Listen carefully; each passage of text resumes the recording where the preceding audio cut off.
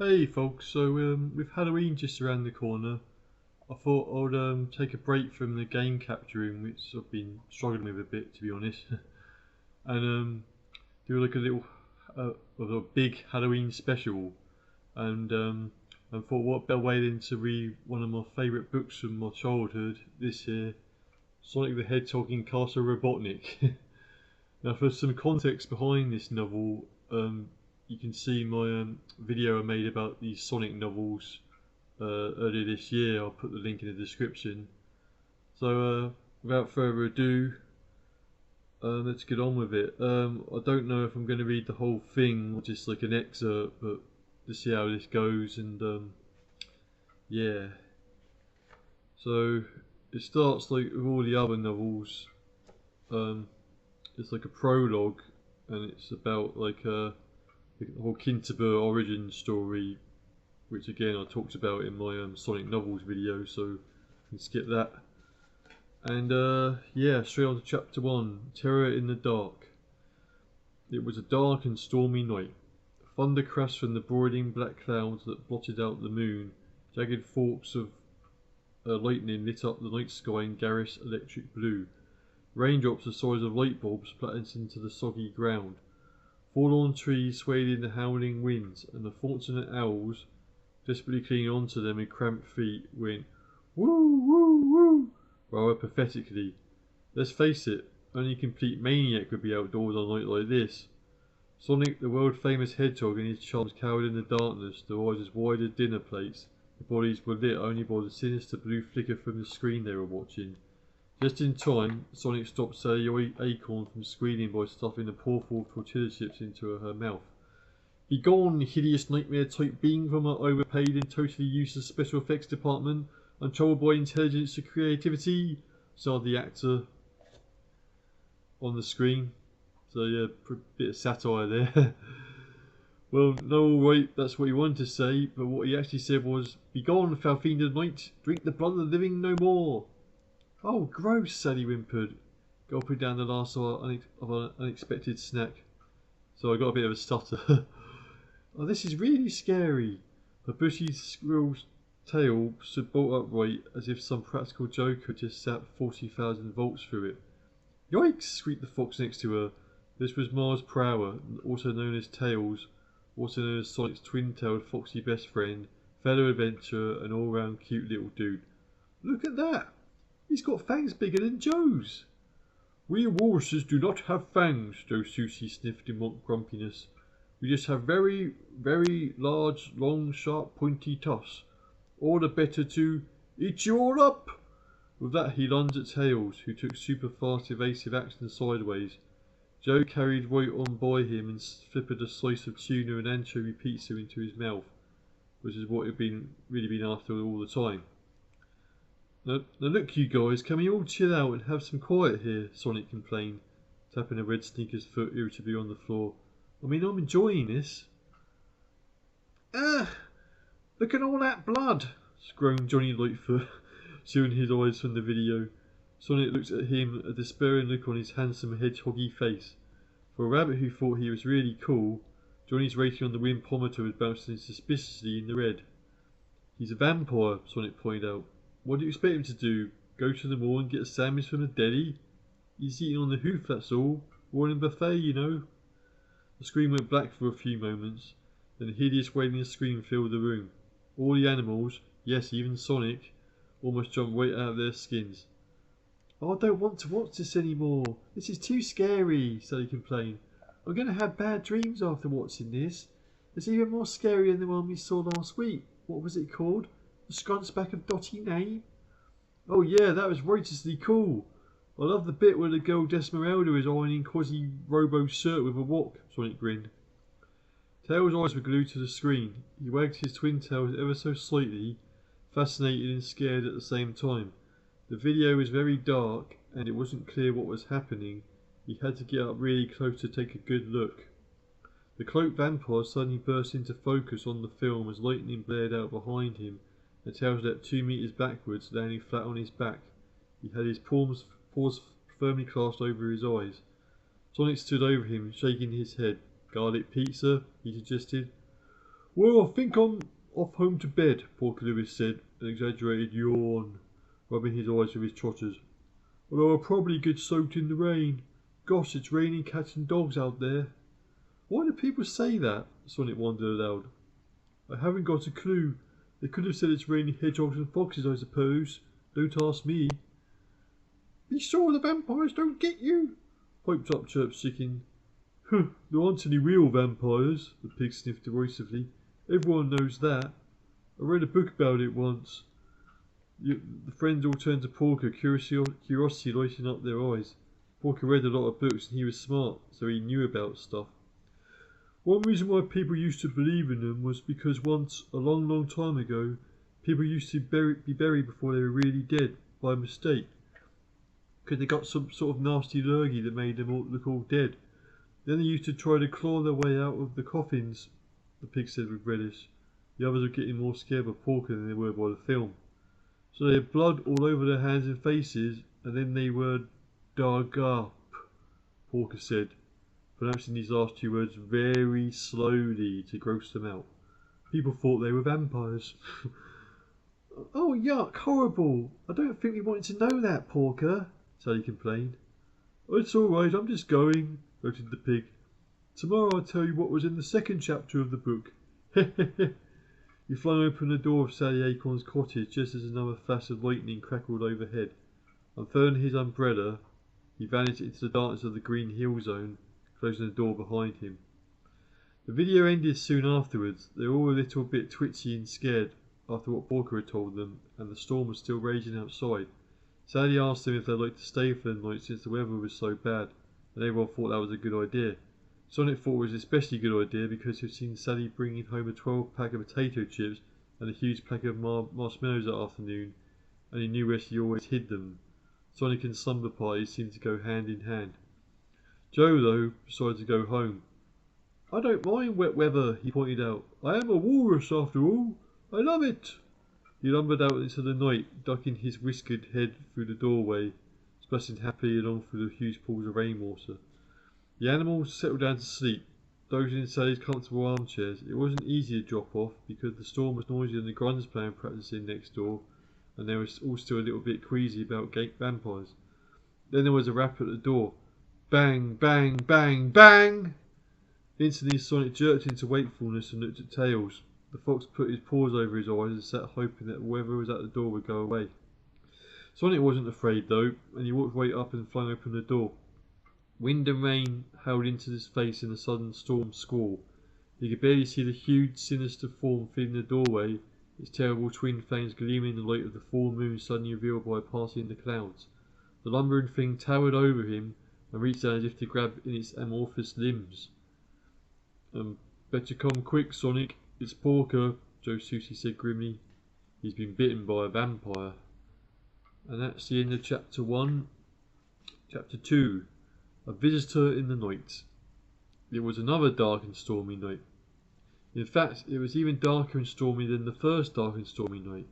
The thunder was so loud that a small group of field mice caught out in it had to get hearing aids to go with their white sticks after being right underneath one massive thunderclap.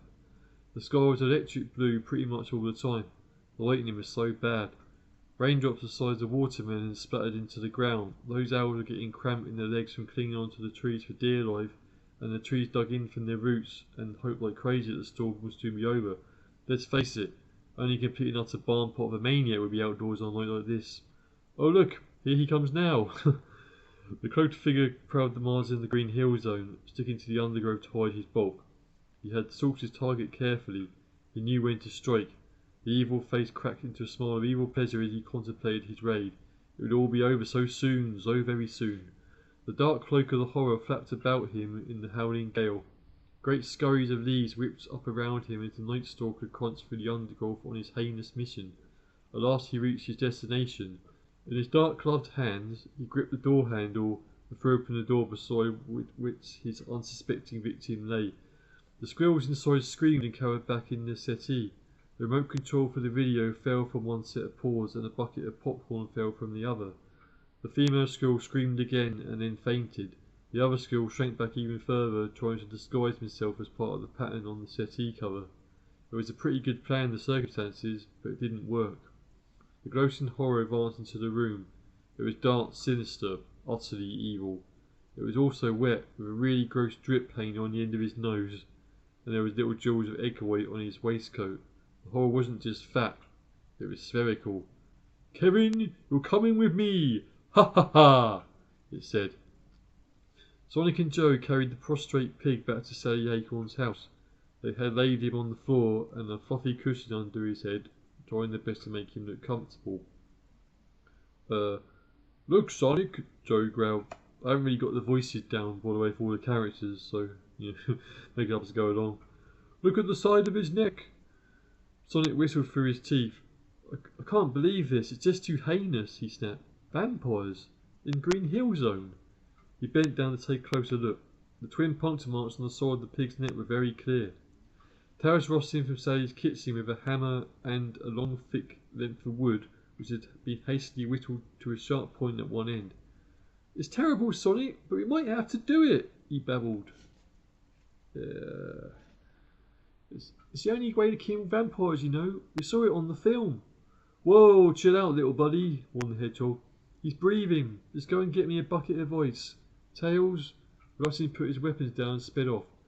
When he returned with the few ice cubes Sally had left in her fridge, he gave them to Sonic and stood back with a slice of garlic pizza defiantly held out in his paws. Sally thought she heard a foxy whisper of, "Be gone, foul fiend," but she wasn't certain. Sonic stuck the ice cubes down Porker's shirt. The pig twitched and groaned. "Oh no, he's undead! The horror! The horror!" shrieked Tails. "Call it!" Sonic yelled. "Look!" Porker's eyes opened and then he scrambled to his feet, arms flailing as he tried to get the ice cubes out of his clothes. "What kind of practical joke is this?" yelled the furious pig. "Keep back," Tails warned, waving his garlic pizza. "We have a stake and mallet, and we aren't afraid to use them." Has he gone mad? Porker wondered, trying to make sense of the mayhem around him. I wake up here and find myself being threatened by an insane fox armed with a pizza. What kind of welcome is that? Sonic looked closely at the disorientated pig. What do you remember, Porker? Like when?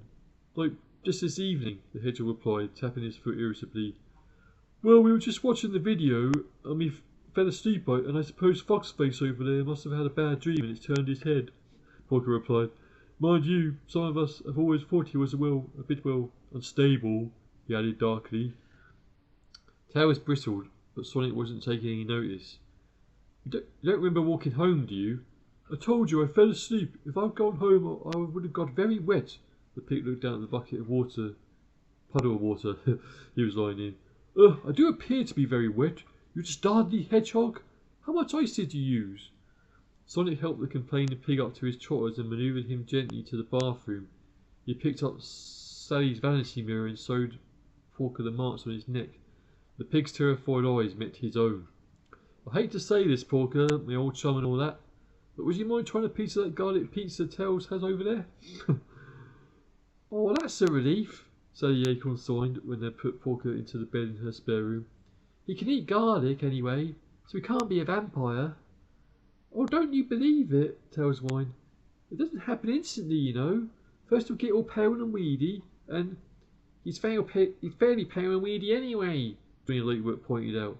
We'll get more pale and weedy, and thin, Tails said triumphantly, so no one could possibly fail to notice if Porker got thin. And we'll get allergic to garlic, and we won't see any reflection of him in the mirror. He'll start prowling at night, and then, oh crikey, what are we going to do? They all looked at Sonic. At times like this, he had to take the lead. We'll have to find out what happened to him, Sonic said seriously. Find out what kind of heinous dweeb bit him. Maybe it's one of those monkeys sneaking up from the Emerald Hill Zone playing a practical joke. Yeah, that's the likeliest thing, dudes. Yeah. It was almost dawn outside. The storm had played itself out, and it was clear and fresh all over the Green Hill Zone. Hey, it's a lovely morning, Tails said. Why don't we go and find those monkeys now? Because I'll get my sneakers wet and muddy, and that's too heinous a possibility to consider, Sonic sniffed. You must go, Sally cried. If something awful really has happened to Porker, it's up to you to act now and save his bacon. Sonic raised an eyebrow. Well, okay, perhaps that wasn't the most tactful way to put it, Sally said hastily. But if Tails is right, we have to know now. We can't wait.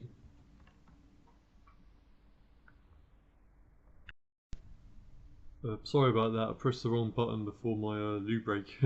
Right, carrying on. Where were we? We can't wait. Right, yeah. She's right, my most terrific hero buddy, Tails insisted, putting on his most pleasing face. Sonic took the hint. Taking a deep breath and really puffing out his chest, he took a deep sneak peek into the mirror to make sure his spines were really neat and dashed out the door. Tails was right behind him. They were halfway to the Emerald Hill Zone when they saw the last bit of the vampire bats fleeing to its dank and dismal home before the sun rose. Obviously they didn't actually know it was a vampire bat from such a distance, but by now they regarded bats of any kind as seriously suspicious, given what had happened to Porker. Never seen any of them around here, Tails said anxiously. Too right, I don't think it's like one of those fruit bats that eat the bananas in the Emerald Hill Zone. It's not flying that way either. Let's take a closer look, Sonic replied. As the Fox twin tails began spinning, raising them into the air, Sonic took a run up and hit Super Spin. They got close enough to see what they thought was a bat that didn't really look right. It moved rather stiffly and the joints didn't seem natural. The main giveaway though was that there was a small jet engine mounted underneath its wings. When it saw them, the Batbot spun around and opened its jaws. Two long fangs presented themselves into the advancing dudes. Yoinks! Tails cried out, taking evasive action. Halfway through his spin, excuse me, Sonic decided just to tackle the problem head on. Gritting his teeth to get above the Batbot as it turned and swooped. Excuse me again. He stomped it hard on the back. It fell apart into several chunks of metal which disappeared into the trees below. Crikey, what was that? Tails wondered, when they returned to the safety of the ground. It's got to be something Robotnik's dreamed up, Sonic grimaced. I mean, who else builds heinously fiendish robots to give us a bogus time? But why this? What's Faye doing now? Tails puzzled. Well, my furry foxy buddy, who's going to find out? Let's get searching for those robot parts, Sonic said, looking at the forest around them. Oh, Sonic, that's not going to be much fun. They could be anywhere in there. It would take ages. And it's nearly breakfast time, Tails pointed out. Sonic mused. You're right. We'll have to spend an awful lot of time and we'll get hungry, wet and miserable. So here's what we'll do instead. I'll go and talk to Mickey the monkey and find out if he knows anything about this, and you go and search for those robot parts. That way we don't get to both to be hungry, wet and miserable. But why do I have to do it? Tails whimpered. Because my sneakers are already a little damp around the edges, dude, and that is totally uncool. See you back at Sally's. Cowabunga. Yeah, that's what it says. 390s. A racing hedgehog vanished into the direction of Emerald Hill Zone. Tails sniffed a bit and then slunk off into the woods. Then he had a clever idea. Chapter 3. Robotnik Explains. See what I did there? Dr. Iro Robotnik, maniacal and demented but occasionally brilliant scientist and all-purpose would-be ruler of the planet Mobius, sat back and admired his most recent piece of work. The robot was an odd shape. It certainly didn't look like the skull inside it, and it had a hunched back, but the Mark II Egger was fully programmed, and this time the managing unit was sure that the total obedience circuits was going to work perfectly. Robotnik had thought long and hard about Egger. At first he wanted to send squads of buzzards and other robots to dispatch Kevin, the bright-eyed squirrel who was once imprisoned inside the Mark I version and forced to help him with experiments, just as Sonic the Hedgehog helped him once upon a time. He knew something had to be done about Kevin. The squirrel-turned-robot might know too much about his, well, experiments, having helped him so often. It was the same reason Robotnik was so scared of Sonic and desperately wanted to destroy him. But simply disposing of the squirrel would have been a waste of all that it had taught him, so he decided to kidnap him and imprison him in robot form again. This time, though, it was going to work. It would be perfect. It was going to be truly exceptional. Egger, come here, the white-coated scientist ordered, dribbling the last of his favourite raw egg supper over his fingers. The robot dutifully clanked across the floor of Robotnik's huge laboratory. Now sit down at that computer. Yeah, that's right. Egger, can you remember how to program the coordinates for Far Out? Robotnik wanted to see if the robot could remember anything of his work on the original fabulously advanced Robotnik's original universal transmogrifier. Robotnik had abandoned that line of research after Sonic had destroyed his beautiful, wonderful, lovely transmogriplex. His machine for turning all the planet's animals of Mobius into robots, but now he had another fiendish plan. Nonetheless, there was a useful way to test out the new version of Edgar. Edgar's metal hands tapped in a stream of keyboard strokes into the computer, and numbers of strings of weird characters flashed up on the screens before Robotnik's delighted eyes. Excellent! Exquisite! You do remember, don't you? Robotnik cheered, and he wobbled up and down in delight. I do your bidding, master, Robotnik Edgar in the new really deep voice Robotnik had given him. Replied Edgar in the new really deep voice Robotnik had given him. Yeah. So you do, good robot. Ha ha ha! Well, Edgar, I have a brilliant plan. I have finally found the perfect way of expunging that hateful wretch, Sonic the Hedgehog. And at the same time, ha ha ha! I shall achieve a still further objective, winning at last the Mobius Prize for Film Production and Direction. But master, you award all the Mobius Prizes. You could award it to yourself at any time you wish to, Edgar said, with the very slightest hint of uncertainty in his voice. Sonic should have taken warning from that. Robotnik should have taken warning from that, but he didn't. He was too deeply absorbed in his fantasy. No, you silly robot. I cannot give myself the prize until I've actually made a movie. Now look, he said, and his porky fingers jabbed at the keyboard before Edgar. This is a design for the film set.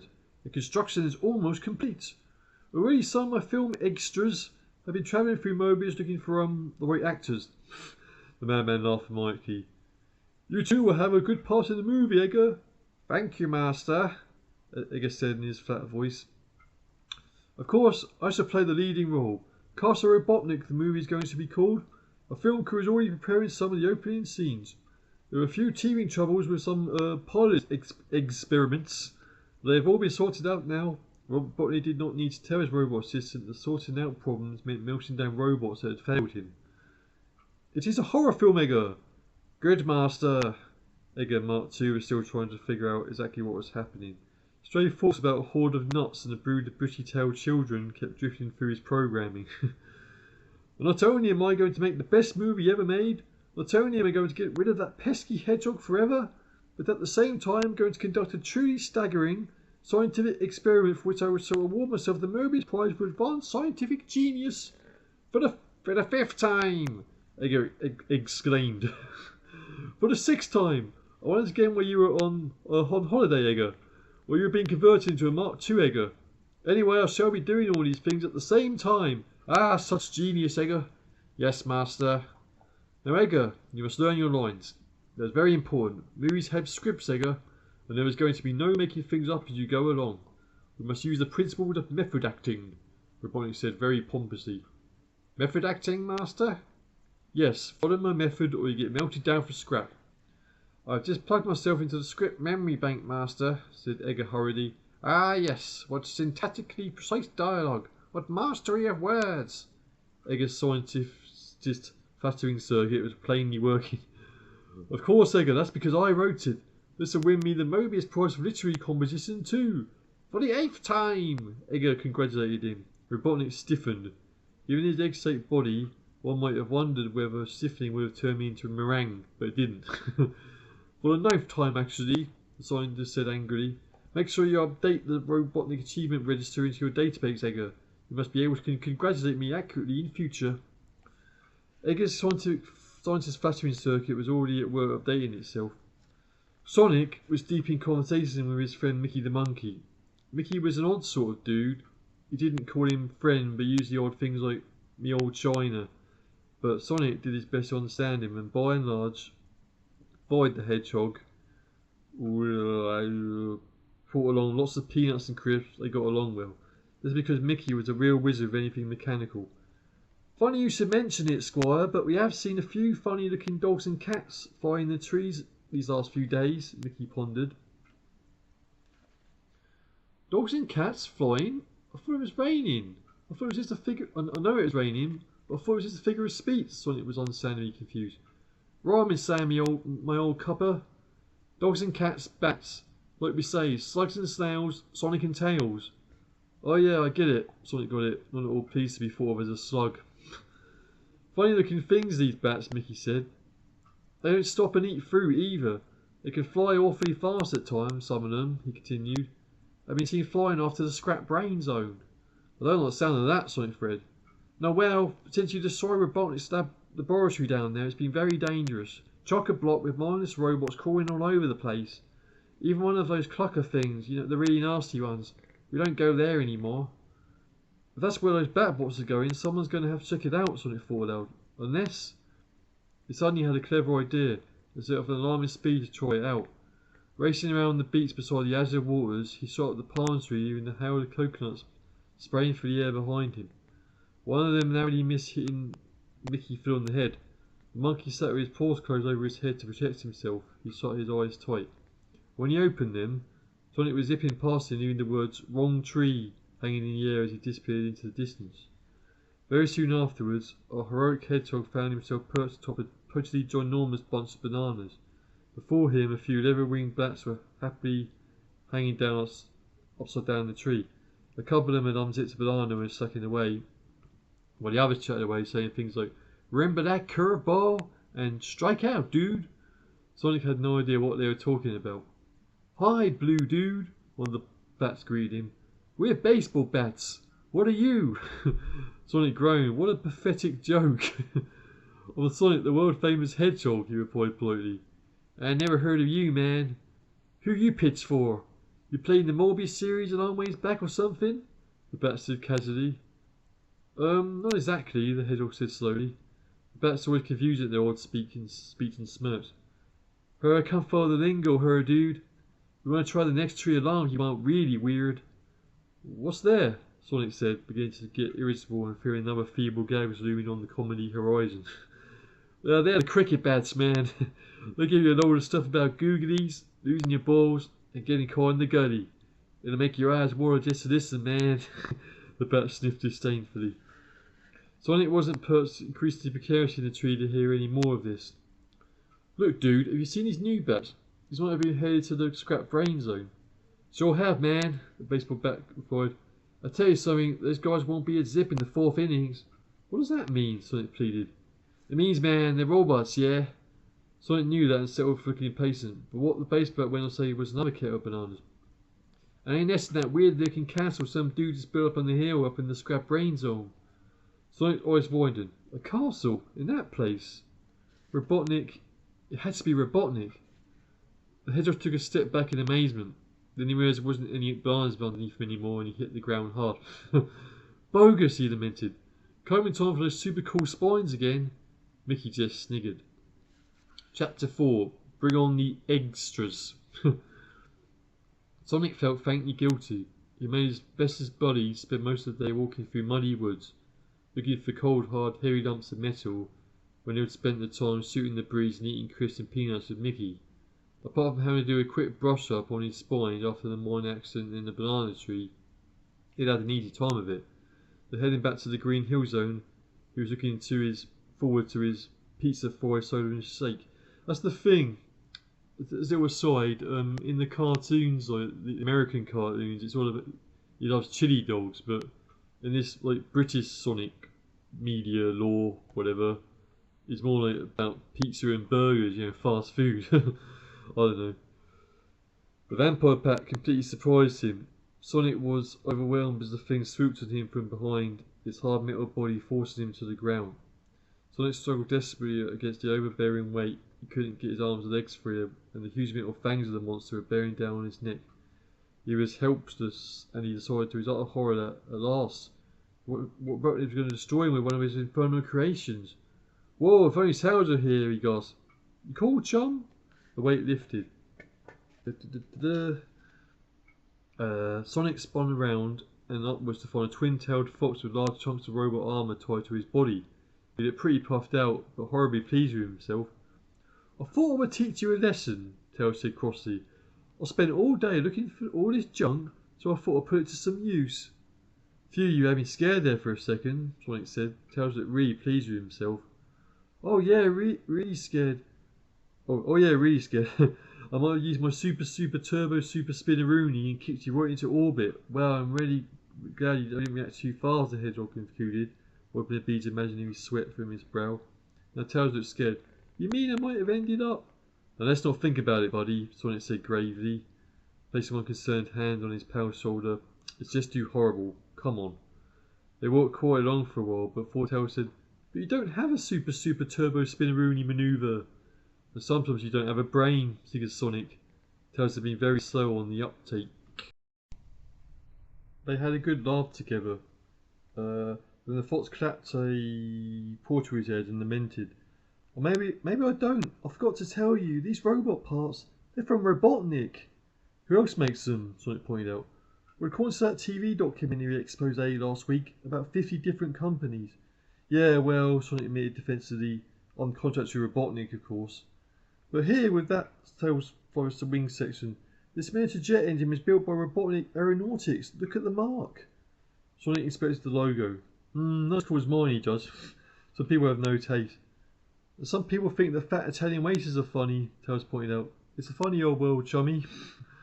Sonic looked sideways at his friend, a puzzled expression on his heroic hedgehoggy face. Sorry, Sonic, Tails apologised. It's something I heard Mickey say once. I don't know what it means. Sonic eyes it up. Ah, right on, dude. That reminds me, I've forgotten something as well. I met these bats down at Mickey's place and this is what they told me, ... Edgar checked through the listing for the film crew for Castle Robotnik movie. His master has several crews of cameramen, second directors, key grips, and all those other people who exist only in order to get their main names in the credits of a movie. More satire. Like everyone else on Mobius, and indeed on every other Tinseltown fixated world throughout the vast ever-spinning universe, Edgar was finally faced with the ultimate unanswerable question. What the heck is a Best Boy? The robot pondered. Edgar admired the special effects and the monsters Robotnik had assembled for the movie. He was checking through the stunts that when Robotnik himself appeared after his breakfast. Properly little dribbles of egg white hung on the underside of his enormous moustache. It was grosser than any special effects unit could dream up. Ah, good robot, checking the technical details. Well done, Edgar. Robotnik was in a happy mood this morning. Thank you again, Master. Edgar had bypassed his scientist's flattering circuit and gone straight to the grovelling program.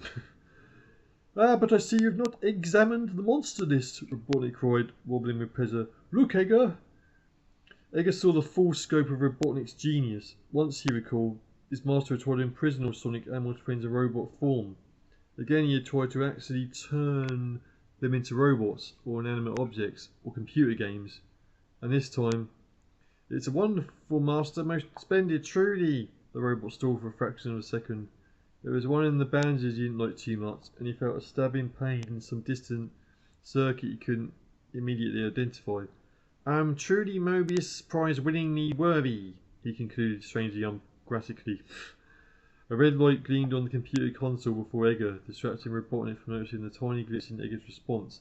The lunatic trumpeted into light. Ah ha ha ha! Our distant sensors have picked up the villains of the piece. Now our cast is complete. Come, Edgar. All we have to do is take the monorail and make our way to Castle Robotnik itself. There we shall ascend the great tower and begin work on the climax of this work of genius. Ha ha ha ha! Edgar, we shall bring extras for this. Extras, Master? What are they? This crucial piece of information was missing from the robot's memory banks. Robotnik scowled at him. Movie awards, Edgar. The MMA awards them every year for the best actor, best actress, best director, and so on. There's even an award for the person who offers them the biggest bribe every year. Robotnik could see Edgar was lost. The Mobius Movie Academy, Edgar. What else? Ah, the robot pondered, hastily downloading the relevant data from Robotnik's computers into his memory chips. Is that the Mobius Movie Academy of which you are life president, Master? Naturally, Robotnik repeated himself. And this year I shall present myself with the one merest prize I have never won, in addition to all the extras. And there will be an extra for you too, good robot. Now I have to program the assistant director, and then we shall make for the castle itself. Edgar didn't like much of the look of the assistant director as it trundled into the laboratory. Very implausibly for a metal robot, it had a very sharp suit, gleaming yellow tinted shades, and a knowing gleam in his eyes. Hi, dude, he said to Edgar. I am a Spillbat. Pleased to meet you. That's an odd name, isn't it? Edgar replies rather hoarsely. No way, I have a Mach 3 Robotnik speed code emulator. It sniffed. I can talk like truly groovy. Yo, I can put the spill on you and talk the hind legs of a robo donkey, dude. Hence, I'm a Spillbat. Edgar didn't like it. It was too brilliantly polished and too sure of itself. I have briefed all the extras, Master, the Spielbot informed Robotnik. The fat scientist wobbled with glee. Then all you have to do left is finalize your programming, Robotnik said. That can best be done in the castle itself. Come, my beautiful little Spielbot. Let us go and plan our acceptance speeches at the extras ceremony. And that chapter 5. Ooh. I used to be a werewolf, but I'm alright now. Ooh. It was yet another dark and stormy night. Blimey, everyone was thinking, but Mobius had a real run of bad weather lately. The thunder was so loud, and the noise shattered the metal remains of junk robots in Scrap Brain Zone. Oh, it wasn't really that loud, exaggerating like this is called poetic license or lying to everyone else. But it was still seriously noisy. When bolts of lightning hit the ground, which they did constantly, they set fire to everything in a 5-kilometre radius. Or they would have. There wasn't been a raindrop the size of enormous inflated beach balls splattered into the ground and extinguished the flames as soon as they took hold. The owls had long ago decided to migrate south for the winter, leaving behind only the few trees which hadn't... Hang on, I've lost my place. Shit. Which hadn't pulled up the roots and done the same. Only a person who should have been certified as dangerously insane by the Mobius Psychiatric Institute for Total Nutters would even dream about sitting outside on a night like this. Except for two radically cool superheroes, of course. Phew, Sonic, the line between being dangerously insane as defined by the Mobius Psychiatric Institute for Total Nutters and being a superhero is a very fine one, Tails pondered as he dodged another enormous raindrop. What's that? Inquired a very wet and miserable hedgehog. Poor Caluris's umbrella had been blown inside out, and within a few seconds of Sonic holding it over his head, and now his spines were lying limply on his back and his sneakers were solid. It was a serious bummer. Nothing, Tails sighed. Suddenly, above the noise of the thunder and lightning, the night was disturbed by a plaintive and terrible cry. Oh! It went plaintively. Tails looked at Sonic with real fear in his eyes, and he grabbed a tiny fragment of solid garlic pizza firmly in his paws. But now, with all the rain, the pizza had turned to a disgusting moss, and it squeezed out through his paws and onto the ground. There aren't any wolves in the Scrap Brain Zone, Sonic sniffed derisively. Everyone knows that. Oh, woo! The cry came again, this time much nearer. Do you want to tell him that? Tails said, shrinking back in fear. Look, I know a bit about wolves. I'm a fox after all. They're like us, only much bigger. I know for a fact that they eat hedgehogs. No, they don't. They eat pizza like everyone else does. Well, alright, I'm not certain that they eat hedgehogs, Tails said defensively. He had felt scared and a bit ashamed of being the only one who was frightened, so he'd hoped to make Sonic feel like a bit like he did. But I don't think they eat pizza either. And they do have really big jaws, driven with jewel, and they're big enough to rip. Okay, chill out, Sonic snapped. That's enough. It's probably just the noise Robotnik has played over some loudspeakers on the castle walls or something. Suddenly, there was a break in the black clouds scudding across the sky, and they could see a yellow full moon glaring balefully down at them.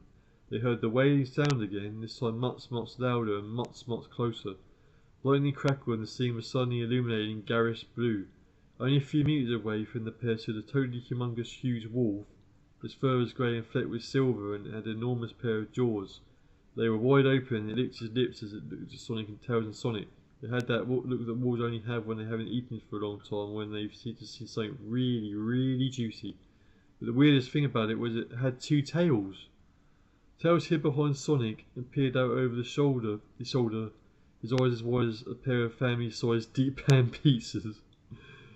Yikes, he whimpered. What are we going to do? I said, chill out, Sonic replied nervously. Maybe we can talk to it.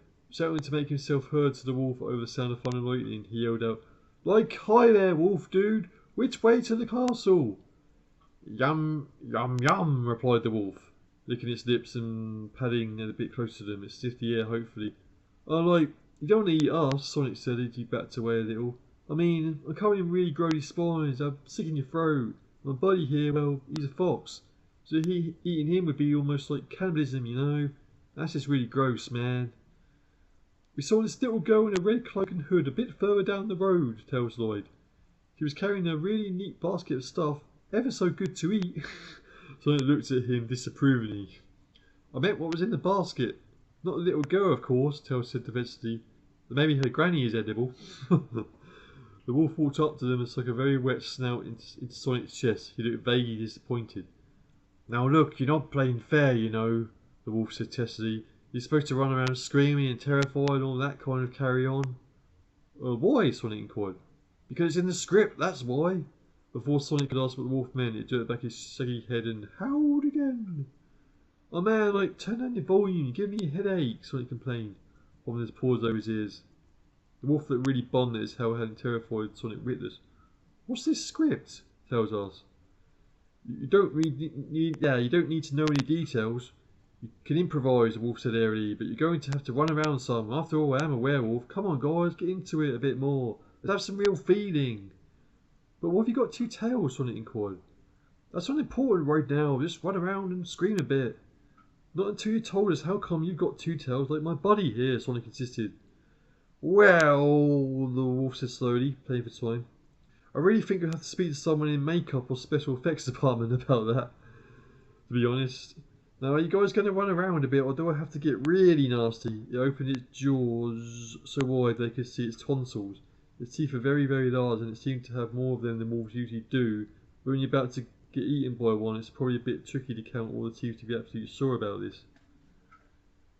You know, Mr. Wolf, you're forgetting one vital thing. I have hidden in my coat a musket and a silver bullet. Tails fibbed. The wolf backed off a little. You're bluffing, it said. You can't be certain of that, Tails said evenly. Leslie had seen them do countless times on the telly. The wolf stood its ground and considered its options. Well look, how about this, it offered. You're going to the castle, right? Well, if I tell you how to get into it, well, will you at least run there so I can chase you a bit and look good? This is my big scene after all. If I make good in this, my agent says I'll get my own spin-off mini-series. Okay dude, seems reasonable to me, Sonic said. It didn't really seem reasonable at all, because he didn't have the faintest idea what was going on with all this nonsense about scripts, scenes and agents. Although there was still one thing he badly wanted to get straight. But only if you tell us why have you got two tails. Well, the wolf whispered conspiratorially, this is a secret, but I guess I can let you in on it. The producer designed me this way. Designed you? Sonic wondered. Are you one of Robotnik's robots? Because if you are... no way. Whoever told you that was lying, the wolf said hurriedly. I'm an organic construct, it said proudly. And as a matter of fact, I'm based on him, it pointed one of its huge paws at Tails. The producer is based in his cast on biological templates. He clearly wasn't sure that he got that part exactly right. Look, I'm not sure I got that part exactly right. Don't quote me. This is weird, Tails smiled in Sonic's ears. Robotnik is up to something. What is it this time? Don't know, buddy. But as usual, there was only one way to find out, Sonic grimaced. He was tapping one fascinatingly sneaky foot on the ground now. Plainly impatient with all this talk. Getting ready to run a bit, the wolf said hopefully. Come on guys, give me a break. The castle is only a kilometre away. Just go past the left of junk buzzards and turn sharp right at the left of rusted turtloids, and you can't miss it. There's a secret way in through the castle vaults just to the left of the main gates. You could go in through the gates, of course, but it's much more dangerous. Oh gee, thank you, Tails smiled, and told his tails a bit to take the rainwater off him. The wolf noticed him and did the same, covering everyone in a great spray of water. I think my tail's a bit bigger than yours, he said mournfully to the saturated hedgehog and fox. Right, let's get going. Try to, scream a bit convincingly too. Okay, ready, action! They rushed off through the scrap brain zone, Tails keeping the occasional frightening squeak and the great wolf keeping pace behind them, snarling a lot and howling occasionally. What's old fat and Eggy up to this time? Tails gasped between puffs of breath as they raced along. He tried to trap all the animals inside robots, and he tried to change them into robots, and now he's making his own monsters out of us all. I don't want to be a were-fox. Fret not, little buddy, Sonic growled. We're going to put a stop to this nonsense once and for all. They saw the wide-open rusty gates to the castle vault, looming out of the falling rain before them. Sonic kicked the gates off their hinges just for the heck of it, and they raced inside, leaving only the yellow glowing eyes of the werewolf gleaming happily in darkness behind them. It was dark in the vault, and didn't spot the trap in the floor. When they stepped onto it, the great metal plate swung open, and they dropped straight down into darkness, even blacker than the night outside. They hit the floor with a thump, and heard the sound of crunching metal as the plates of the pit trap sealed themselves shut over their heads. Sonic and Tails were trapped in Castle Robotnik. Ooh. Chapter 6. We're off to see the wizard. It's a bit smelly down here, Tails complained.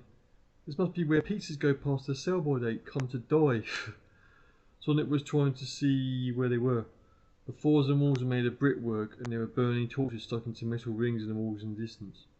There was just enough light to see by, but all he could see was a passage descending quite some way into the distance, and only one way to go. He didn't like the idea of being a dead end one little bit. I don't like the idea of being in one dead end one little bit, Sonic confirmed. I can take a run up and smash our way out of here, he said, looking up to where the overhead metal plates were. It was too dim where he stood for him to actually see them. Why don't we just explore a bit? Let's see where this goes, Tails suggested. The wolf said this was a safer way in. I think I trust him a bit. You can't trust animals just because they have two tails, Sonic said. But okay, it's your call, so let's get on with it. They padded forward along the gloomy passageway. Before long they were up to their knees in gunky dark water, and that smelled horrible too. Yuck, Tails complained. This is like the polluted parts of the aquatic ruin zone. Where's that Robotnik been up to his dastardly tricks? Shush! I think I heard something, Sonic said. He was really narked by now, because his sneakers were going to be ruined if he had to go treading water much longer. Did you hear anything unusual? His question was cut off just before he could finish it. Behind them there was an ominous crunching noise of moving stone, and from a secret wall in the passage... In the passage 3 it says, that must be a typo, passageway. Very weird looking chickens emerged. They looked vaguely like their friend Chirps, but there was something very wrong about the way they moved, and they smelled really, really bad. As the pair spun to face them, exactly the same noise came down in front of them. And another hidden door in the wall opened. Another group of these weird looking chickens walked slowly out into the passage. Pooh, these chickens need deodorants, Tails said, in disgust as the creatures lumbered slowly towards them. Look, they got bits hanging off them, and the feathers are really shabby and filthy. Oh, blimey, Sonic. They're zombies. Look at their wild staring eyes and horrible, horrible bodies. I've seen them in videos. We can't stop them. They're undead. The horror, Nonsense, Sonic interrupted stiffly. Totally bogus. Have you ever heard of zombie chickens? They're just some new kind of robot, and that means we can bounce them. Yee-haw! The hedgehog whirled around, spun so and launched himself at the nearest creature. It was Gross Out City, folks. When the whirling hedgehog shot the nearest zombie chicken, well, quite a lot of it fell apart. Big gobbets of rotten chicken splattered the walls everywhere. You don't want to know the details, well, alright, maybe you do. Let's say it was utterly disgusting. Sonic looked terrible, like he'd been for a quick spin around the butcher's tray. He was covered in icky feathers and this identifiable, stuff. But at least he knew the chickens weren't robots. They really did seem to be zombie chickens. The creatures lurched even closer, further towards them, their beaks clucking insanely, driving at Sonic and Tails to pet them to pieces. Even the one with an awful lot of its body missing kept right on moving at them. Terror-stricken, the two animals managed to duck between the legs of the zombies and run ahead into the depths of the castle. They hadn't got very far at all when a new group of humans loomed out of the gloom up ahead of them in the distance. Oh no, more zombies, Tails whimpered. Zombies? Did you say zombies? Said one of the advancing people in a very strange voice. It sounded like he was talking through his nose. Gadzooks, gentle adventurers, the forces of darkness lie before us. Our greatest challenge awaits. Saddle my Destria, well, perhaps not. Zombies, sniffed on one of the humans. Only 2 bloody hit dice. Push over. But they won't have any treasure. Why don't we shoot the dark elf scene again? Who are these dweebs? And more to the point, what on Mobius are they talking about? Are they mad? Tails wondered aloud. I don't think we ought to tell them those things we left behind the zombie chickens, though, he added in a quiet, sideways whisper to Sonic. Nay, gentle creatures of the forest, we are not mad, said the man. The brave Drizzle here was once affected in his mind by a powerful magic cursed by a foul servant of the Dark Lord. Oh yeah, I remember that, came a woman's voice. Dead scary that was. Gazza the Dark Lord, I ask you. I hate these low budget jobs with tacky script writers. They could see the four people now. The man with the very silly voice looked almost like a robot. He was dressed all over in funny metal plates and carried a shield in one hand and a sword in the other. Beside him stood an enormous brute of a man wearing just a few furs and carrying a great two-handed axe. He had muscles in places where most people don't have places, but he didn't half look cold. Behind them, a thin, stupid man in a long dark cloak with funny symbols all over it wore a pointed hat and kept picking at his fingernails. To one side stood the woman, who wore various filmy garments made out of leather, which were obviously 2 sizes too small for her. It was plain that she was rather silly too. "What are you?" Tails asked rather impolitely. "Well, gentle creature, I am Sir Norbert the Paladin," the metal man said proudly. "Doubtless, bars of some my fame in the small and backward settlement from which you hail. I am a slayer of dragons, feller of giants, a servant of the powers of light, foe of the forces of darkness, and—" "Yes, all right, Nobby, don't go on about it. They'll get bored," the woman said rather irritably. "They're only extras anyway. The real scene's with the zombies, so I suppose we'd better get on with it. I'll stand around and gasp and breathe heavy and be totally useless in a stereotyped way, while you and Fug top them up and drizzle cast some flashy special effects or tie it up later. It's so boring." "Fug?" Sonic asked. It didn't sound very pleasant. "I am Fug the Barbarian," the brute with the axe said in a strangely accented monotone. Oh, like Arnie Schwarzenegger, slapping his chest with a hand-sized fist. "Hasta la vista, hedgehog." "No, Fug," the woman said very patiently. "That was in that other movie, all those years ago before you became a washed-up has-been."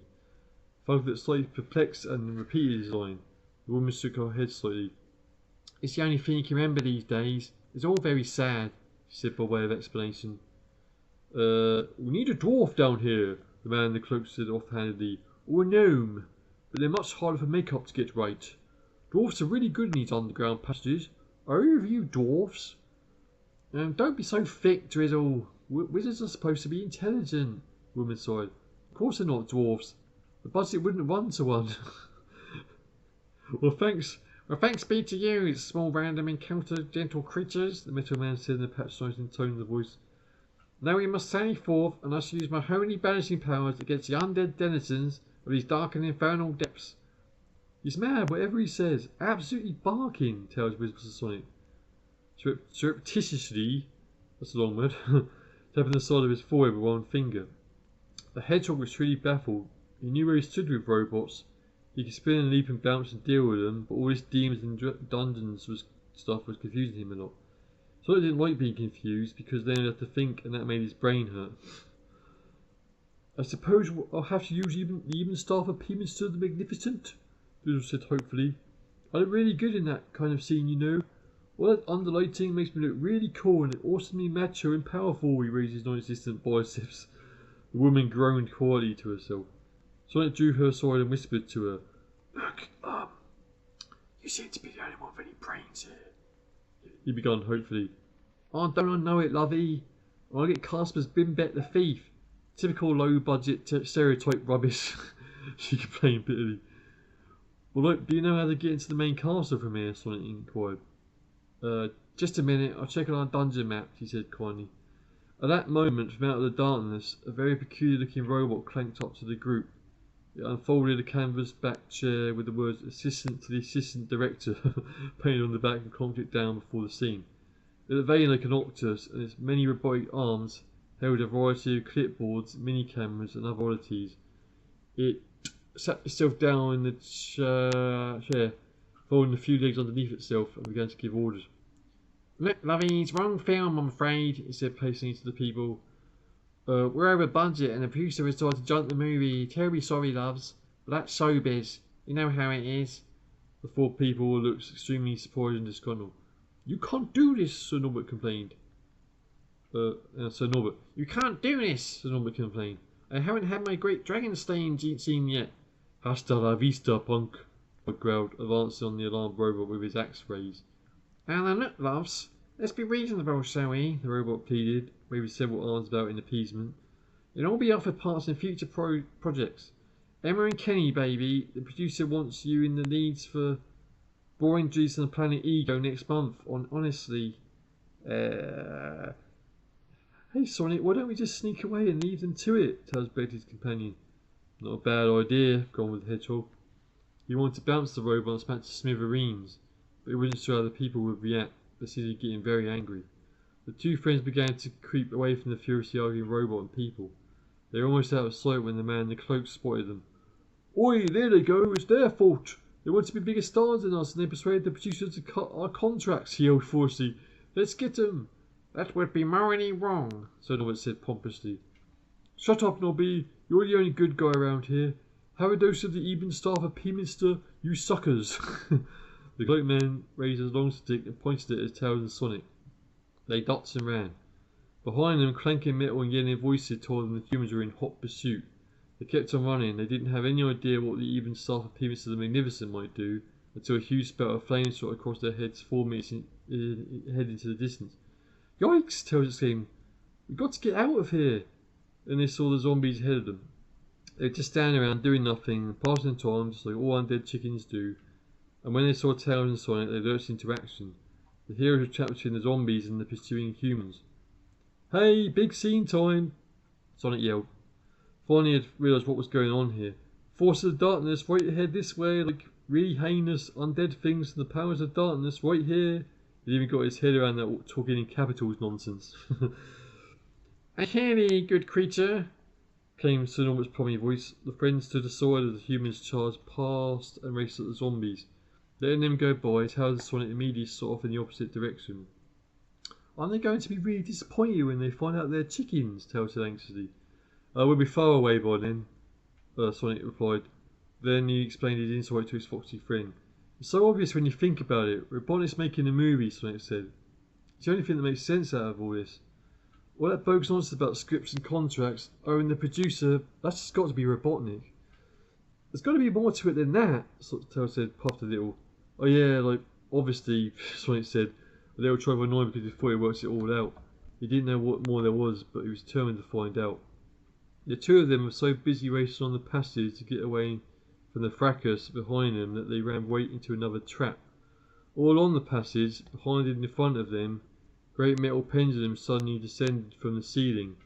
At the ends of the pendulums were razor-sharp curved blades, and as the pendulums swung to and fro, they came lower and lower, flying through the air just above their heads. Oh no, we're going to be sliced and diced, Tails moaned. No way, the only thing that gets sliced around here is the pepperoni for our next snack, Sonic snarled heroically.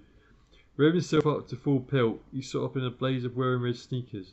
Behind him, the two tails turned into propellers, and the fox buzzed just above ground level along. They hurtled into a dead end. Ahead of them, they could see two horrible metal objects. One was hedgehog-shaped, and the one was fox-shaped. They were great metal shells filled with spikes. They were hinged, and it was clear that if they were shot, they would be able to fit Sonic and Tails inside, with all the spikes inside them. Tails shivered in revulsion.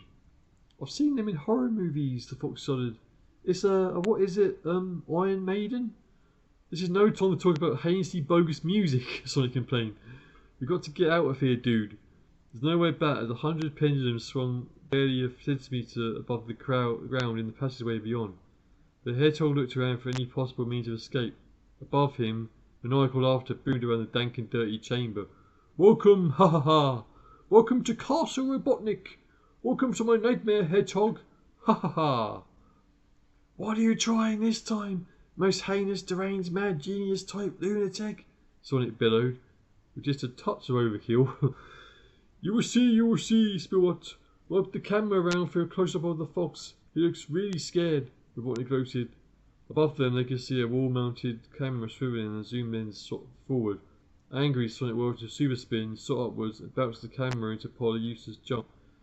You blue menace! You'll pay for this! Robotnik's furious voice screamed from the hidden loudspeaker. You will never get out alive! You're doomed, I said! Doomed! Ha ha ha! Sonic, however, had seen the crack in the wall close to where it smashed the camera. Well, another prodigious leap. He launched himself at it. He saw stars after the impact and whirled on steadily back to the ground. And now he could see a hole smashed in the wall. Rainwater was dripping in from high above. This must be a way out of the castle dungeons. Sonic and Tails flew upwards, leaving the enraged screams of the mad Dr. Robotnik behind them.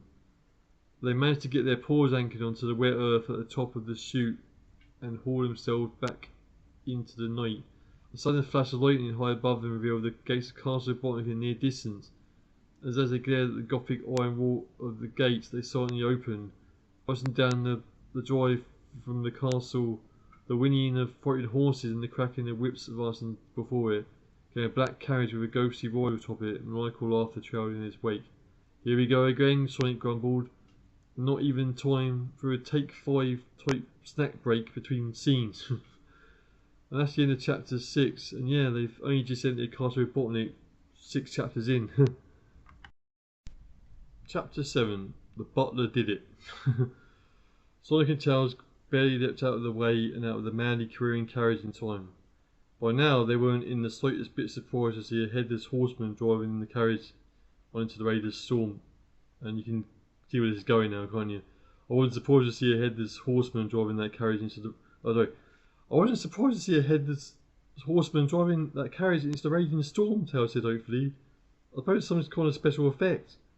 Yeah, Sonic said coolly. That wasn't what was really radically spooky about it. What was really radically spooky about it then? Tails asked. The horses didn't have any heads either. Oh! Tails gave a little noise like a small frozen fox giving a small frozen gulp. As they approached the open gates, Tails had a brainwave of his own. Sonic, I think I know what Robotnik's doing apart from making a movie, he said. Sonic looked interested. Think about it.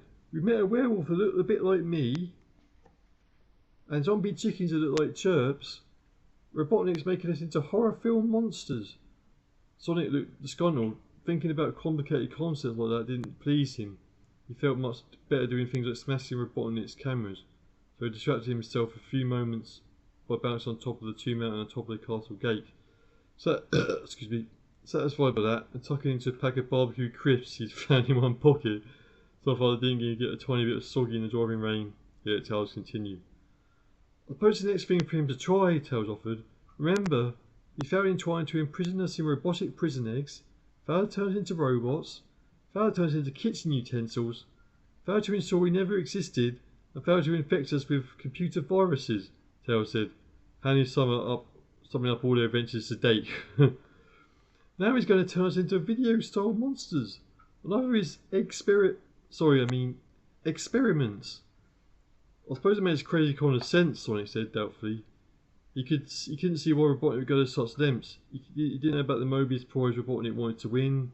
He certainly didn't know what Robotnik was building in the great tower atop the castle. Whoops! Forget we mentioned that. Third wall broken down there.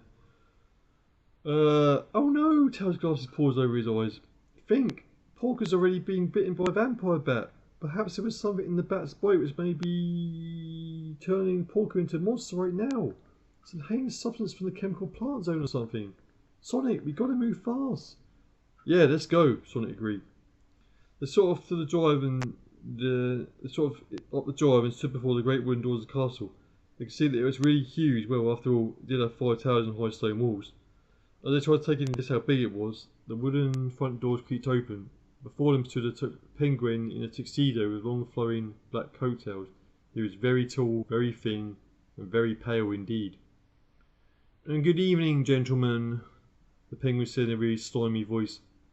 The Count is expecting you for dinner. Yikes, Tails gives to Sonic. The werewolf is going to eat us, and now? No persons of savagely limited intelligence, the penguin said smoothly. You are to take dinner with the Count. He has so few visitors these days, he'll be very glad to have company. Why would we want to have dinner with this bogus dude? Sonic said suspiciously. God love the 90s slang in this. He wanted to stomp the butler, but the similarity to Tux was a bit concerning. Because they make the finest pizza on all of Mobius, the penguin said, raising his eyebrows slightly. With every topping you requested beautifully melted cheese, bubbling and brown to a degree of absolute perfection, with a tray of different relishes, ketchups, and... Sonic was finding it hard to speak, because he was drooling so much. Okay, well, let's see this Count dude, he sobbed. Go heavy on the sweet corn and easy on the peppers, okay? As you wish, sir, the penguin said. Please walk this way. He strolled casually into the gloomy half of the castle. The fox sniggered and up to Sonic. I'd rather not. He walks kind of funny. Sonic glowered. Come on, buddies, there's a time for better jokes than that. I think we ought to try to take a look around to see what we're up against. Tails whispered to Sonic as they paddled on beyond the penguin. Then we can smash it up. He knew Sonic's first instinct was to bounce anything and everything in sight.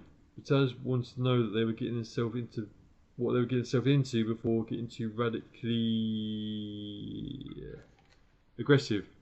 Sonic usually needs to be carefully persuaded of the wisdom of such caution. For his part, the hedgehog merely grunted and continued to glower. We also have to find out exactly what Robotnik's up to before we smash it up. We may have to find some kind of cure for Porker return to a vampire. Tails added in a whisper. Reluctantly, Sonic agreed, even though he didn't really think that Porker was in any danger. Excuse me, tall, dark, and uninteresting. I don't think I caught your name, Tails said to the penguin, catching up to his shoulder. I am Ferdy, the Count's butler, the penguin said very smoothly as he walked on. Ferdy? Isn't that a funny name for a penguin? Tails asked. Well, sir, if you ask me, Tails is a pretty dumb name for a fox. It shows that your parents had no imagination, the penguin replied in a superior tone of voice. Oh, that's not my real name. It's just a nickname everyone calls me by, Tails informed them. Do you have a nickname? Certainly not, the penguin retorted and sounded slightly offended. A gentleman's gentleman such as myself would never have an appellation so vulgarly common. Oh, pardon me for existing, I'm sure, Tails said rather crossly. He sat back and rejoined Sonic, who was taking the decor as they crossed the immense hallway.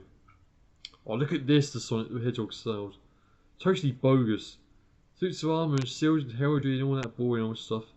I bet those suits of armour are robots, and there's only one way to find out, dude. He whirled and spun and flew into the nearest suit of armour, which stood up against the wall. When he finally finished demolishing it, he discovered that it was his suit of armour after all.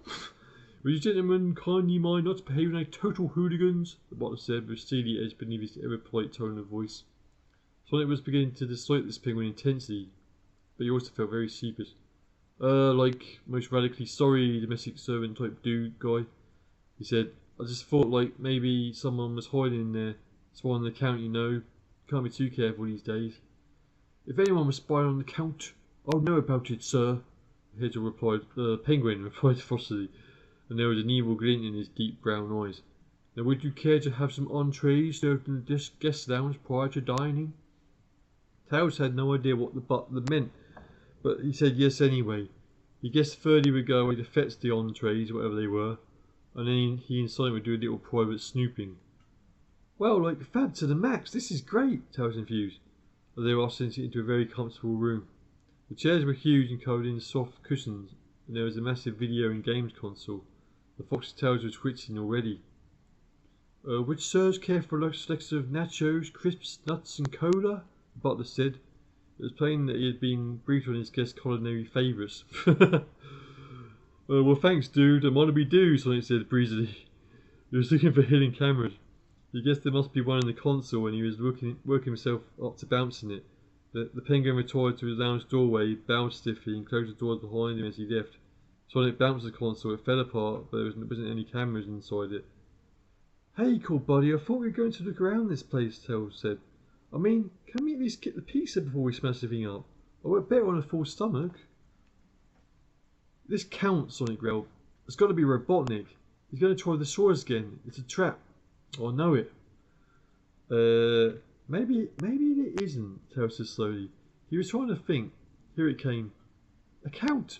Maybe he's a vampire! Oh no! Look, you foolish fox. Vampires don't really exist. It's all a plot by Robotnik, Sonic said crossly. That's what Porker said. And look what happened to him. I hope Sally's putting fresh garlic around his neck every day like she said she would, the fox said anxiously. A further reply from Sonic was cut off as the lounge doors opened and the tall thin penguin strolled in with a silver tray piled high with snacks.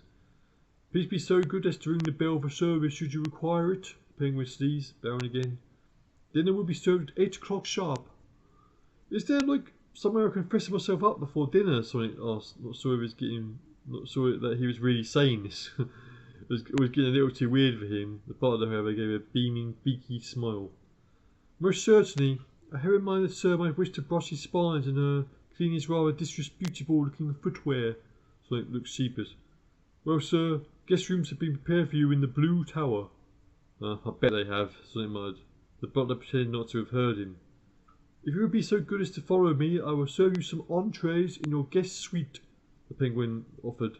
Tails thought he was very persuasive. Sonic thought he was an ordinary sleazeball. Just through here, sir, the butler smiled, as he led them past the lounge and up the stairs to a small doorway with a curved arch atop it. Up the staircase and first on your left. There is a service bearer should you require. Yes, thank you, Captain Beaky, Sonic interrupted him rudely, grabbing a tray of goodies. See you for dinner, dude. The penguin walked stately off down the corridor. Sonic curled up the stairs and knocked down the door, which was tough to do without spilling nuts everywhere, but he managed it. Crikey, this is super fabuloso, Tails said delightedly. Look, real four-poster beds, wow. Tails just had to have a bounce. And these big windows with the funny drapes just like you get in vampire movies, Sonic teased him. And there aren't any mirrors in here either, bogus or what? So, we can't tell if the Count is a vampire between the see if he has a reflection in the mirror, Tails squeaked. No, dweeb, I can't see how cool my spines look when I finish combing them, the hedgehog retorted. Oh dear. Edgar was getting confused. Robotnik had changed his mind and wouldn't show him his grand experiment on top of the top floor of the Great Tower. Robotnik had clearly been making another movie because there wasn't another robot film crew somewhere in the castle, and Edgar had to make a whole bunch of sensor scans to track them down. He reviewed the commands from down the computer and realised they had to seem to have anything to do with Robotnik had abandoned his Dungeons and Dreams project in favour of Castle Robotnik. He didn't like that smarmy Spielbot. He was jealous, or at least it would have been if there had been emotion in his circuits built into him. The Spielbot talked too smoothly and seemed too sure of itself. What's more, it was giving all the commands to the film crews. Edgar had already seen the script for his part in the final scene for Robotnik's movie, and wanted to make absolutely sure he looked really good in it. He didn't trust that Spielbot to make him look that good. An idea began to form in Edgar's brain. Since the first film crew had nothing to do, the Master would surely want them to occupy their time usefully, he thought. The Master says he will be very, very busy with his great experiment. I would be very helpful and a really good robot if I saved him the time of bothering them, wouldn't I? Of course I would. With a thin metallic smile hovering around his face, Edgar began to program the computer. Chapter 8, Dinner with a Vampire. Oh wow, fun-dabby-dozy, Tez overexcited. He had found a brand new dinner suite in the wardrobe of their guest suite. Dinner suit, that's it. And he thought he looked really cool in it. Sonic didn't have the heart to point out, with his two white-tipped tails poking out the back. The fop looks faintly ridiculous. I'm sorry you should just form me for dinner as well. Oh, I'm sorry you should just form me for dinner as well, he teased Sonic. The hedgehog just laughed. My sneakers are clean now, my spines are totally splendiferous. And that's smarter than anything on Mobius, he said. There was a gentle knock at the door to the guest rooms, which opened to reveal the butler. The Count awaits the pleasure of your company for dinner, smiled the penguin, and then retreated back outside. Like, where are you going to speak like that? Sonic pondered. It's just grody. If there's any more slimy, you'd be a slug. I'm not speaking monkey rhyming slang either.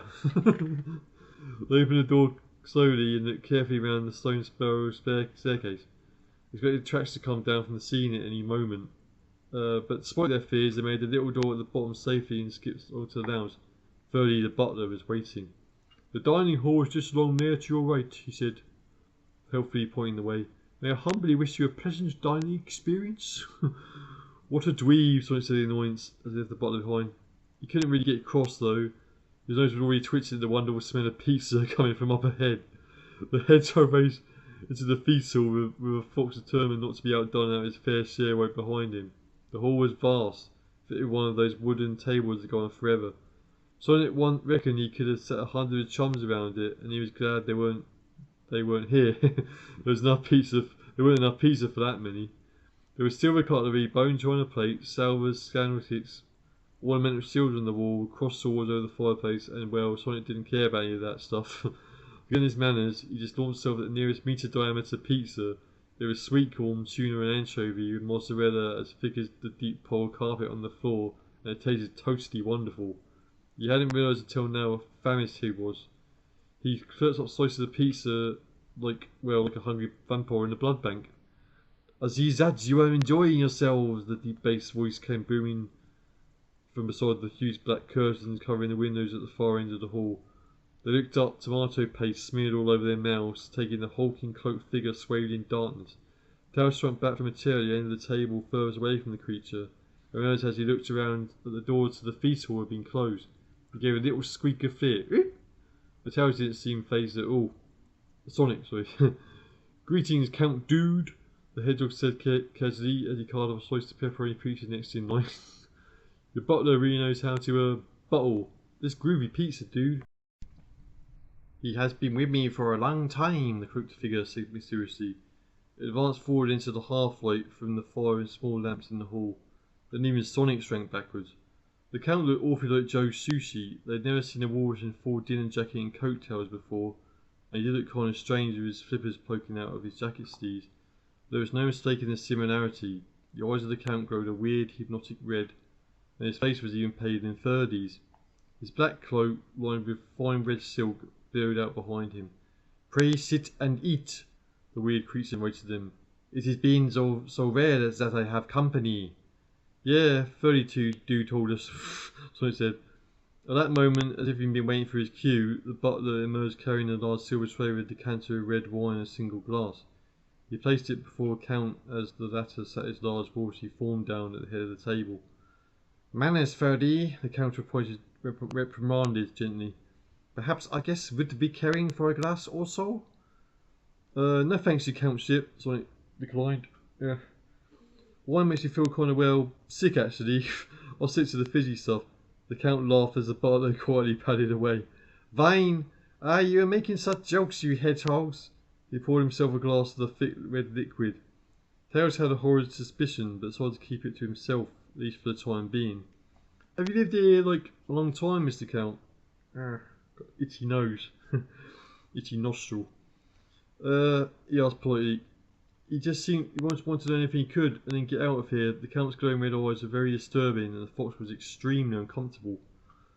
Indeed, my family have lived here for centuries, the Count replied. Robotnik wondered on what Mobius was going on. He knew the castle wouldn't have been here for more than a month or two because he had made one of the rare forays into the scrap brain zone not long ago. And there hadn't been any sign of the place then. He didn't know whether to stomp the Count, run for the door or what. But the pizza was great and he wanted to eat a lot more before making any hasty decisions he might regret come dinner time. Oh, that's terrifically interesting, said Tails rather hopelessly. He was scared now and all Sonic was doing was stuffing his face with pizza. Ah, the Count sighed as he drained his glass. AB negative, and such a lovely vintage too. I only wish I had more in this cellar. The cellar, Tails said, perking up. Where is that exactly? The Count laughed evilly. Now, my friend, you cannot expect me to tell that, because then you would find my coffins and destroy them. Suddenly, the Count stood bolt upright, flipping glass and decanter off the table with a sweep of a flipper. His eyes blazed with maniacal red fury. Hateful witches, I will drink your blood this night. He lumbered forward, cloak floating in the air behind him. Slap! The first pizza hit the Count full in the face. Sonic had been expecting this any moment, and his aim was perfect. As the creature mopped several kilos of pizza toppings from his face, the hedgehog leapt into the table, jumped up the crystal chandelier, spun crazily around on it, and bounced down on the Count's head. As he did, he saw more of the swiveling wall-mounted cameras above the sills on one wall, and even thought he heard a faint ripple of applause. This is totally bogus, yelled Tails at the stunned Count tried to struggle upright. Come on, little dude. Let's find Robotnik and put a stop to all this monster nonsense. The furious hedgehog smashed the door down and raced into the hall. The only problem was there were several doors leading off it and he didn't know which one might have an obese madman lurking behind it. Where'd that bogus butler go? Sonic asked Tails. The fox wasn't sure, but as they looked around they saw an open door far along the hall. The smell of pizza seemed to come from there as well. The kitchen, Tails pointed out. I bet he's in there, buttling away. Sonic raced down the hall and straight into the kitchen. There was no sign of Ferdium on the pots, pans and clutter of the place. He's hiding in the larder, the dweeb, Sonic growled. Let's find him. That busybody butler may well know where Robotnik is burying his bulging butt. The hedgehog threw down open a cupboard door. He found the larder, and to his delight it was absolutely packed with frozen pizza, pizza bases, packs of mozzarella cheese, and whole boxes of packs of crisps, nuts and nachos. Just couldn't resist it, even though Tails was right behind him and yelling at him to stop. Tails grabbed for a box full of crisps, pizza flavour, natch. But as he did so, the fall of the larder disappeared underneath him. Tails looked in utter horror at the empty space in front of him. 1 minute there had been a super cool blue hedgehog standing there, and now everything had vanished. He stared at the black abyss of space where the larder had been. It looked like an awfully long drop, and he couldn't see the bottom. As he peered really closely to figure out where he could risk jumping after his friend, the fall ladder came rushing up at max velocity and stopped at the top of the elevator a few centimeters before the twisting muzzle of the fox. There was no sign of Sonic. Around him, the desperate fox heard the amplifying sound of Robotnik's laughter as yet another camera threw around to close up on Tails' horrified face. Ha ha ha! Perhaps, Spillbot, we should not make a feature film after all. With any luck, it will only be a short! Ha ha ha! Behind him, Tails heard the unmistakable sound of an advancing vampire.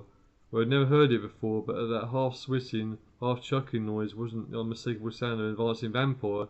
He certainly didn't want to know what it really was. The fox whimpered softly and put his paws over his eyes. Oh dear. What a cliffhanger. Nightmare on Robotnik Street, Chapter 9. Sonic plummeted downwards for what seemed forever, but in fact lasted just under a second.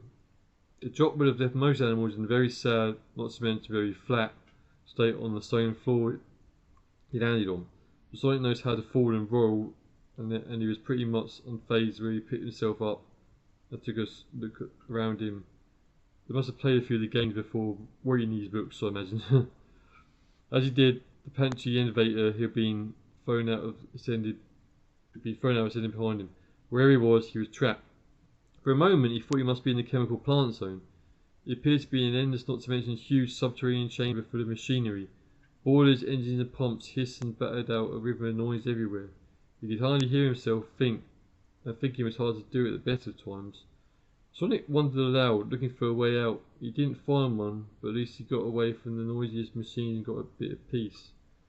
He was getting angry with all this, and he just tried to do some stomping and ruin Robotnik's machines for him when he saw Ferdy, but he wasn't a butler any longer. He looked well grungy. He had a striped red and black sweater on, and his face was horribly wrinkled and scarred. He had a mad grin on his face too.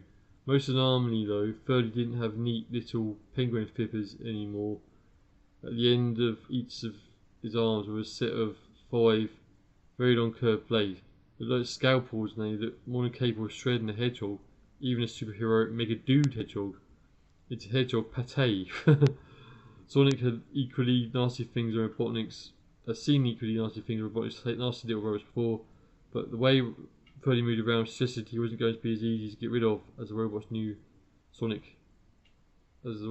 knew how to deal with. Heh heh! Ferdy's back! Heh heh! Here's Ferdy! The weird thing around crooned as it raced through him, his blade spinning slightly through the air. So yeah, this is the first of well, I said not the first, but yeah, numerous film or movie of you American parodies of this book. Although this is parodying Friday the 13th, which I haven't actually seen. I think I've seen only one of the films that they parody in this book, but it's still funny though. Anyway, Sonic darts his first lines, kicked his legs from underneath it, and scampered off amongst the array of boilers and machines. He caught Ferdy a second time with a really neat head stomp, leaping down on top of the boiler and driving down really hard with his power sneakers. Ferdy fell over, but he got up almost immediately, his grin even wider and more horrible than before. Oh bummer, Sonic thought grimly. This is going to be tougher than I thought. What's Robotnik been doing? I'm going to have to work really hard to stop him this time. Sonic raced and ducked me for the machinery, Ferdy in hot pursuit. Come to Ferdy! Ferdy's going to get you! The ghastly thing snarled as the blade snicker-snackered ahead of it. The hedgehog was getting angrier and angrier because he didn't really know what to do. But he caught sight of a generator with a large sign plate on it, big red letters. Danger! Extremely high voltage. Immediately Sonic took hold of a power lead as thick as one of his arms and pulled really hard. Ferdy was racing up behind him as the blue hedgehog turned almost red with the sheer effort. Sonic huffed and puffed. He strained and groaned. He pulled and wrenched, and then he came jerking out of the generator. The recoil was so great that Sonic lost his grip on the lead and went spinning off into the distance. The head danced crazily like like a snake which had just eaten a raw chili, and which ran in the air. It shot 30 underweight hands sparking off the metal. It was a terrific firework display, so that really deserved the huge chorus of oohs and ahs from the appreciative crowd. A humongous number of volts generated brilliant blue sparks everywhere, and 30 lit up a delightful blue colour, and a rather nastier purple. It was the kind of thing which is so wonderful that adults on TV always tell you not to try this at home. When Sonic took his paws off his eyes, there wasn't much left to 30 apart from the 2 sets of metal blaze lying on the floor, glowing cherry red, and one smoking shoe. Unfortunately, the oven machines in the boiler room didn't really seem to be anything as pleased as Sonic. Steam was beginning to pour out of some of them, and Sonic could see some pipes beginning to bulge and smoke as the lead continued to thrash around, generating great sprays of blue sparks. An alarming number of dials had needles on them, hovering around the top of the red zone. There could only mean one thing: danger. Sonic knew he had to get out fast. He raced around desperately, looking for any sign of escape. Another few seconds could blow him into hedgehog slivers, and he knew it.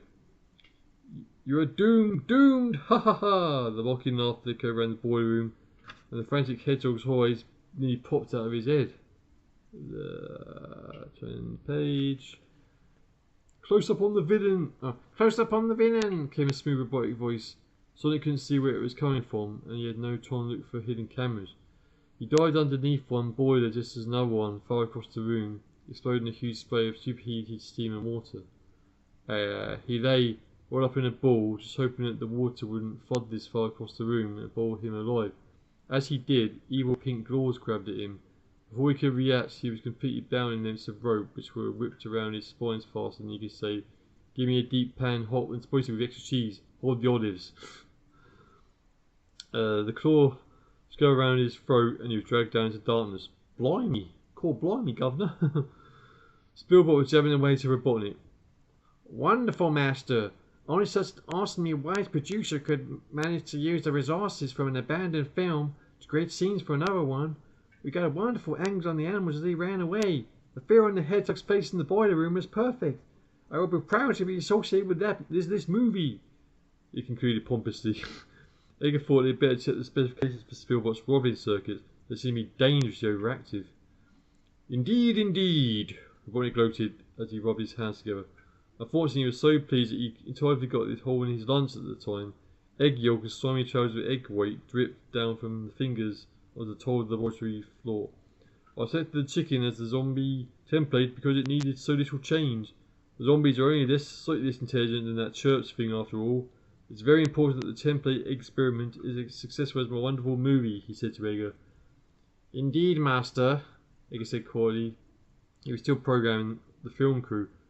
"How are the preparations for the Black Tower coming along?" the madman asked Edgar, rubbing his eggy hands against his lips and slobbering a lot. That made it difficult for Edgar to hear exactly what he was saying. "Extremely well," Edgar said fatly. "The last sarcophagus has just been installed." "Excellent! Make sure everything expedited there." We must have the right atmospherics, Master," Spielbot said. The lighting crew has been fitted everything to your specifications, sir." A special effects robot connected to the room. You could tell it was a special effects robot, not least because on its back the word "special effects robot" were etched into the metal in gleaming futuristic letters. Excuse me, Assistant Director," it said to Spielbox. "We have a slight problem with the phantasm luminosity regulator on the grey tower set." Problem? Robotnik roared. "There are no problems. There are only solutions. I will have you melted down for scrap." The robot scuttled away as fast as its caterpillar could take it. "I shall go and deal with the problem," Spielbot told smoothly. "I will have my report within the hour, Master." "Good robot," instead regaining some self-control. He smiled benignly as Spielbot headed off for the laboratory doors, which stood smoothly open before it. Master, Shouldn't I be checking the Grey Tower if I'm the director? Edgar inquired. No, no, Edgar, Robotnik said in a slightly exasperated tone. The assistant director used to be dealing with only really important things like scum. Ah, yes, the synchronated camera utility movement program, Edgar said, slightly reassured. He mastered that fully. Spielbot is not programmed to deal with such important tasks. He's been fitted with creativity circuits, and we all know creative types are used to anything practical. Apart from myself, of course. That is where you excel, my clever Edgar. At such things as making sure that scum works efficiently and well. Now, is that accursed hedgehog ready for his next scene? Edgar almost panicked. His senses were revealing nothing. He saw for a time. I have a fix on the fox, master. Pah! I'm not worried about him. We can, expunge him for now, for all I care. Where's Sonic? Robotnik was quivering with pent-up rage. Speaking the hated name always made me feel like that. Little beads of sweat stood out of his pallid forehead. He looked disgusting. I'm afraid the Spielberg's film crew had lost track of him, Edgar said evenly. He knew how to switch the blame when he needed to. What? What? Robotnik roared with fury. It was hard to tell whether he was foaming at the mouth of it all, or whether the icky stuff was his egg white dripping from his voluminous moustache. Quick, Edgar! We must act now! We must take the elevator to the Great Tower. If that wretched hedgehog loose in the castle, the great experiment shall need completion soon after than I thought. We need completion sooner than I thought. Edgar felt an oily thrill run through his circuits as he headed with his master to the triple locked elevator. At last he was going to have the great experiment revealed to him. And that's the end of chapter 9. Chapter 10. Last action for a hero. Or last action for a hero? Huh, so we meet again, snarled a familiar voice. Sonic couldn't see who was talking because a blindfold had been slapped over his face and he'd been gagged as well. Being at something of a disadvantage, he tried to be polite. Pleased to meet you, the hedgehog said. Well, that's not what he tried to say, but it came out as something like, Okay, Scarface, take off the sucker's gag, the voice growled softly. I'm not sure what voice to do for this rat character. It's like a rat gangster. And you can take off the blindfold off too. Oh, do I have to do it, boss? Wanted another thin and mean voice. Can I just tie him up a bit tighter instead? You do as I tell you. You'll be wearing concrete sneakers this time tomorrow, you dirty little rat. The first voice snarled again. I'll set up a sort of New York gangstery accent. I don't know. Before the blindfold was reluctantly removed by the grubby rodent minion, Robotnik had realised who had captured him. Capone and his rats. He'd met them before and they were mean dudes. He groaned and his tummy gave a little lurch in sympathy. It would have been better off being chased by Robotnik's robots than being in the clutches of the rat gang. Capone had changed a little since he'd last seen him. He was still a very big, sleek, scarred black rat, but in addition to his shades, with which Sonic had to admit were fairly cool, he was wearing a particularly neat line and pinstripe suits these days. Yeah, it was too traditional by Super Dude's hedgehog standards, but it seemed to suit him. The massive rat bit the end of the cigar and stood it in his mouth, stuck it in his mouth.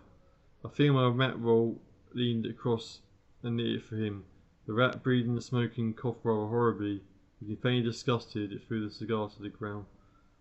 Oh, one of Robotnik's cheap imitations, he snarled. That makes me feel mean. You like her than I feel mean, hedgehog?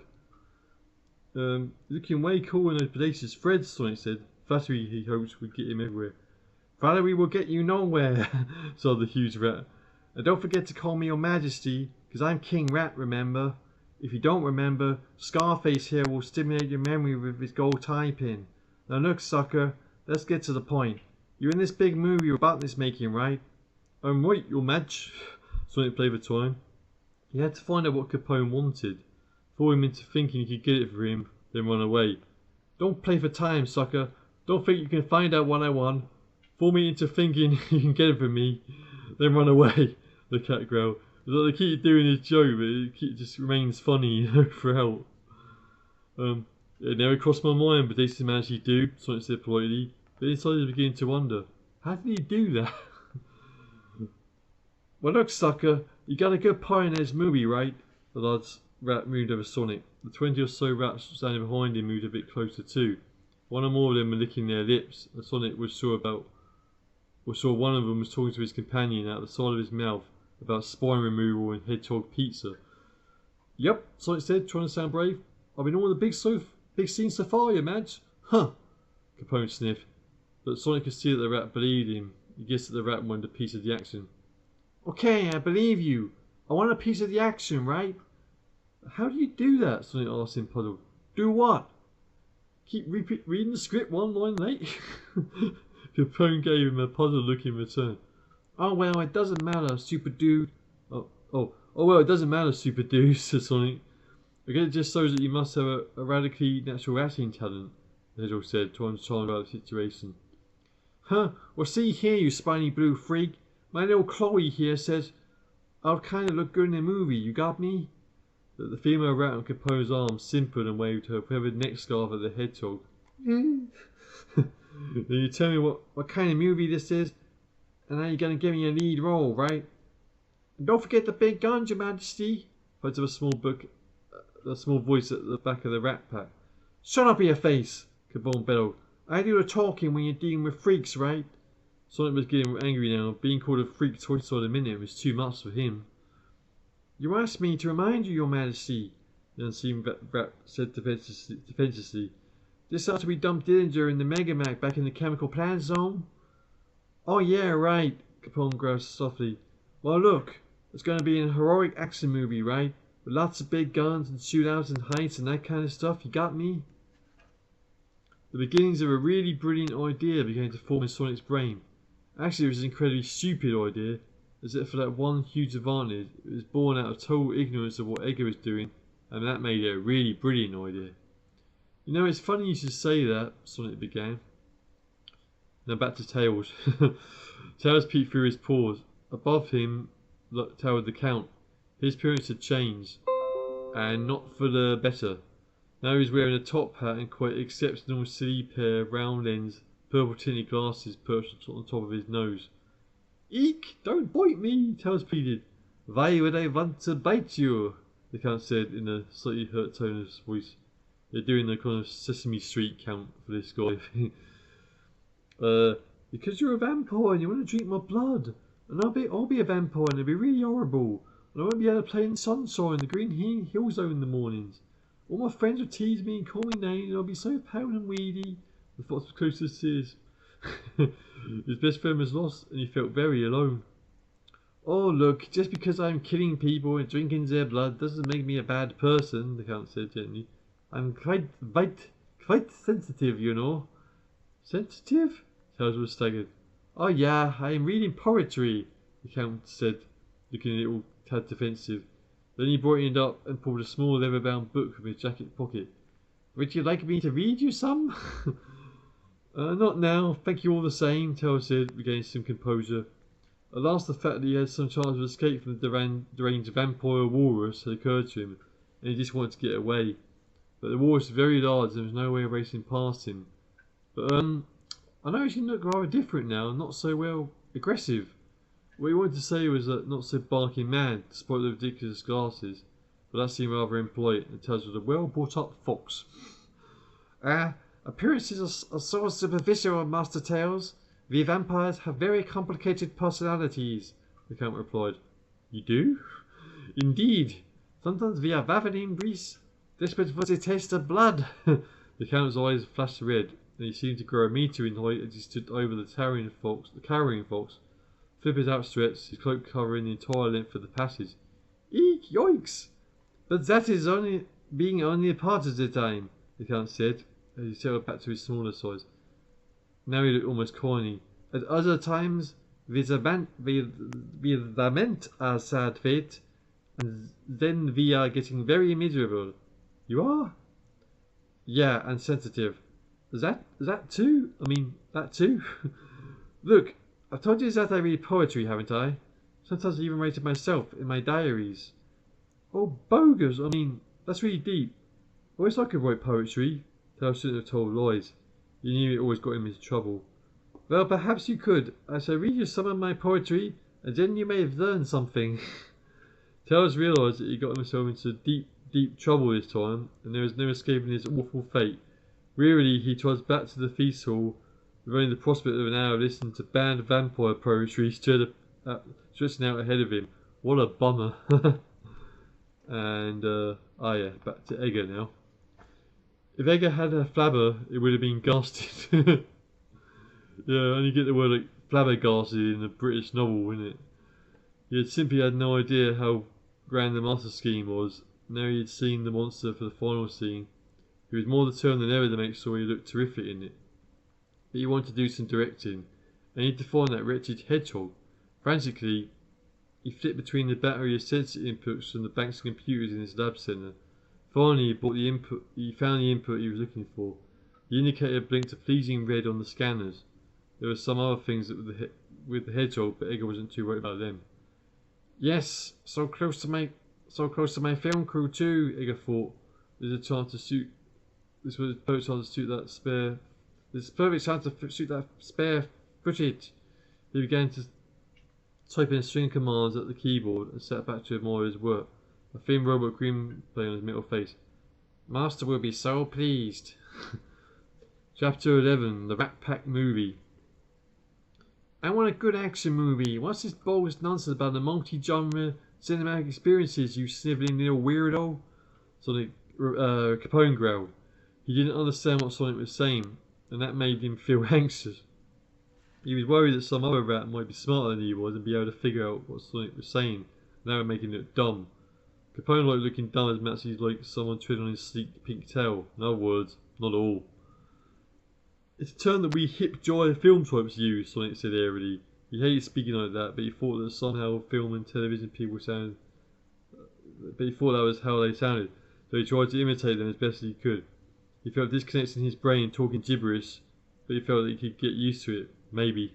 You mean like journalists? Capone sneered. Yeah, I suppose so, Sonic said certainly. We had a visit from a journalist once, Capone said quietly. Sonic didn't realise what he was letting himself in for. Oh really, I guess that was kind of fab groovy, although not as good as the hip do movie guys were going to share space with, he had to say. He really did hate talking like that. Yeah, Capone drawled slowly.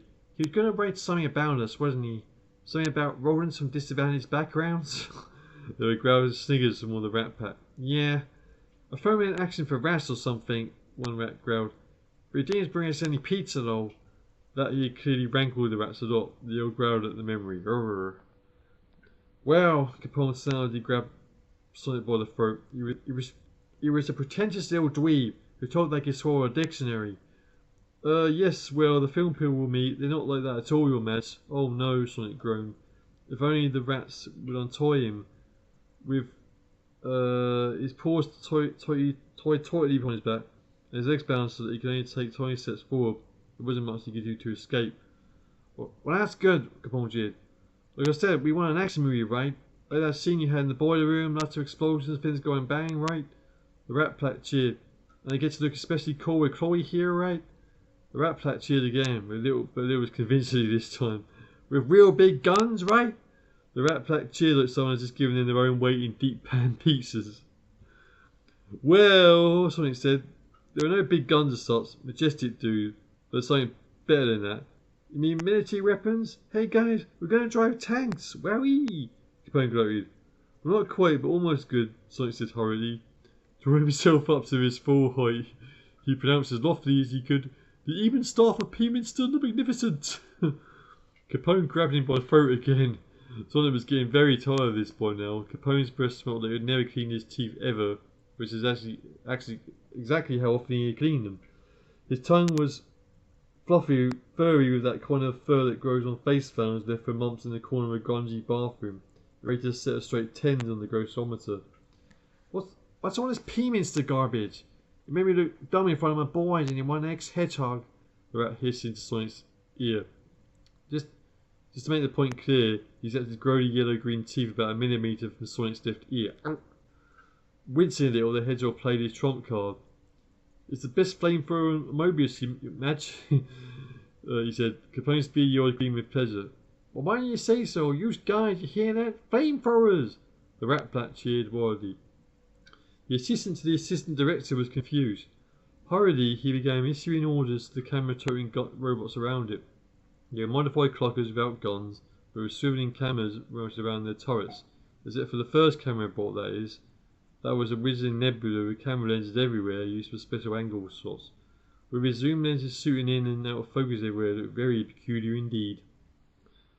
Lovies, this said hopefully, clapping its hands together. The humans turned to look at the robot expectantly, rigging off the mutterings about peace rates and guard openings and first nights. So Norbert stopped bobbing his hair. Our big scene coming up, loves. Apparently the producer has changed his mind again, the robot said. Oh, these media moguls, they're so fickle, moaned Driddle, wringing his hand. I haven't even been to makeup yet. It's the big fight scene against the were-rats, the robot exclaimed. Were-rats? Fogg said frankly. That word wasn't in his vocabulary. Actually, pretty much any word was in his vocabulary. But at least he knew how to repeat a word when he heard one, even if he couldn't remember it. Yeah, the assistant robot said, scanning the printout which suggested the word from the central studio. Dozens of them. They're holding a robot prisoner. You have to defeat them whilst making sure the hedgehog doesn't get wasted. Do I get to use the Eben Staffer? Drizzle began. As much as you want, but keep it away from the hedgehog, the robot interrupted him. Oh, and I think the petrol's running low, Drizzle muttered. Can I get a top up? No time, lovey, the robot yelled. We're going for a take. Cameras, lights, action! The rats stormed into the passageway ahead. With a great snarling war cry, they hurtled toward the humans. Some carried long, heavy pins in their trembling paws. Most of them had ropes for tying up people. 2 of them had violin cases, but violins aren't terrifically useful weapons when it comes right down to real nitty gritty. One of them had a tactical nuclear weapon, or at least he thought he did, because he suffered from delusions of grandeur and didn't realize it was actually a wooden lollipop stick. His attempt to launch it wasn't terribly successful. Drizzle pointed his staff down the passageway, intending to turn the rats into small smoking lumps of carbon. Unfortunately, when he pressed the concealed button, a couple of drops of petrol dropped from the end of it and nothing happened. The furious actor turned the staff around to inspect the far end of it, and a tiny puff of flame shot out, setting his hair on fire. The mayhem didn't last too long. The actor smothered George's head in a blanket before he could come to any serious harm, as Norbert was swiftly overwhelmed by gleeful rats who had tied him up within seconds. Capone took only one look at Fogg and played a master stroke. Okay, dude, what's the square root of 7 then?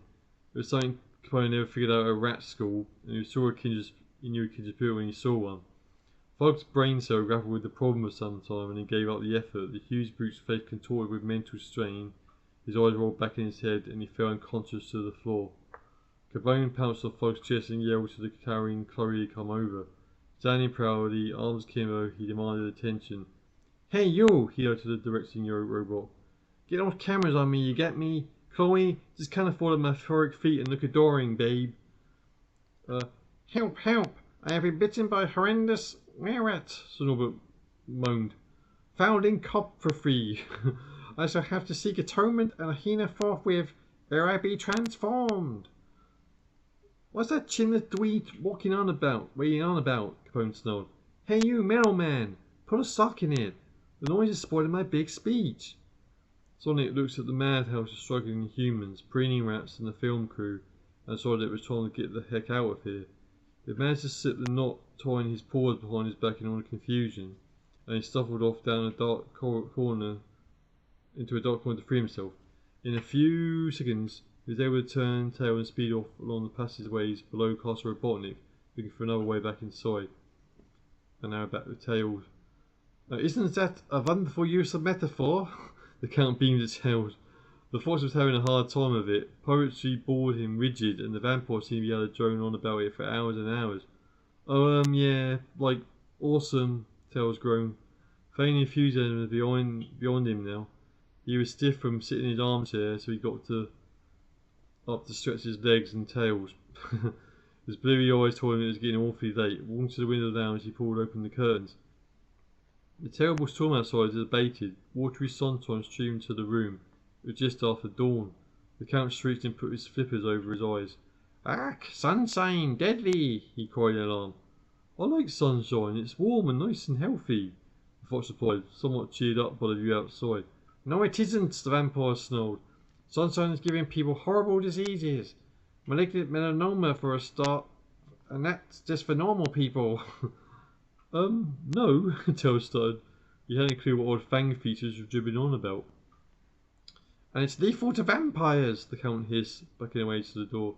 Close those curtains at once. Tails realised at once that he could extricate himself from the Count's clutches. He needed a well-argued reason not to close the curtains because he didn't want to really anger the Count. He won't meet him again after all. The trouble is, shan't, was the best he'd come up with in the time allowed. The Count glared at him with hate-filled, bloodshot eyes and fled down the corridor to his daytime resting place, screaming that the fox hadn't seen the last of him yet. Tails was free of him, but he was also alone again, and he didn't know where Sonic was. His hedgehoggy power had been gone an awfully long time. Tails knew that he ought to go down to kitchens to find out if he could use the same elevator that had taken Sonic into the castle dungeons, but he was also curious.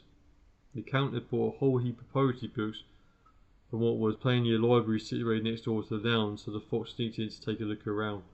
Tails sniffed underneath the large desk in the room and checked out the fireplace. There wasn't anything unusual.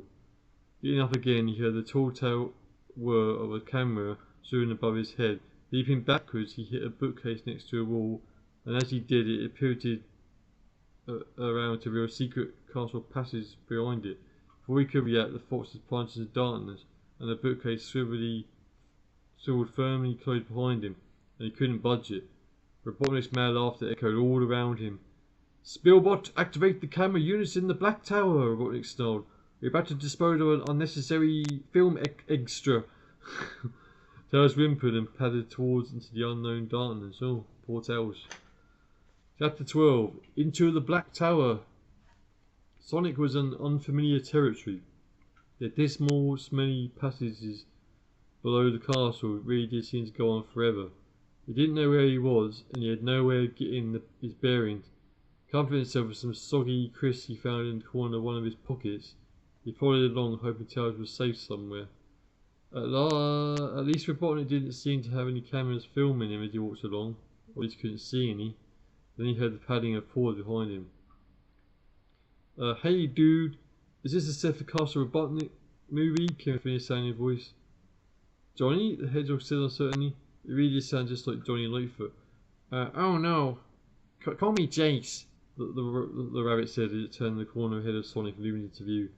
Sonic didn't like the look of him at all. He was wearing something which looked like the kind of face mask ice hockey players wear to stop their teeth being smashed in, and he had something in a large leather bag he was carrying. "I have a really good pun in the movie," the rabbit said rather unpleasantly. Sonic realised that if Tails' theory about the castle and its denizens was correct, the film was going to turn out to be some kind of monster. Having narrowly escaped some impromptu spine trimming at the hands of the penguin butler, he just wanted to get away. The rabbit blocked the way ahead, and Sonic certainly didn't want to go back to the mouths of the film crew and the rats behind him. "Well, that's totally bodacious," the hedgehog lied, somewhat alarmed by the manner in which the rabbit was pulling at something large inside his bag. He decided to try to confuse him. "But do you have a good agent, man?" The rabbit looked pleased and confused for a moment and stopped what he was doing. "What do you mean?" he inquired. "Well, let's put it this way. This Robotnik dude, he didn't pay the kind of fees top actors should get. A really good agent can make sure you get oodles of megabucks." He hoped this would confuse the rabbit long enough for him to talk his way past it. It didn't work. "I'm not getting paid," the rabbit snarled, pulling at whatever was inside his bag again. Sonic thought he heard a whirring noise, but which then stalled. "That's outrageous. Let me act as your agent, and I can make sure you get paid serious carrots," the hedgehog said hurriedly. "I'm not doing it for the money. All the carrots. I don't need carrots anyway." "Really?" "Yeah, I'm doing it for the artistic integrity and the creative product values," the rabbit lied. "But most of all, I'm doing it because I'm a total homicidal maniac. And because of this." The whirring thing inside the bag, pulled into life by the rabbit's paws, shredded it to pieces. Holding the chainsaw aloft, the mad-eyed rabbit lunged at Sonic, or rather where Sonic had just been. Sonic wasn't going to stay and fight Chase. He knew he could defeat the rabbit, but the really awful thought was that those whirling saw teeth might just shear his spines off, and that would be too heinous to even think about. Leaping over the chainsaw as the rabbit brought it down towards him, he set off into the unknown. Before long, the torches had disappeared from the walls and there was no light. Sonic was running in pitch darkness. The whir of the chainsaw buzzed angrily, getting louder and louder behind him. He couldn't see anything all of where he was going, which really explains why he suddenly ran full pelt into something soft but comfortable when he hit it. The hedgehog went flying head over heels, and the relentless whir got horribly, inevitably closer. Yikes, my head! Sniffed whatever it was that Sonic had collided with. By a stroke of genius, Sonic realised he'd bumped into Tails. Tails, buddy, you alright, little dude? The hedgehog asked nervously. Chasing his chainsaw were getting very close now. So it's that Friday the 13th we're on now then, yeah. Which again I haven't even seen, but you know, well, I get the sentiment though. Look, I'd like to say I'm most radically sorry, but unless you want to be Fox States, we have to keep running. There's a deranged rabbit with a chainsaw after me. Tails could hear the noise and he had no second invitation to dip on the heels of the fleeing hedgehog. For some miracle, they managed not to fall over in the darkness, and everything seemed to be going all right until Sonic ran straight into a door and almost knocked himself out. The chainsaw, once getting fainter and fainter behind him, began to get louder again. Why doesn't he fall over and turn himself into bunny chunks? Sonic groaned. Sure, he was seeing little gold rings spinning around his head. Feeling around with his paws, he realised he was in a dead end. With a homicidal chainsaw-armed bunny rabbit closing in for the kill, things did not look good. Jace was first at the top of them when Sonic crouched low, leapt over him and gave him a free spin kick. The rabbit flew forwards and the chainsaw screamed in protest as it hit the door. The whirling metal teeth of the saw carved a huge hole in it, and the rabbit fell through. There was a long scream and the sound of a demented killer rabbit hitting something very hard a long way down. I find a rather nasty sound from the chainsaw, which is that particularly bunny had scoffed his last carrot. Sonic peered through the hole in the doorway. A faint pale light came from inside, and a cloud of dust was still settling. A very deep pit lay just inside the door. A further across you could see the set of stone steps leading to another door. He knew that he and Tails could easily make it across. They had to. There wasn't anywhere else to go. "They're in the Black Tower then," Edgar said in a matter-of-fact voice. Spielberg had his visual senses stuffed into a very large book. He didn't say anything. Edgar was interested to know what was in the book, and he didn't want Spielberg to think he was that keenly interested. In the end, his curiosity got the better of him. "What's that then?" he said laconically. "What's what?" Spielberg said instantly. "That book," Edgar replied testily. "What is in it? Why is it so fascinating?" "Well, it gave me the idea for part of the master's design for the Great Tower. The monster is in the basement." "Oh yes, that," Edgar said dismissively. I actually couldn't remember what the monster was offhand. "It's an old script for a movie which unfortunately didn't get finished. One of mine, actually," Spielberg continued. "It was a film about huge prehistoric killer pigs on the loose in the theme park. Unfortunately, we couldn't get enough wood to build the actors." Jurassic Park. Oh really? Sonic said dubiously. Then he caught sight of the title of the book, Jurassic Pork. At that moment, Robotnik walked into the laboratory. He was in a bad mood this morning. He had a slight head cold, and that always made him very short-tempered. Having lost his sense of taste, he put too much Tabasco in his raw egg breakfast, and now his tongue was burning too. "Well, Igor, how's it going? You'd better be going excellently well," the madman snarled. "I thought I'd measured some robots down for scrap today." "They are just entering the Black Tower," Edgar said hurriedly. "They've crossed the pit, and now they're trying to figure out how to get through the next door." "Well then, open it back control. Let us see how they deal with the traps in there," Robotnik gloated. He was feeling better already. Tails and Sonic couldn't figure out the weird chamber they got into at all. All over the walls and on the door before them, there were very odd and stylized paintings and symbols. There were variously heavy sun-tanned animals standing around giant stone pyramids, apparently dancing in very weird zigzag postures. All the females seemed to be resting very little and wearing their own weight in mascara. If the shadows around their eyes were anything to go by, it all looked very strange. "Oh look, there's a little doorbell here," Tails said brightly. "There's something written inside beside it as well. I can't quite. Oh yes, Tutankhamun. Oh, isn't that friendly?" His tails wagged ever so slightly. He was easily pleased sometimes. "Don't be ridiculous," Sonic snapped. "This is somewhere below Castle Robotnik. You think we're going to get a gala welcome?" Then he was very sorry, for Tails' tail suddenly drooped, and he looked very miserable all of a sudden. And if anyone had in the spirits would have been welcome, no matter how silly. They were tired now, having been kept away all night by homicidal maniacs and poetry readers. Anyway, I'm not ringing any doorbell, Sonic growled. You never know when some sort of massive electrical shock is going to zap right up one's spines. The saying, he took a fine spinning leap at the door and smashed it down. The room beyond was completely bare, except for a pair of very odd-looking metal statues. They had the heads of jackals, not one of Sonic's favourite animals, and the bodies of crocodiles, another of Sonic's unfavourite animals. And they were standing upright.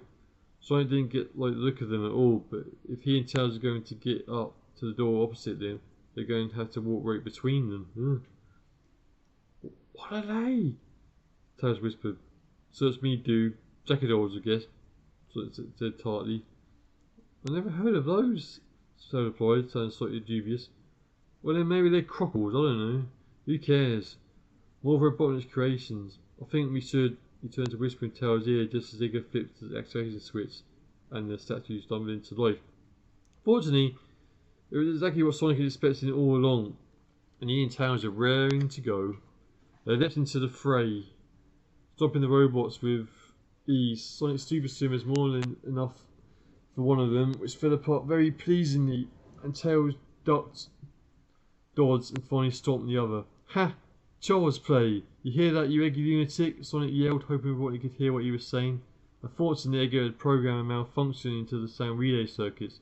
He didn't want Robotnik to go berserk and having melted down for scrap, and as a result, Robotnik never heard a word. Sonic charged for the next door, smashing it into fine strips of wood. Racing down the stone steps beyond, followed by Tails, he ran straight into Robotnik's next to Starly trap. Above him, he heard a swishing sound, and he looked just in time to see doors swing open in the ceiling and a huge stone ball drop into the stairway. It made a deafening noise as it crunched into the stone tips, then began to roll them, slowly at first, but definitely going speed, so yeah, there's Indiana Jones next.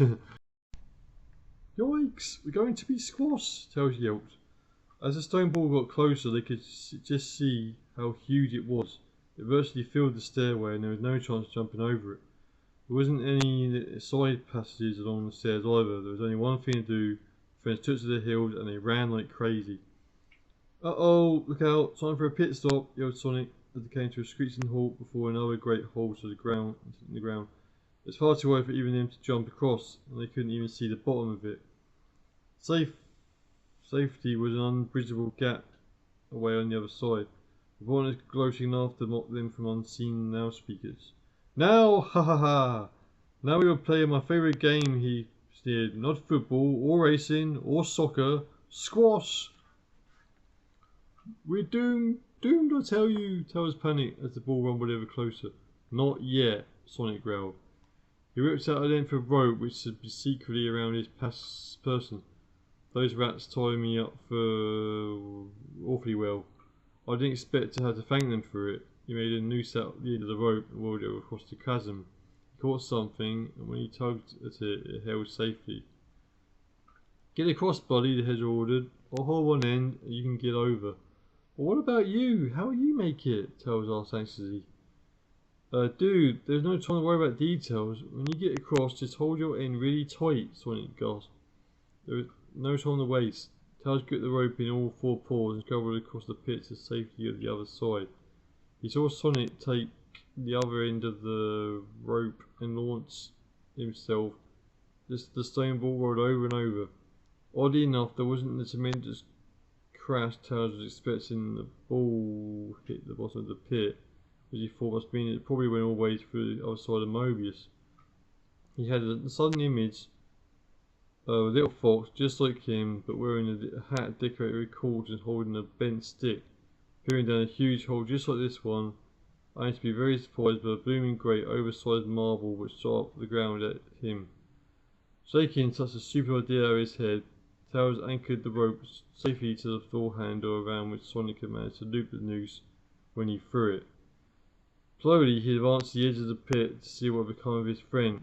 When he got to the very edge, he could see the rope had frayed into a few very thin strands against the ragged rock.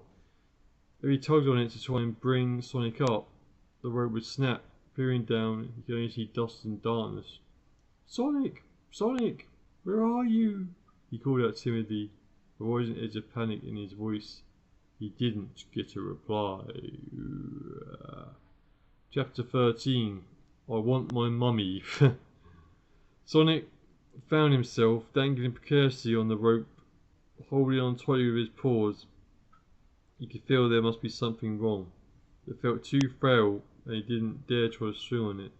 If he could have done that, he would have at least been able to swing against the side of the pit and get some momentum going for an upward spin. But as it was, he was just hanging. He looked down and saw a pit full of hissing snakes only a few meters below him. He gulped. "Greetings, Mr. Jones," hissed a green snake with yellow eyes and a very oddly shaped head. "Mr. Jones?" the head repeated, somewhat taken aback.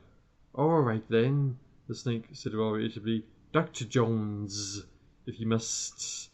We don't usually stand on certain ceremonies in these action scenes, you know." "Jones, who are you expecting? My name's Sonic, you silly serpent," Sonic muttered. This was just too much. This wretched reptile didn't even recognise a world-famous hedgehog when he saw one. And there's only one to see after all. "You're not Dr. Jones?" The snake said suspiciously, rearing up and swaying from side to side. Its forked tongue flicked in and out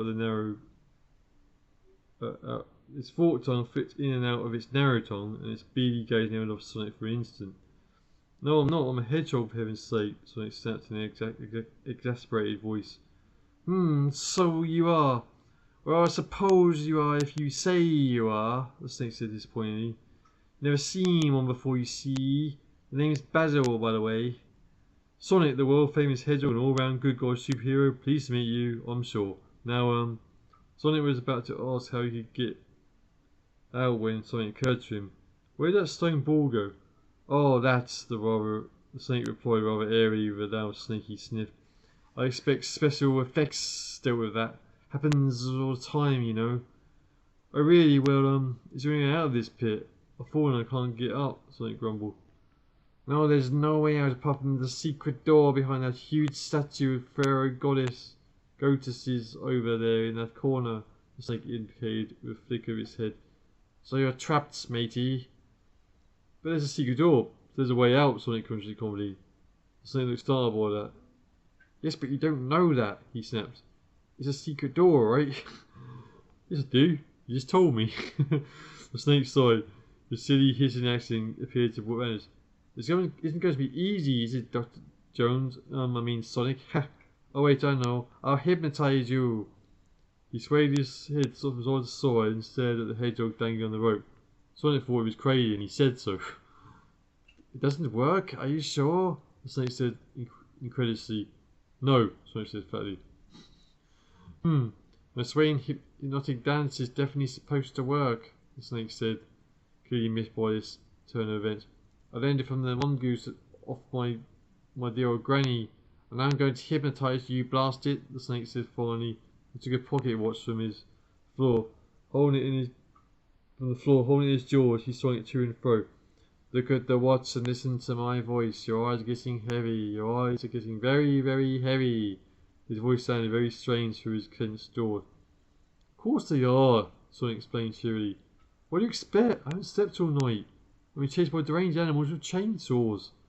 "You're feeling sleepy." "I just told you that." The snake dropped the watch. "Oh, I give up," he exclaimed. "Oh, go on then, you Russian spoil sport. First statue on the right. Watch out, because it'll make an awful mess when you smash it down." "What about all the snakes, though? Are they poisonous?" Sonic asked fretfully. "No, they're not even real snakes," Buzz sniffed. "Just wriggling in rubbery tubes. They're really tacky." The faint call of a worried fox could be heard in the distance, interrupting their conversation. "It's okay, dude. Float on down," Sonic yelled. "I wouldn't object too much if you put me up on the way." The twin-tailed powered fox rolled slowly down to the pit. Seeing the arriving snakes, he hovered warily above Sonic. "Yikes! Are you sure about this?" he threatened. "Radically safe, dude. They're all made of rubber," Sonic sniffed. "Just look at them. Bogus or what?" "Hello, have you ever been hypnotized?" Basil inquired of Tails, getting his watch out hopefully. Don't try that on me," Tails said airily. "My grandpa was trained by the hypnotizing mongoose of the Emerald Hill Zone." Basil was straight back hastily while Tails shot Sonic a crafty wink. Right then the rope holding Sonic snapped, but Tails just managed to grab him as he plummeted downwards. Rather awkwardly, they managed to spiral down into a heap among the wiggling rubber snakes. Yuck, gross, Tails sniffed. I hate rubber snakes, and those horrible spiders made out of felt.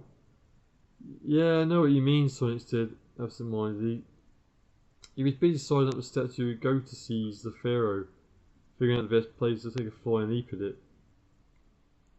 And Johnny's luminous rubber chicken too. Yeah, that too, Sonic sniffed. Who isn't listening at all now? It's in the joint between the head and the body of the statue. And you know what I really hate is that horrid little green slimy stuff they send in pots. Someone put a cupful on my bed once. I didn't see it because I was so tired. It got all in my fur. It was disgusting, Tails said loudly. With the air of someone who was very suspicious of the person he's talking to. Sonic turned rather angrily to his friend. Chill out, dude. It's not important right now. Look. And he pointed at the statue. He says there's a secret door behind the statue, looking at Basil. That's right, mate, the snake said, swaying a little in hope of hypnotising Tails just a little bit. He looked even more disappointed than ever. Tails gave him a look which plainly indicated a fox thought he was one topping short of a full pizza. What's that then? What's that then? Tails asked. Sonic looked a little sheepish, realising that simple question had never occurred to him. The burial chamber of the high priestess of the pharaohs go to seize, the snake said pompously. Look, you animated dipstick, Sonic said angrily. This isn't a real pyramid, it's all bogus. This is Castle Robotnik. Now look, what's really in there? Well, I don't know, the snake replied, rather irked. That's what it said in the script. I mean, I've never been in there, have I? It's a secret. How many times do I have to tell you? Cripes. There's no pleasing some people. Well, there's no verse for it then. I'll probably just go in there. Tails decided and looked at Sonic. There was an empty space where the hedgehog had been standing, and a tremendous bang of the statue of the pharaoh crashed to the floor. As the dust settled, Tails could see a very narrow dot into the wall behind him where the head of the statue had been. Sonic was already scrabbling along it. Tails clambered perilously up the top pile of statue rubble to follow him. It was very dark, very dusty, and very smelly, and he didn't care for it at all. Phew, I'm exhausted, Tails groaned, wiping perspiration from his brow with his paws. A thin film of grin from the dust was all over him. I haven't slept all night. And my eyes hurt. Yeah, Sonic groaned. Even after stuffing his face with most of the nuts and crisps Tails had left, fatigue was catching up with him too. They put in enough super fast running and super stints one day and night, what with Ferdy and Jason and all the rats, and his limbs felt very heavy indeed. Why, perhaps that crisis stage had hypnotised him after all. Look, a door. We're at the end of this endless passage at last, Tails said with a new heart. And hey, there's an inscription on it. It was difficult to read the letters on the plaque because there was virtually no light left at all. It was also difficult because the letters are written in weird hieroglyphs and the sorts were completely incomprehensible anyway. I wonder if the Romans wrote this, Tails wondered. Did they build pyramids and stuff? Dunno. History's been my strong point, Sonic confessed. I'll tell you better at smashing down doors. A few seconds later, he approved his point. What I found on the other side of the door amazed him. Wow, this is mind-boggling. I mean, I know it's bogus because it's all been made by Robotnik and everything, but it's still awesome, Tails said shakily. The burial chamber seemed to be totally filled with gold, like everywhere. Fabulous statues of jackal-headed beasts and serving attendants of the high priestess stood twice the size of a Sonic hotel. Huge gold urns and vases stood in serried ranks alongside a set of gold inlaid marble steps leading up to the sarcophagus of the priestess herself. It stood upright with the image of the priestess engraved in vivid cobalt blue, black, white and gold on its face. This could be a Roman urn, Sonic said. Why did he check out the first thing he saw? What's a Roman urn? Tails asked. About 52 a week, I think, Sonic sniggered, while the LED was like, boomch. Guess that was one of the functions of keeping a psychic around. They always knew when to feed you a gag line. I don't know about this. Does that ancient female type princess dude look vaguely familiar to you? There was a faint suggestion of a creep from somewhere in the room. That they didn't notice it. Nervously, Tails walked to the foot of the steps and looked at the sarcophagus a bit more closely. Now you come to mention it, there is something familiar about it. Can't quite place it though, he puzzled. The creak suggested itself more loudly. Sonic looked back down the dock, thinking that the roll must be setting in from the statue of the Pharaoh. Me neither, the head sighed as he fastened his gaze on the tomb once again. The creep decided to ignore suggestion and go for something a bit more blatant. Did you hear something? Tails said fretfully. Although everything was so rich in this strange place, his nerves were a bit frayed from sleeplessness. I think it's that roll back in the Saint Pit, Sonic said uneasily. It's still settling, I suppose. The creek gave up on Blatant and went for overkill. It sounded like a granny's false teeth being prized apart by a champion wrestler and the Lawrence Town being whacked through a 6,000 watt amplifier.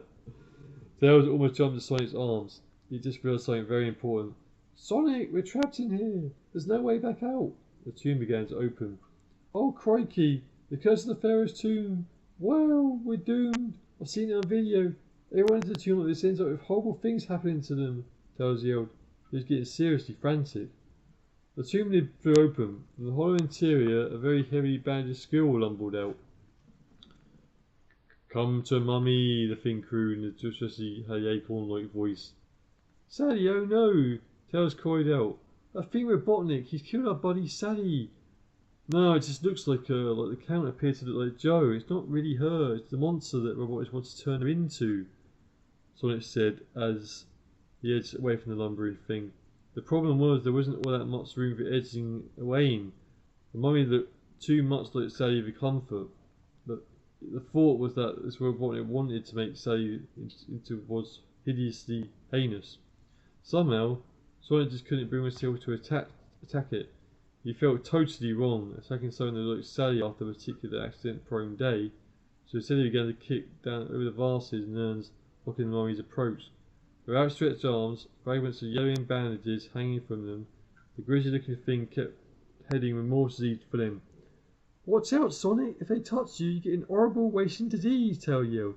Ooh, I don't feel well. Perhaps caught it already. What are we going to do?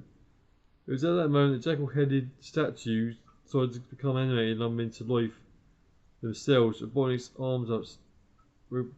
arms outstretched, just like the mummies. They encircled Sonic and Tails. The heroes were trapped. Dun dun dun. So a day's gone by. I called it a day at the end of that last chapter because there's no way I can do it all in one go. I mean, I lose my voice with all the voice acting. And but yeah, I've had a long day at work. I'm pretty knackered, but I vowed that I would get this out by Halloween. So you know, let's finish this. Right, chapter 14. Things that go bump in the daytime. A hatch in the floor opened and a sniffling robot emerged into the tomb. The animated robots and the mummy continued to press forwards. Sonic and Tails took one look at the hatch and decided to make a dive for it. When they did, they found a film crew of robots eagerly awaiting underneath.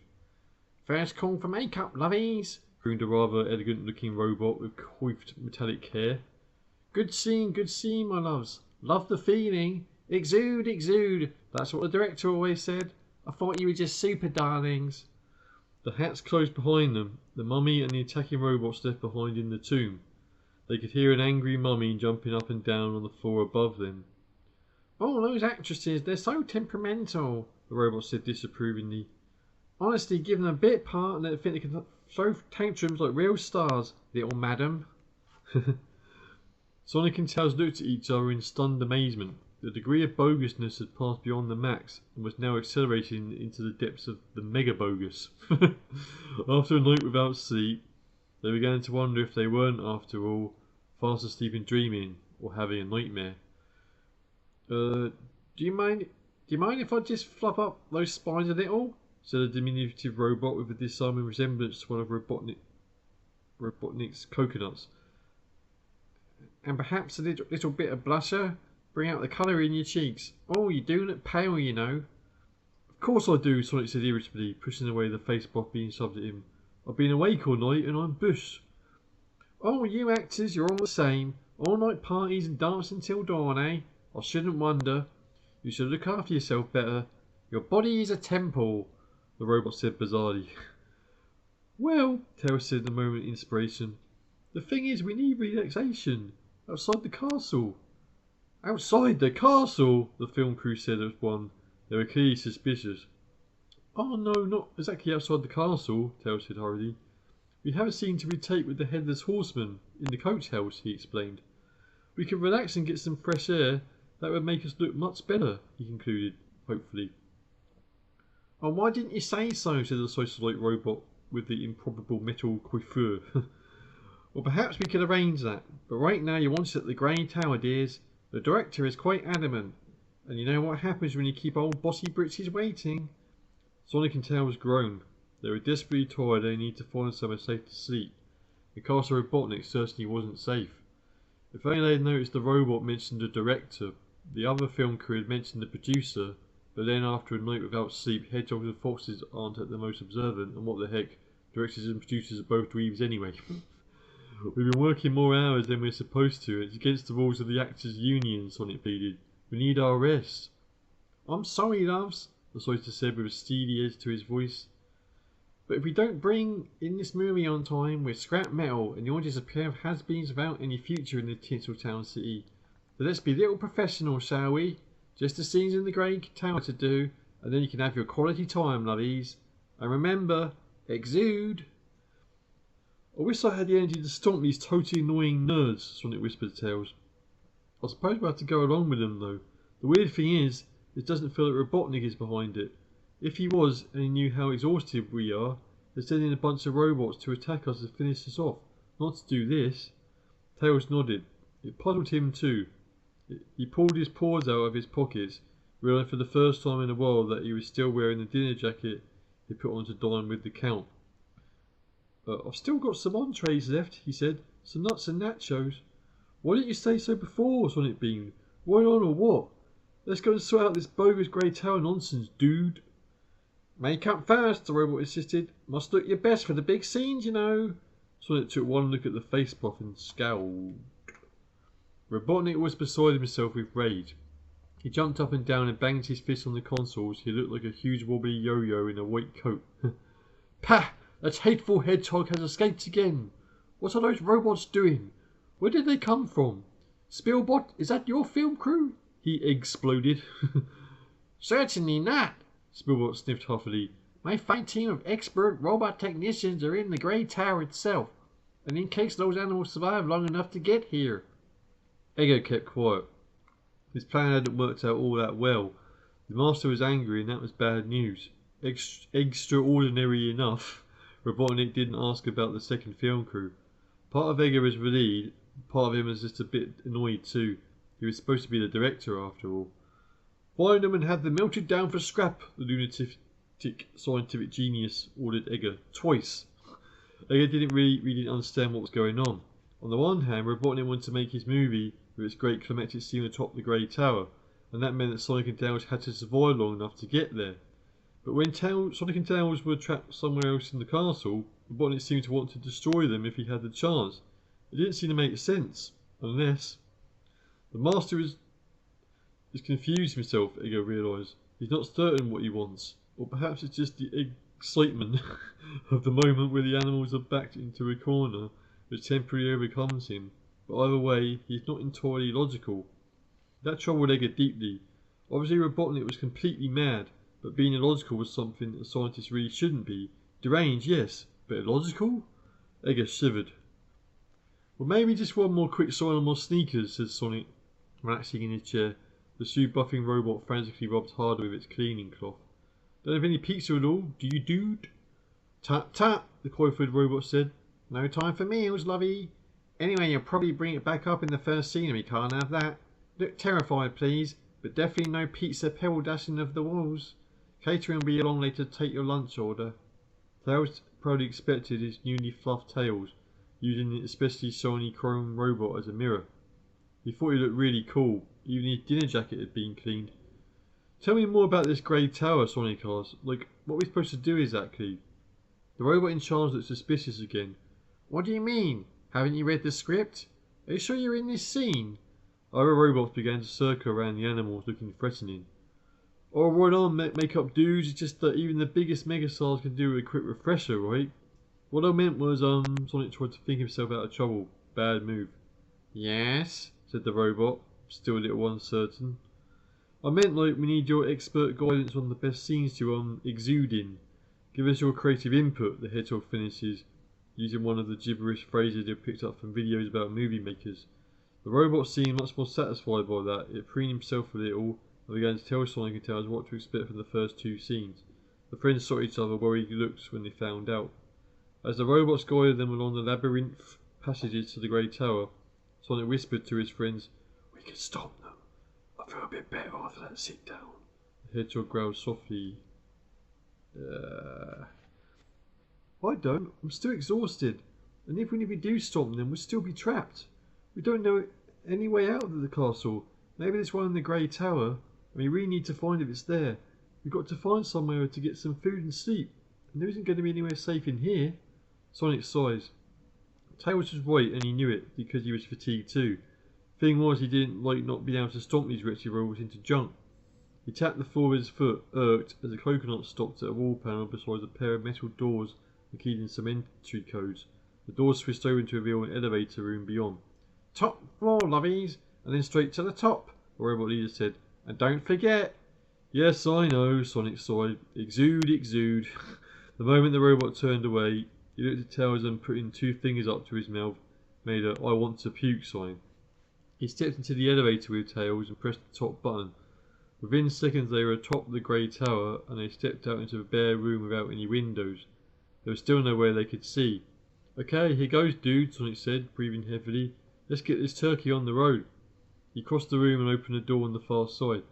As he had been told, there was a long monorail sprawling crazy downwards to the bottom of the tower, and a single open carriage for riding down it. Besides, the monorail was built in a wide spiral around a central stone pillar. They could see what lay below them, but they got into the carriage anyway. "Going down," sneered an automatic robotic voice. "Welcome to the Helter Skelter, heh." The carriage gave a lunge forward and then accelerated more smoothly. Soon it was hurtling down faster than a robot Sonic had just kicked off a rooftop. "I'm getting dizzy," Tails whined. "My brain hurts. Ah!" The carriage started rocking from side to side, and they had to hold on with their paws. Tails was doing a nasty shade of puce, and his white-knuckled paws gripped the side of the carriage for dear life. The helter-skelter suddenly hit the bottom of the descent and almost threw them out. Then it lurched forward again through a huge archway with the words "Ghost Train" painted in large spooky letters above it.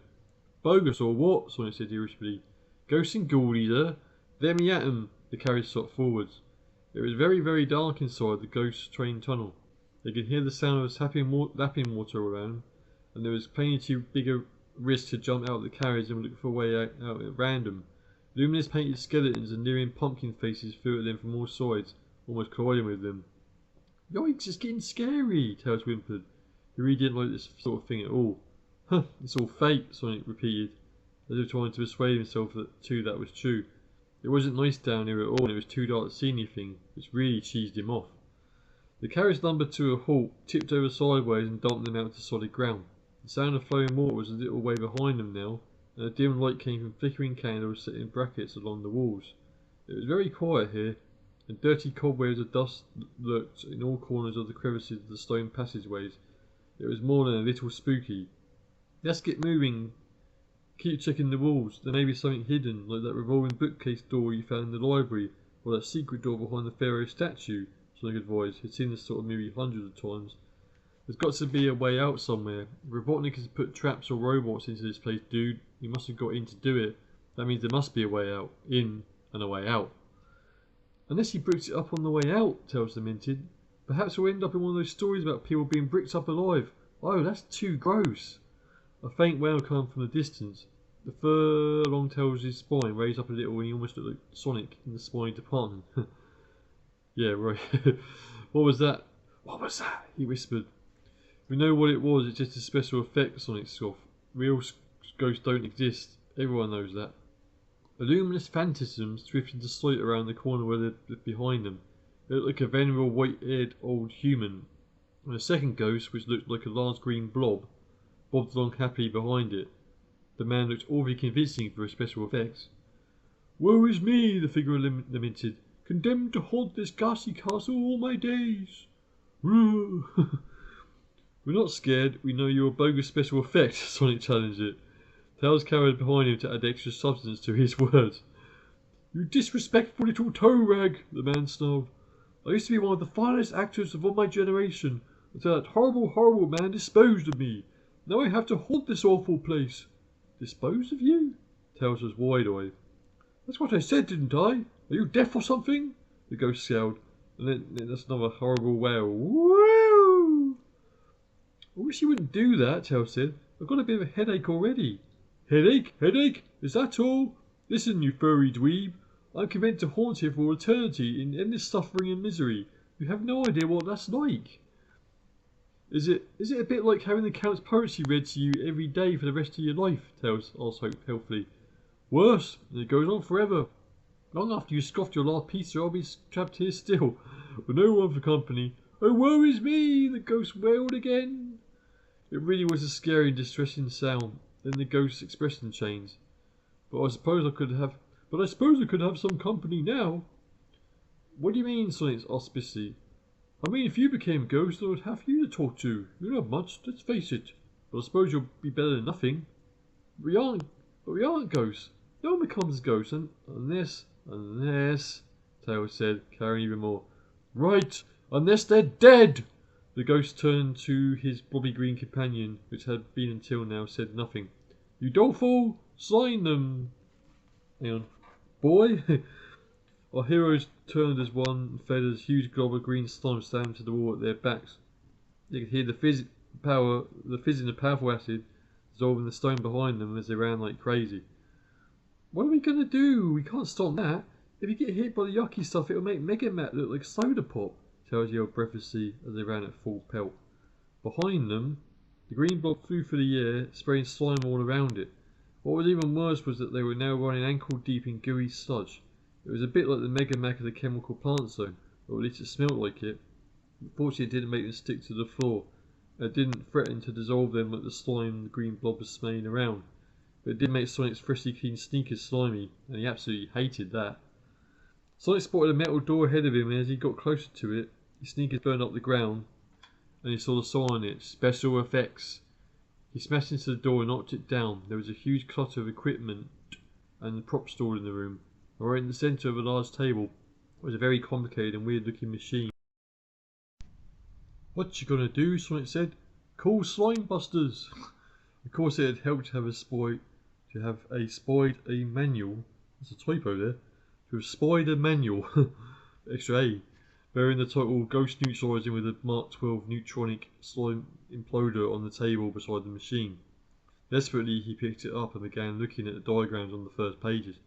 Sonic was not good at looking at the details of fabulously complicated scientific machinery. The green spectre appeared at the doorway. "Keep back!" Sonic yelled, pointing something that looked very like one of those vacuum cleaner attachments used to clean the stairs at the hovering hover. "Or else your slime history, ghostly blob type dude." The green blob wobbled up and down uncertainly. "Then why don't we just talk about this like reasonable guys?" Tails said hopefully. The blob sneakily advanced a meter or so until Sonic held out the vacuum cleaner again and flicked a switch on the machine. It began to hum. The blob retreated. "You doleful!" A voice came outside the room, getting closer. "I said slime them!" The blob began to expand. It was wiring itself up for a real mega slime out. Sonic pressed every button and switch he could find and hoped for the best. A ray of pearly light shot out from the attachment he was holding and hit the blob. The result was totally awesome and plainly very expensive. The blob imploded. It collapsed in on itself until it was nothing more than a single pinpoint of green light, and then it was sucked into the white light and drawn into the machine. Sonic felt the metal tube he was holding getting very hot, and the machine began to smoke rather worryingly. Then it began to hum, a grating buzz which got louder and louder. "It's going to explode, Sonic!" Tails yelled. "There's Scarpa!" Just then the white-haired ghost appeared in the doorway. He looked a bit miffed, to say the least. "Yes, run, you witches," he did. "Come to me." He stretched out his ghostly arms. The pair shrank back. The machine howled. Sonic kept on pressing switches and pulled a large red lever which had a sign above it which read, "Do not pull under any circumstances." The machine fell apart, but as it did, every bit of weird energy stored inside it discharged itself through the tube Sonic was holding.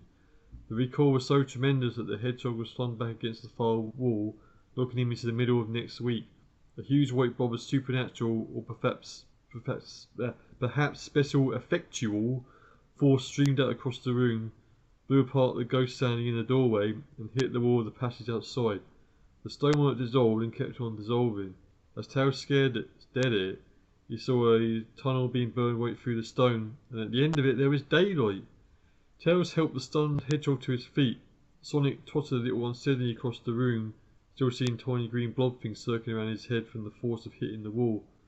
"I think we just found a way out," Tails squeaked excitedly. "Yeah, like, totally. Let's grab a souvenir or two before we go," the hedgehog growled, his senses slowly returning to him. "I can think of someone who might just be able to tell us something about them." Chapter 15. What's in the box, dude? "We're going to be melted down for scrap," Spielberg groaned. "I'm never going to make my best movies now. Blast that hedgehog." "I'm not so sure," Edgar said slowly. He'd been doing some more research on Robotnik's monster atop the Great Tower, and now he thought he understood it a bit better. The master did get something he wanted. Sorry. "The master did get something he wanted." What? They escaped," the assistant director pointed out. "Yes, but they will be back, and we have plenty of footage of them being extremely frightened," Edgar replied. "Great, what good's that going to do?" "Well, it's like this." Sonic rubbed his eyes.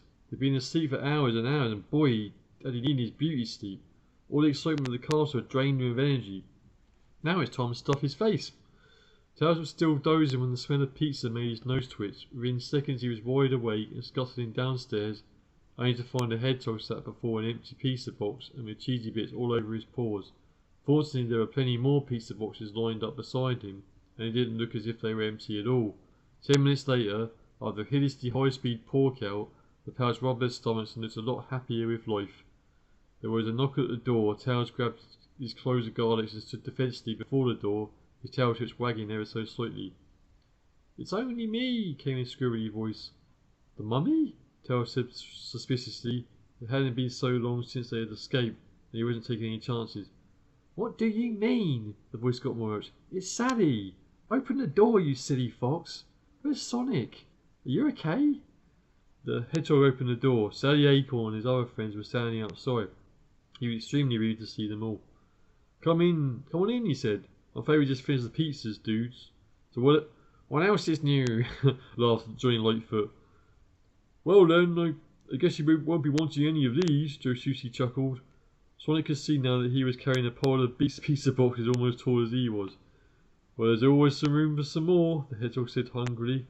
As he scoffed, he began to tell them all the story of their exploits inside the castle. When he had finished, the audience looked extremely worried. "So Robotnik wants to turn us into monsters? Well, that's just bloomin' typical," Joe growled. "If he can do it," Johnny scoffed. "But he can. He may have already started," Sally exclaimed. "What about Porker?" They looked frightened then. "How is he?" Sonic asked anxiously. "Well," Sally said slowly, "he's a bit pale." "Yes, and?" Tails asked, not really wanting to know the worst. "And he sleeps in the daytime." "Oh, that didn't sound too good." "And he can't even face the thought of garlic pizza." Oh dear, it wasn't much of a reply, but it was all Tails could think of to say. "Also, he's got weird little warts growing all over him," Johnny said. "Oh, gross," Tails said disgustingly. "We didn't meet anything like Porker in the castle," Sonic said thoughtfully, "so I don't know what Robotnik might be turning him into. It doesn't sound just like being a vampire, does it? Joe didn't have any warts. Oops, I mean the counter course. Sorry, Joe." We'll have to find out if we're going back to help him," Tails pointed out. "That means going back in there." Suddenly the others all looked as if they just remembered a very urgent appointment somewhere else. "And we won't be able to just go in and smash the place up," Tails said sadly. "We'll have to find out exactly what's been done to Porker and how to reverse it." "We have a start," Sonic said angrily. "Let's hit the Emerald Hill Zone. We got something to show Mickey. While he's gone though, I think you guys better stock up with lots of food and keep inside." Bar your doors and don't just let anyone you don't know come in. Bit like lockdown.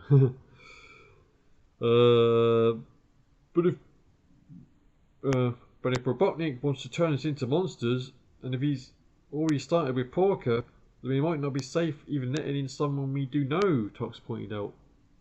They might have been monsterfied, he paused, his little beak trying not to say what he was thinking and fading badly. I mean, how do you know we aren't monsters? You don't, Tails said grimly. But if you see a wolf with 2 tails and teeth as large as Joe's fangs, then you can really start worrying. Alright. That made everyone quiet.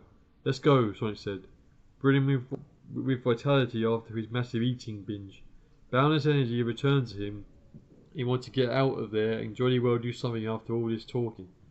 At least a good run to the Emerald Hill Zone would burn off some of his extra zip, even if there might be more talking to do there. With Tails in hot pursuit, he raced out of the door, but was only to shove a few dozen packs of crisps, nuts and nachos into a bag for along the way. Excuse me. Behind him, Tails and Sonic left a collection of very uncertain friends. I guess he's right. We just have to barricade ourselves in, Tuck sighed. How annoying. I need my fresh fish. Isn't the same out of the freezer. Oh, and I don't know, Sally said crossly. We can't expect Sonic and Tails to do absolutely everything while we just sit here like total wimps. I'll have a plan. They huddled around her to hear the details. Because they had snoozed all day, it was night time when Sonic and Tails sped into the Emerald Hill Zone. The night was dark and clear. There wasn't anything in the way of thunder, lightning, raindrops or that kind of thing. They had even heard the distant hoot of an owl which cautiously crept back to the Green Hill Zone after having heard encouraging weather reports on the TV. They ignored it and just kept going. Eventually they reached a familiar hut and crept inside. Wake up, Mickey, this is important, Sonic yelled, shaking the snoozing monkey's shoulders. What's up? I never touched that hooky gear, Governor, on me old grand's life. I swear. Oh, it's you blokes, Mickey said, trying to focus his eyes on the overexcited hedgehog. You know about electrical equipment and machine stuff, don't you? Sonic said, waving an open pan of dry roasted peanuts under the confused monkey's nose. We need some help. Come on, wake up. I've only just got off to sleep, Mickey complained. I haven't been keeping well lately. What with all this bad weather keeping me awake. Go away, Gertrude. Shan't, Tails replied. If you don't help us, Robotnik's going to turn you into a monster too. The monkey groaned and yawned as he stretched his arms out. He had bags under his eyes big enough to carry a pizza box home in. Well look, I'm tired, I'm not going to be at my best, he said defensively. There's no time to waste. And what can you tell us about this? Sonic said firmly, thrusting the small machine and taking from the castle into the bleary-eyed monkey's face. Give me a chance, the tired monkey protested. What does it matter anyway? He got out of his bed, scratching on his long white nightshirt. It's from Robotnik's castle, I think it's important, Sonic said. Oh well then, Mickey sighed, rummaging through the toolboxes. Why didn't you chumps say so? Let's fire it up and see what it does. Tails and Sonic sat down again in a patient wait. After 2 hours of clipping it on electrodes and clips, testing the box with a variety of strange looking equipment of his own devising, Mickey was still hard at work. Where'd you get all that stuff? Tails asked, looking at the oscilloscopes and pulse generators and all the rest of the junk. Made a killing selling coconuts to the Roman Romans, Mickey replied. Used the money to buy some bankrupt stock in the Metropolis Zone. Capone brokered the deal. Sonic bristled at the mention of the rat. Look, I got 6 boxes of electric hair curls. You want to buy some for Sally? Only cost you 10 pizzas. You could do with one for your spines, matey. I do not want my spines curly, the hedgehog protested angrily. You look super with a light perm, lovey, the monkey sniggered. Tails regretted recounting their exploits to him now. He had a horrible feeling that the mischievous monkeys of the Emerald Hill Zone were going to be calling them annoying names for a long, long time. I like the way I am, thanks all the same, Sonic growled.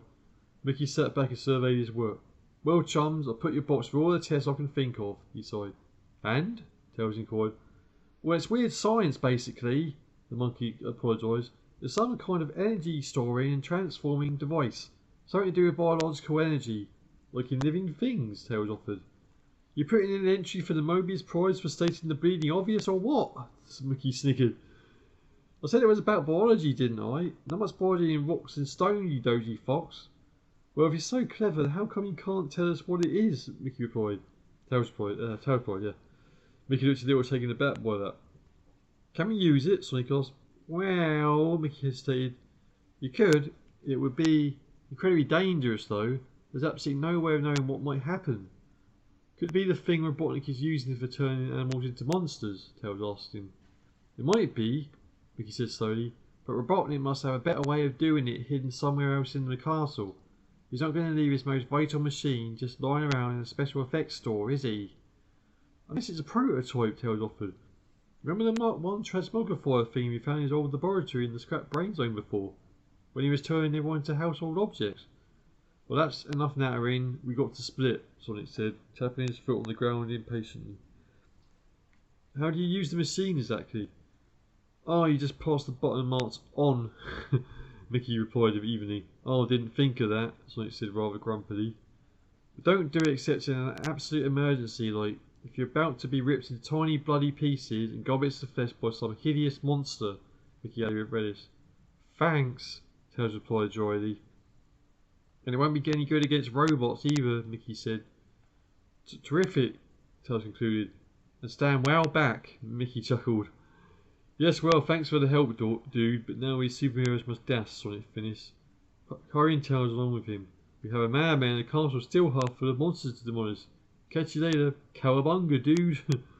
The hedgehog and fox dashed away through the palm trees, leaving the exhausted monkey to go back dreaming of bananas the size of marrows. Chapter 16: The Tower of Power. Old Robotnik had seriously upgraded the defences of his fortress in the scrap brain zone by the time Sonic and Tails arrived there once more.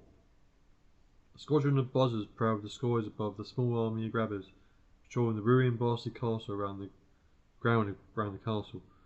Huh, badniks, Sonic growled. Nothing we can't handle though. There can't be more than a couple of hundred of them. Piece of cake. I don't mind if I do. Oh, sorry Sonic. I see what you mean, Tails studying the castle.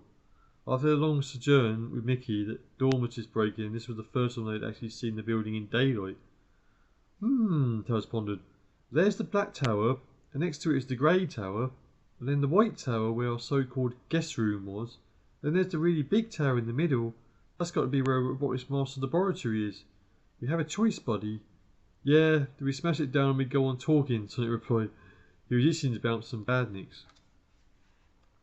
No, wait a second. I reckon that Robotnik has stationed lots more bandits inside those parts of the castle we know about, in case he return. That would be the sensible thing to do. So what? Let's get smashing. Sonic was deep in the throes of one of his fits of over-enthusiasm. Chill out. Why don't we just try to take the one way in through a part of the castle we haven't been into yet? Perhaps there's fewer bandits in there. Then it'd be easier to get into the big tower in the centre and find out if Paul can be cured. I guess it makes bodaciously good sense. Now can't I please go and bounce some heinous badniks, Sonic pleaded. Oh, go on, groovy, yeah. And let's head for the funny looking tower at the back there.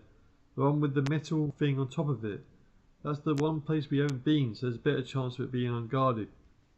Sonic studied the gleaming metal rig perched right on top of the tower and tried to figure out what it might be. Robotnik can't be drilling for oil, can he? Don't think so, Tails figured. We'll find out what's there when we get back. Hey, come back. When we get in. Hey, come back. Okay then, don't come back. Wait for me. The first of an unsuspecting unit of grabbers was just about to get smashed into smithereens as a pair of spinning, whizzing super dudes hit full throttle, leaving a trail of smashed robots behind them. Sonic the Hedgehog, closely followed by puffing Tails, returned to Castle Robotnik. Not for the first time, Edgar was worried. He was planning for using the spare robot film unit to shoot some extra scenes, which he, as director, might be able to use in the final cut of the Castle Robotnik movie hadn't worked out too well. The robots had saved Sonic and Tails from the mummy in the Black Tower, and Dr. Robotnik was not pleased about that at all. He had instructed Edgar to find out what had gone wrong with the programming, and had the robot responsible melted down for scrap. Since that robot was Edgar himself, he was seriously worried. He had to shift the blame somehow. He accessed all the data he could get from the computer banks on the plans for the film crew in the past. He was alone in the laboratory, since that annoying Spielbot had gone on to take part in some interview Radio Robotnik was making for broadcast all over Mobius, so he could work without being seen by anyone important. Finally, after much searching through the data files, Edgar found what he was looking for. The set of the last Spielbot movie, the robotic film crew had worked on, and dispatched them to it with instructions to wait events. With any luck, his robotic plane figured, I can ensure that the assistant director gets the blame instead of me. I was only obeying my self-preservation circuits after all. Yes, I'm sure that's acceptable. Look, there's a way in, a door, Tails gasped as he drew alongside Sonic. Buzzers were swarming along the top of the tower, and for every one of the superheroes bounced and crashed, another two flew down to the attack. Let's get away from these nasty badniks. Sonic smashed down the door and hurriedly looked around for something else to smash. He was slightly mystified that Tails' guesstimate had been right, and the place seemed to be unguarded after all. Don't forget, we're here to find out what's going on before we smash everything in sight, Tails said in best party pooper vein. We've got to find a cure for Porker, right? Or stop anyone else being turned into a monster. Righto, Sonic sighed. Hey, you know, this place looks familiar. Tails looked around the corridor of the tower and whistled. Yeah, deja vu. There was a maze of plushly carpeted passages, elevators, doors with red lights blinking alongside them, and a sign reading "On the Air" above one of them. Just like a radio station, Roy. That's what the metal rig was on top of the tower must have been. A radio transmitter. I bet you a double cheese deep pan to a peanut. To. The Hiddle did his best to lean the door up to its hinges to keep the buzzers out. The noise of their angry swarming was getting louder and louder outside. Let's just hide somewhere for a minute until they've gone away, Tails said reasonably. They pushed open the first door they found and left into a hospitality room. Hey, this must be a hospitality room, Sonic said brightly. What's a hospitality room? Tails asked. It's where overpaid radio hacks, drink them so stupid, have fallen over overrated and under-talented guests who aren't worth getting onto the TV. Sonic figured. Even more satire. How do you know so much about it? Tails asked him suspiciously. Oh well, I'm the hero. I know lots of trivial stuff, honest, Sonic covered hastily. But that's not what's important right now, dude. There are two things that matter most radically here. First, it's probably safe to hide here. Well, that's cool, the Fox said with you. And even more importantly, if you open those cupboards, wait there until you indisputably find enormous amounts of ultra tasty snack type nibbles. Gong, it's lunchtime. One brief face filling, stomach bloating intermission later, Sonic sprawled out, ports to the gills, on one of the luxurious armchairs. This is a life, my little fox buddy. I could get used to this. Perhaps I ought to become a guest on radio shows full time, he sighed. Oh, I don't think so, Tails said dubiously. Excuse me. He was anxious when Robotnik saw Sonic got closer to any kind of broadcasting studio. The hedgehog's liking for being famous often led him to get into scrapes he shouldn't. What is on the radio anyway? Sonic wondered. He flicked on the radio on the table. He didn't need to tune it in, since the only station that broadcasts Radio Robotnik, of course. And today, on Movie World, we have Spielbot S as our guest. World famous movie maker for Trundling Robot Productions, Spielbot S is here to tell us about his art. Sonic groaned. Boring. I noticed about the movie he is currently working on, Castle Robotnik. Sonic perked up his ears.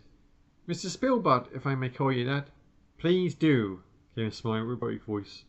I understand this is your biggest budget picture yet. Indeed. The executive producer, none other than Dr. Robotnik himself, has insisted on the very highest production and creative values for this timely product. Why can't they speak properly? Tails moaned. The smooth robot's voice droned on. Quite literally, no expense has been spared for the special effects in this movie, which is the best I've ever worked on. And I mean that most honestly and sincerely. Sonic felt faintly nauseous. Can you tell us about the storyline? The interviewer asked.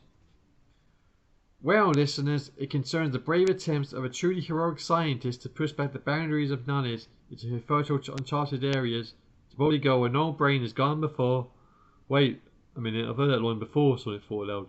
And the attempts of a pair of dangerous, evil pinko, subversive guerrilla terrorists to prevent this exceptional experimental works from coming to fruition. Fortunately, they are defeated after a series of dangerous, violent action scenes, unparalleled in Mobius movie history, by the scientist's master creation. Now that sounds rather interesting, Tails growled. What's that, I wonder? Something horribly horrible, I bet.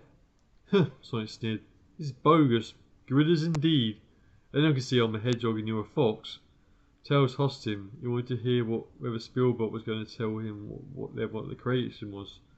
And just, what is this creation? The interviewer probed. Tails and Sonic listened intently. They were to be disappointed. I'm afraid I can't reveal that, Spielberg said, with just a white hint of, I know you want to know, so I'll pretend that I'd really like to tell you in his voice. Bogus or what? Sonic said sadly. Well, perhaps listeners to Fab Groovy Radio or Robotnik would like to remind you about some of your previous excellent movies before they phone in. Just don't forget, all you eager listeners, you can call us on 555 Robotnik with your questions for our world famous guests, and the lines are open now. What was that number? Sonic perked up. That number again, just dial 555 Robotnik to get through 5 on air, right here on Castle Robotnik, where you're listening to Robot Robertson talking to Spielberg S. about his career in movies, the radio voice supplies. I have an idea, Sonic smirked. Tails got worried immediately. The hedgehog had already picked up the phone and conveniently sitting on the table before him and was keying in the dialing code with a determined grin on his face. He got through and was put on hold for the first call by a robotic secretary. And we have our first caller on the line, the presenter said happily. A couple of minutes later, when the Spielbot had finished his account of his long, glorious Oscar-winning career. What is your name, sir? Hello, Brian. First-time caller. I'm, Ronald Rat from the Metropolis Zone, Sonic lied in a squeaky voice, apparently doing his best to imitate a rodent. I used to be on Breakfast Teddy, remember? So, yeah, the parody, rodent rat off of 80s TV. No, not really, the interviewer said slightly worriedly. It was a while ago, Sonic said. Anyway, Brian, I'd like to congratulate Mr. Spielberg for providing us, the humble general public, with his wonderful movies for so many years, which have given us a radically huge amount of pleasure, like totally mega awesome or what? Thank you so much, said Spielberg S., who was audibly preening himself. Now, am I right in thinking that a lot of your movies have featured weird and strange alien species? Sonic queried. Oh, yes, indeed, Spielberg said a little uncertainly. He certainly wasn't sure what question was coming next. I just wonder if you've been involved in any research into aliens and monsters, Sonic squeaked on, as background research for your latest radically bodacious movie epic. Started Spielberg. What do you mean, Connor? I mean, Mr. Rat? The monsters in your new movie. Have you been involved in scientific research for their creation? What can you tell us about it? Sonic was fisting for information. There was a long silence. I didn't say there were any monsters in my new movie, Spielberg said suspiciously. Tails' eyes grew wide. Oh no. I'm sure you did, Sonic said, forgetting to use his... Oh, I'm sure you did, Sonic said, forgetting to use his squeaky voice. He couldn't remember himself now. I most certainly did not, Spielberg retorted with more certainty. I said the movie was about heroic scientific research, and I did not mention monsters at all. That's where are you calling from, Mr. Rat? Put the phone down, Sonic, Tails yelled. They're going to trace the call. Unfortunately, he shouted loud enough to be heard over the phone. Too right we are, Robot Robertson snarled angrily. His usual fawning cool terminally stripped away. You're about to become an ex-rat, Ronald, or should that be ex-hedgehog? Sonic slammed down the receiver. Seemed like a cool idea. Thought we might learn something, he pleaded unconvincingly. Let's just get out of here, Tails said grimly. I don't want to be an ex-rat, if you know what I mean. They fled from the hospitality room, only to find the veritable squadron of buzzers swarming into the tower through the one exit door. There were so many of them it would surely have been impossible to fight a way through. Sonic thought he could do it, and if anything came from inside the tower, and he saw something would turn up after his megagaff on the radio phoning, him and the little guy would be boxed in and attacked from all sides. Even a brave, super cool super dude like, didn't fancy that prospect. With towers right behind him, he dashed off further into the depths of the tower. For some reason, the buzzers didn't follow them. Sonic guessed they were trying to guard the way out, but overhead he could see rows of bomb bots and bullhogs trying to link towards them. There was a seriously large number of them, and they expected ETA was any moment. No. Yikes! Tails yelped and headed off down a side passage. Sonic sped after him. He would have loved to smash the bullhogs at least, but the unpredictable bomb bots were another kettle of badness entirely. They're really too far dangerous to attack en masse, whatever that meant. As they tore off down the new passage, they didn't notice that the floor had changed beneath them. Instead of solid ground and plush carpets, the floor was made of a cellular matrix. With something of surprise, they were 5 meters long. It just fell in on itself, dumping them down into a wholly dark pit beneath the passage. Thankfully, unhurt by the fall, they got to their feet and gazed unhappily up at around 100 badniks who gathered around the top of the pit, and were peering down at the pair with horribly eager looks on their metal faces. Rather than take on so many, Sonic made a dash for the door set in the wall of the pit. Welcome! Glowed the monotonous, annoyingly smooth voice from the room behind the door. I'm glad you could make it. Is it Porker? Tails gasped. Oh, Lummy, it's the grossest thing I've ever seen. And now here comes one of my favourite bits from the book where they parody Hellraiser, which is I've seen a couple of those films. I've actually seen a few of those. Chapter 17, March of the Killer Pigs. The horror sat upright in a black throne-like chair, its back as stiff as a steel rod. It wore black all over, so about all they could see of it was its head and its trotters. Its appearance, it looked very like their piggy pal Porker Lewis, but there were some differences from the body which weren't exactly subtle. Its head appeared to have had a map grid drawn all over it, and was entirely bald. Most notable, however, were the pins that were protruded from its face and skull all along the grid lines. Where were we? The pinhead covered thing leered at them, with a sadistic grin, lifting up a strange black box in his trotters as our heroes approached uncertainty. It's quite impressive they didn't get done with copyright with this, isn't it? Suddenly the door slammed behind them, seeing them in his weird room. High on the walls, straw mounted cameras twisted, taking the scene from every angle. Sonic could tell Sebastian Robotnik clutches again for sure. Like, you have a radically unusual appearance, Spiky Dude, Sonic said questioningly. You're not ready to Porter Lewis, are you, by any chance? He's a cool dude Buzzy of ours. Porker Lewis, the thing said mockingly, its voice halfway between the irritating gory noise you get off an old door and the growl of a seriously annoyed tiger. I don't think so. Oh no. It's just that, he's been growing funny little warts where you have those, well, pin things sticking out of your skin. Aren't they painful? Tails asked. Not at all. Oh no, the thing said casually. The way one pale trotter and there was a loud bang and a seeming cloud of smoke from right behind them. Eek! Tails cried out, and leapt forward to avoid having his twin tails set on fire. Hey mate, that isn't very friendly. I'm not always a very friendly person, the thing snarled. I like making things go bang for no real reason. I'm very good at it too. Oh yes. Who are you? Sonic asked plainly. He wanted to buy himself some time by talking to this monster so he could look around for ways of escape. To his dismay, though there wasn't anything obvious on offer, besides he didn't want to take too many risks with something that could cause explosions whenever it wanted to. My name is Pinhead, but you can call me Pinny. Oh yes, the thing sniggered. I'm a Senilio boys. Oh really? And what exactly is whatever it was you just said then? Tails asked hopefully. Well, that's not important right now, Pinny replied, rolling the strange metal box around in his trotters. And what's that? Sonic asked, pointing to the box. If I may be so bold as to, ask, he added. It's a dement configuration. I can turn you into a drawing lunatic with no brains if I wish to using this. Mind you, that wouldn't be difficult in your case. Oh no, Penny said dryly. Sonic tried to ignore the rather childish insult, but failed. Look, thumbtack features, you bogus porcine pin cushion. We're here to find out what happened to our dear chum Porker, and it looks like he could be turned into something like you. We want to know how something that heinous happened to a regular dude. But Porker's turned into a vampire, Tails insisted in confusion. He can't stand garlic, and he's very pale, just like a vampire. Well, I don't like garlic either, and as you can see I'm very pale. But that doesn't make me a vampire, Penny said, a little miffed. I'm a Senilio like I told you. Oh yes.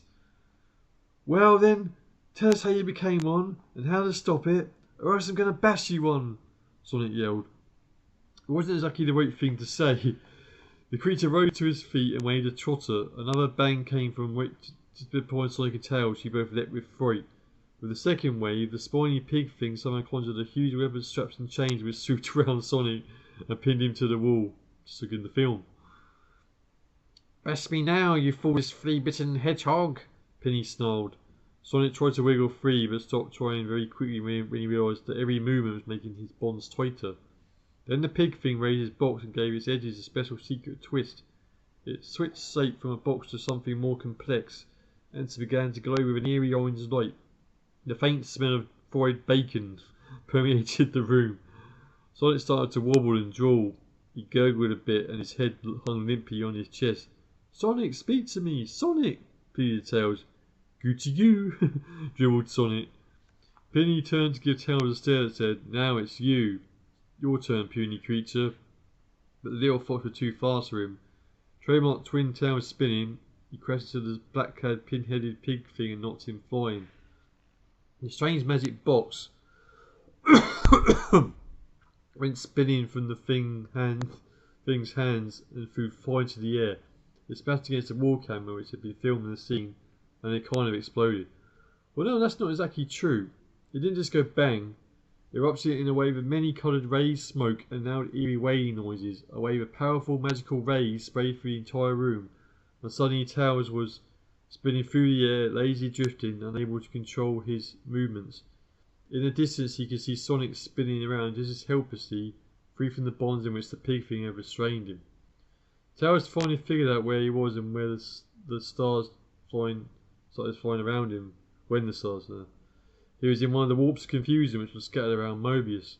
Somehow, whatever gimmickry had been packed into the, dement configuration, had projected them into what it was when it was destroyed. The good thing was that there wasn't any sign of Penny. Bouncing around, he put his paw over his head and hoped for the best. Where he would be dumped out of the warp, he could only guess. Tails' head started to go wobbly, following the lead of his stomach. It felt very bad indeed. He saw double and then triple, and then there were 3 drooling blue hedgehogs circling around him. Tails shut his eyes and started yelling, "There's no place like home! There's no place like home!" When the fox's senses returned to him, he was lying on the ground on the fringe of some jungle, next to a shattered box and only one drooling Sonic. The only good thing about the scene was that Sonic was covered from head to foot in rings, the power of energising golden rings which had been scattered throughout Mobius when Dr. O.V. Kinterbur, or Rock Machine, had exploded, turning him into the Dastardly Dr. Iro Robotnik. Well, at least they will protect us. Where we flipping are, Tails thought sadly. "Gucci goo," Sonic dribbled happily. "Glug glugga goo." Some days, the fox thought, I really ought to stay in bed. Taking Sonic by one sticky paw and leading him along gently, Tails just edged along the margin of the jungle, looking for any sort of help, a friend, or even a path to somewhere familiar. He hadn't gone very far when he heard the grunting. It sounded awful, like some huge ill-mannered beast yearning for its dinner. More urgently, it has to be said, the stomp, stomp, stomp which was coming nearer sounded even more worrying. Tails tried to drag Sonic into the undergrowth at the jungle's edge to hide and so avoid whatever was coming. The enormous monster lumbered into sight. Tails had never seen anything like it in his life. It looked like a cross between a 20-metre tall pig, one of the nastiest dinosaurs he had ever seen in the video or in his many illustrated books. Tails wondered, for one terrifying moment, if it wasn't that pin-head pig thing that expanded to enormous size by the effects of the exploding dement configuration, but didn't have hundreds of spikes stuck in it, and didn't really look that terribly bright. But thankfully, it also showed an apparent talent for causing mindless random explosions all over the place. Looking up at the enormous brute, Tails saw hills far in the distance and the smoking volcano belching out streams of molten lava. Where on Mobius am I, he wondered. Is this the hilltop zone? Certain change if it is. Gurgle, gurgle! Dino! Sonic said loudly. He wriggled out of the fox grass and jumped up and down before Tails could grab him and pull him apart. Very slowly, the dinosaur pigs, it's about to Jurassic Park now, head turned to look down at the vanishing blue creature. It looked edible. The creature lumbered forward, demolishing some trees in its path. "We've got to get away," Tails yelled to Sonic. The hedgehog burbled happily and refused to budge. Tails grabbed him by the paws and strained with all his might. "Hee hee, funny game," snickered the hedgehog. Resisting with all his might. Since Sonic is bigger, older, and ultimately stronger than Tails, the poor fox didn't have much of a chance. He just went red-faced trying to pull Sonic to safety while the hedgehog dug in with his sneaky heels. The monstrous Picosaurus lumbered ever closer, grunting eagerly as it sniffed out its prey. Tails stood up straight to try and defend his buddy, or just to lure the dinosaur pig away from him, when a human stumbled into view to his right. At first, Tails thought it was one of Robotnik's droids, because it was clad head to toe in metal. Then he realised it was Sir Norbert. Help! Help! I am in need of a brave paladin to save me, he cried. And my poor liege lord buddy, made helpless by foul sorcery. It was tacky, and it was what I'd seen them say in really naff videos, and it works. Aha! The man cried happily. A big scene at last! He drew his sword from his scabbard. Fresh rations for breakfast coming up, gentle fox. He raced towards the pig. Tails deeply glad the idiot had a clear suicidal word. Drizzle! Came a cry from the night. Bring the enchanted might of the even staff. The thing is 40 hit dice at the least. Suddenly an enormous entourage burst through the jungle all around Tails. They were the robots of the film crew, the other actors, and a large gal with angry-looking rats in hot pursuit. It was mayhem. You might come back here and finish the action movie. Oh, Capone snarled to the director robot. Or else you scrap, you mental geek. Our orders were to come back to the Jurassic Park, the robot pleaded. I'm only obeying orders. Tails tried to get out of the way of the advancing hordes when a streak of fire from the even staff of Peaminster flew by a metre above its hastily carrying head, heading in the general direction of the gigantic pig. A swarm of angry green and yellow parrots rose from the treetops. One of them aimed an accurate missile at Drizzle in retaliation. My pointy hat has been... Well, it's absolutely ruined, moaned the wizard. How's that going to look in the movie? Oh, I shouldn't worry about that, the director said. We'll just airbrush it out of our video image transformer programs on the computer. It's very sophisticated these days, you know.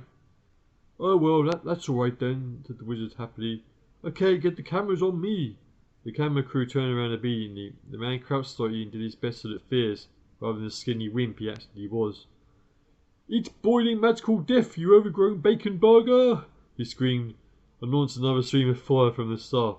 His aim wasn't any more accurate than the first time round. The dinosaur pig was no more than 50 metres away, and grunting very loudly indeed. It licked its lips as it looked down at the conveniently bite-sized snacks ahead of it and stomped ever onwards. Tails squeaked. Gimme that, you useless dwee brain, snarled Capone, leaping on the wizard and wresting the staff away from him as half a dozen other rats held him down. We should never let you go anyway, he fiddled with the staff. There's a selling button here. Smoke buff, sins, that's no good. Fire stream, sounds promising. Aha, Inferno! Now that sounds about right. He depressed the button, pointing the staff at the gigantic porker, and then reached the button again to fire the staff. Every last drop of gas in it went into the charge. A huge stream of fire spread from it and engulfed everything in front of him. Fortunately, Tails was standing to one side. When the smoke cleared, what was left on the ground was a bacon burger even bigger than anything Sonic, with his humongous appetite, had imagined in his wildest dreams. Admittedly, it was a bit burnt on the outside, but you can't have everything. Tails stood and gawped. The chats jeered crazily. The directing robot looked very sad-faced and clanked off to Capone. Now put that in your movie, Capone said, preening himself. Hey, Chloe, you're not doing any falling at my feet stuff. Get your butt in here, baby. The rat mole sighed loudly and flung herself into her adoring routine, batting her eyelashes up at him with the force of a small gale. Well, lovey, the robot began. Call me that again and I'll melt you down right now, you geek, Capone snarled, pointing the staff at the robot. Tails in the line of fire behind him quickly ducked. Sorry, Your Majesty, the robot corrected himself hurriedly. It's just that we need another take. Another take? Capone said incredulously. He advanced on the robot. I'm afraid the film crew didn't have their cameras loaded, the robot said, staring down at his metal feet. But if you just... How can we do another take, you metal moron? Capone screamed, jumping up and down from sheer frustration. Old Porkface here is not going to get up and walk around for another shot, is he? It'll take more than a touch of makeup to get him camera compatible, right? The robot sighed. Well, not exactly. There are others, he continued hopefully. There are more 20-meter tall pigs around here? The rat said disputedly. Where did they all come from then? They were specially built, the robot said unhealthily. Something to do with gene spacing and DNA and theme parks and mad scientists and all that kind of thing. Don't ask me, I'm creative, not a scientist. Oh look, here comes another Valessa Porker now. This staff is out of juice, Capone snarled after Hasey's test on the signal setting. Top it up now! Top up now! As the robot minion dumped the contents of his oil sump to the staff, a furtive silent actor piped up to say his piece. Fog wrestle giant pig. Hasta la vista, Porky. I'll be back. With that farewell, he charged off towards the second dino pig which he had just stumbled into view. Tails had had enough. Sonic seemed to have quiet him down a little and was placidly cooing to himself, leading him away from the madness all around him. He began the long trek back to the Green Hill Zone. Now, he was telling himself, I think I know where I am. Getting near, we're on the final stretch now, getting near the end of the book. It's not that long a book. Great book though. Chapter 18, Let Me Borrow Your Mind a Minute. At the end of the afternoon, an exhausted Tails finally dragged himself back to the Emerald Hill Zone on the last leg of his exhausting journey home. Sonic has shown an infantile and thoroughly annoying dislike for being led along by the hand and often insisted on stopping and refusing to budge for half an hour or his system flowered or did something equally unsonic-like. Tails' sleep cycles were all messed up. With what sleeping the previous day and having been awake all night, and was getting very tired and very short-tempered. His mood wasn't improved when, as he tugged in the recalcitrant hedgehog, what does that mean, along an overgrown path, a small coconut hit him gently on the back of the head. Tee-hee, sticking the monkey from overhead as it scampered back into his tree. Tails let go of Sonic's hand, raced up the tree, and aimed a violent kick at the ape, which it only just avoided. But how the foy leapt into the next tree, Tails jumped after it and was about to bash it into the middle of next week, when he found himself confounded by a flock of puzzled bats. Hey, Fox, chill out. He didn't hurt you, the bat said, swinging upside down from a branch. It was only his curveball, man. Tails cooled down a little. I'm sorry, but I've had a bad day, he said. Be on the wrong end of a shutout, eh? Bummer, man. Happens to the best of us, the hat said amiably. But you know what they say? What do they say? Tails was too tired to think of a smart reply. Like the coach always says, it ain't over till the fat lady sings, the bat repeated happily. What does that mean? Tails said irritably. Damned if I know. Coach always was a dweeb, the cat sniggered. Not too many fat ladies up here in these trees, bub. Don't see many playing ball either. Your blue friend is behaving rather strangely, another of the bats observed. I don't know what he's trying to do, get that rock in his mouth. Is he crazy or something? Man, you wouldn't want him filled in first place in the Mobius series. Sort of crazy, Tails said sadly. His brain's been addled by the evil Robotnik. What an horrible, heinous machine. The bats hissed. They weren't very good at hissing, since their vocal cords really weren't designed for it. But they tried their best, and what came out was more of a volley of irate squeaks. But that wasn't their fault. Tails clambered down the tree to stop Sonic losing all his teeth on his improvised snap. Hey man, maybe Mickey can help you, one of the bats said, swooping down from the tree. He's the only guy around here who knows about machines. I'll find him for you. Be back before you can call strike free. With that, it flew off as Tails poised to walk away from Sonic. Within 10 minutes, a concerned-looking monkey came puffing up in the distance. Panting heavily, Mickey strolled up to Tails and Sonic. Phew, he said, wiping his brow. A bit of the old PT really kills me old China. It's not healthy, not good for the old ticker. Righty-ho, what's wrong with old Blue Bristles then? Tails babbled out the whole story and showed Mickey the ruins of the Dement configuration, which he thoughtfully picked up and brought with him.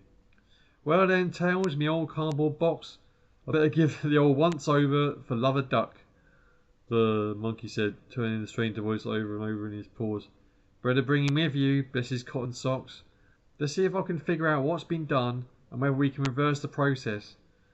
They stumped off to Mickey's home. When they got there, Tails was so exhausted he fell asleep within minutes, leaving the puzzled monkey ticking with his new toy. Tails woke with a Starters, rosy-fingered Dawn crept into Mickey's house. "Hello, Dawn," Mickey said casually. "Like the nail polish, darling. Thanks for bringing my order over." He grabbed the burger boxes and waved the girl monkey goodbye as he loped off outside. "She just started as a delivery person at the pizza and burger store. Really good early morning service. Couldn't ask for better," the monkey said happily. He grabbed a triple cheeseburger from the box and sunk his teeth into it. Yum yum. Tails rubbed the sleep from his eyes and his paws and looked around. Whatever Mickey had been doing had certainly been busy. The contents of the demented configuration were laid out everywhere on the floor, connected by newly soldered wires and lengths of tubing. From this rather weird-looking spread, a couple of what looked suspiciously like metal colanders had been mounted on the wall and were connected to the entire assembly by hastily soldered copper wiring. It didn't exactly look like the work of a brilliant professional craftsman. Meanwhile, Sonic was dozing peacefully in the corner, well out of harm's way. He had one thumb jammed firmly into his mouth, making it look rather sweet. "Hungry, chum?" Mickey asked cheerily. "Tuck into something." He lobbed the box to the eager fox. "It's very generous of you, Mickey," tells between huge mouthfuls of cheeseburger. "I'll think nothing of it. I'm a kindly soul," the monkey said airily. "Anyway, it's all gone on Sonic's tab." "What did you find out about the box?" the fox said suspiciously. He didn't have too much confidence in the mess of wiring he could see around him. "Well now, it's very interesting," the monkey said, opening a tattered book with one of his greasy paws while reaching for another burger with the other. "It's a machine that transforms mental states, don't you know?" "I sort of guessed that," Tails said. "It was fairly obvious when you consider what happened to him." He pointed rather guiltily to Sonic. "Yeah, I know, real naff or what? He was a blooming pest until he went to sleep. He wanted to play with everything," he said with a frown. "Anyway, I think I can do something about it. The process can be reversed," he said with just enough of a pause to give Tails a sinking feeling in his newly burger-filled stomach. "It can? Is it difficult?" "Oh, not really," the monkey said with a lack of conviction. "I've been reading some vital technical manuals on the subject, and I'm pretty sure I know what to do." "Oh?" Tails said, waiting for more information. "Yeah, one book on electrical circuits and all that kind of thing, just to get the details of the machine right. I know the wiring looks a bit dicky, but it'll work handsome. Just trust me." "What was the other one?" Tails said. One of Robotnik's own. Teach yourself brain control in 10 easy lessons. He's got the Mobius Prize for Advanced Experimental Psychology for it. Would you believe it?" Tails was very unsure about all this. "Well, what exactly are you going to do?"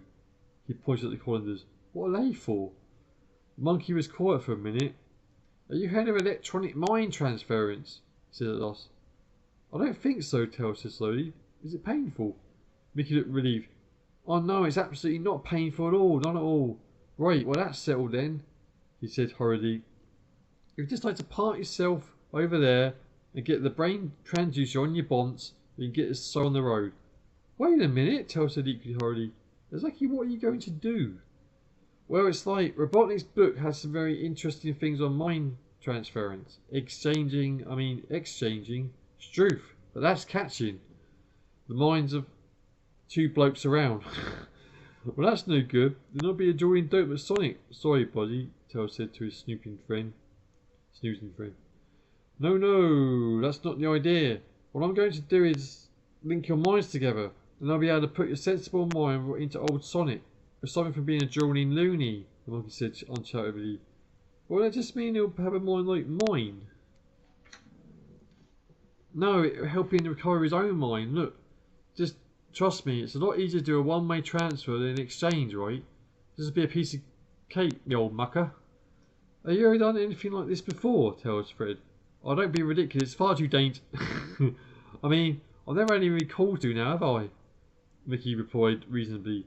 "As good as a hand to carry Sonic over to one of the brain transducers, would you? Then all I have to do is borrow your mind for a minute or two. What could be simpler?" "I don't have much choice," Tails thought sadly.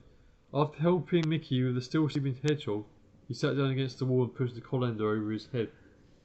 "Now I want you to think some really smart thoughts. It's your sense and logic we need to get back," Mickey said determinedly. He had obviously better start flaying the flattery on with a trowel, which would be a pushover really, since there wasn't too much of that to begin with. You're the smart one, Tails. I know you can do it. The fox groaned and tried to think about really clever stuff. For a brief wonderful second he thought that he could get out of this by getting Porker Lewis, who was definitely the smartest guy around, to take his place. Then he realised that Porker might, at this very second, return into what's his name, a Senilio bite. He shivered and tried to stay calm as the monkey began to flick switches and the hum of the powerful electricity filled the room. It'll all be over very, very soon, said Mickey grimly. Just before he felt unconscious, it occurred to Tails that if Mickey had got the polarity for the one-way transfer wrong, then he'd end up as demented as Sonic. Then his brain went fuzzy all over, just like a jelly tot after it being in your pocket for a few weeks. Just like, Tails woke to find a very concerned hedgehog shaping him by the shoulders. Are you okay, little dude? Oh, that Desardi swine Robotnik, Sonic lamented. Please say you're okay, my foxy pal. Tails tried to speak, but he only managed to croak a bit. His throat was very dry and he had to cough it to clear it. Then he sneezed loudly and shook a bit. Mickey gave him a paper beaker of cola, which he gulped down firstly. Goochie goo, said Tails. Mickey, you useless dweeb. You must have exchanged mind states, Sonic said furiously. You left him a helpless lunatic. I know, fun isn't it? Sniggered Tails. Sonic didn't know whether to be overjoyed or to give Tails a clout around the ears for winding him up so successfully. Sorry, Mickey, you're one radically smart dude with a total apology in order, Sonic beamed. He surveyed the burnt-out record of the Dement configuration. Pity about that, though. Yeah, well, it's a bit on the improvised side, the monkey said. Never mind, it will come out in the wash. That's what your male Ma used to say. I thought it might have come in useful, Sonic pondered thoughtfully. How so? Mickey asked. Just think that we could have done with Robotnik on the receiving end and a banana on the other, Sonic chuckled. No waste of a good banana, Mickey said as he tucked into one of his own. He just finished it and unpeeled another when a bat flew into his hut through the open window and expertly grabbed it and stuffed it into his mouth. Hey man, the monkey said, started to protest as the bat just gave him a wink, finished scoffing the fruit and gave him a grin. Howdy doody, Mickey, the bat chuckled. I've just come back from Castle Robotnik Stadium. Man, that is one weird playing field. Thought you guys could use a little inside info from the Colts, the bat finished. Got any more bananas? Mickey looked regretful and peeled another one for his hungry visitor, who devoured it. That's better, it said happily. Well, Mickey told me about your troubles.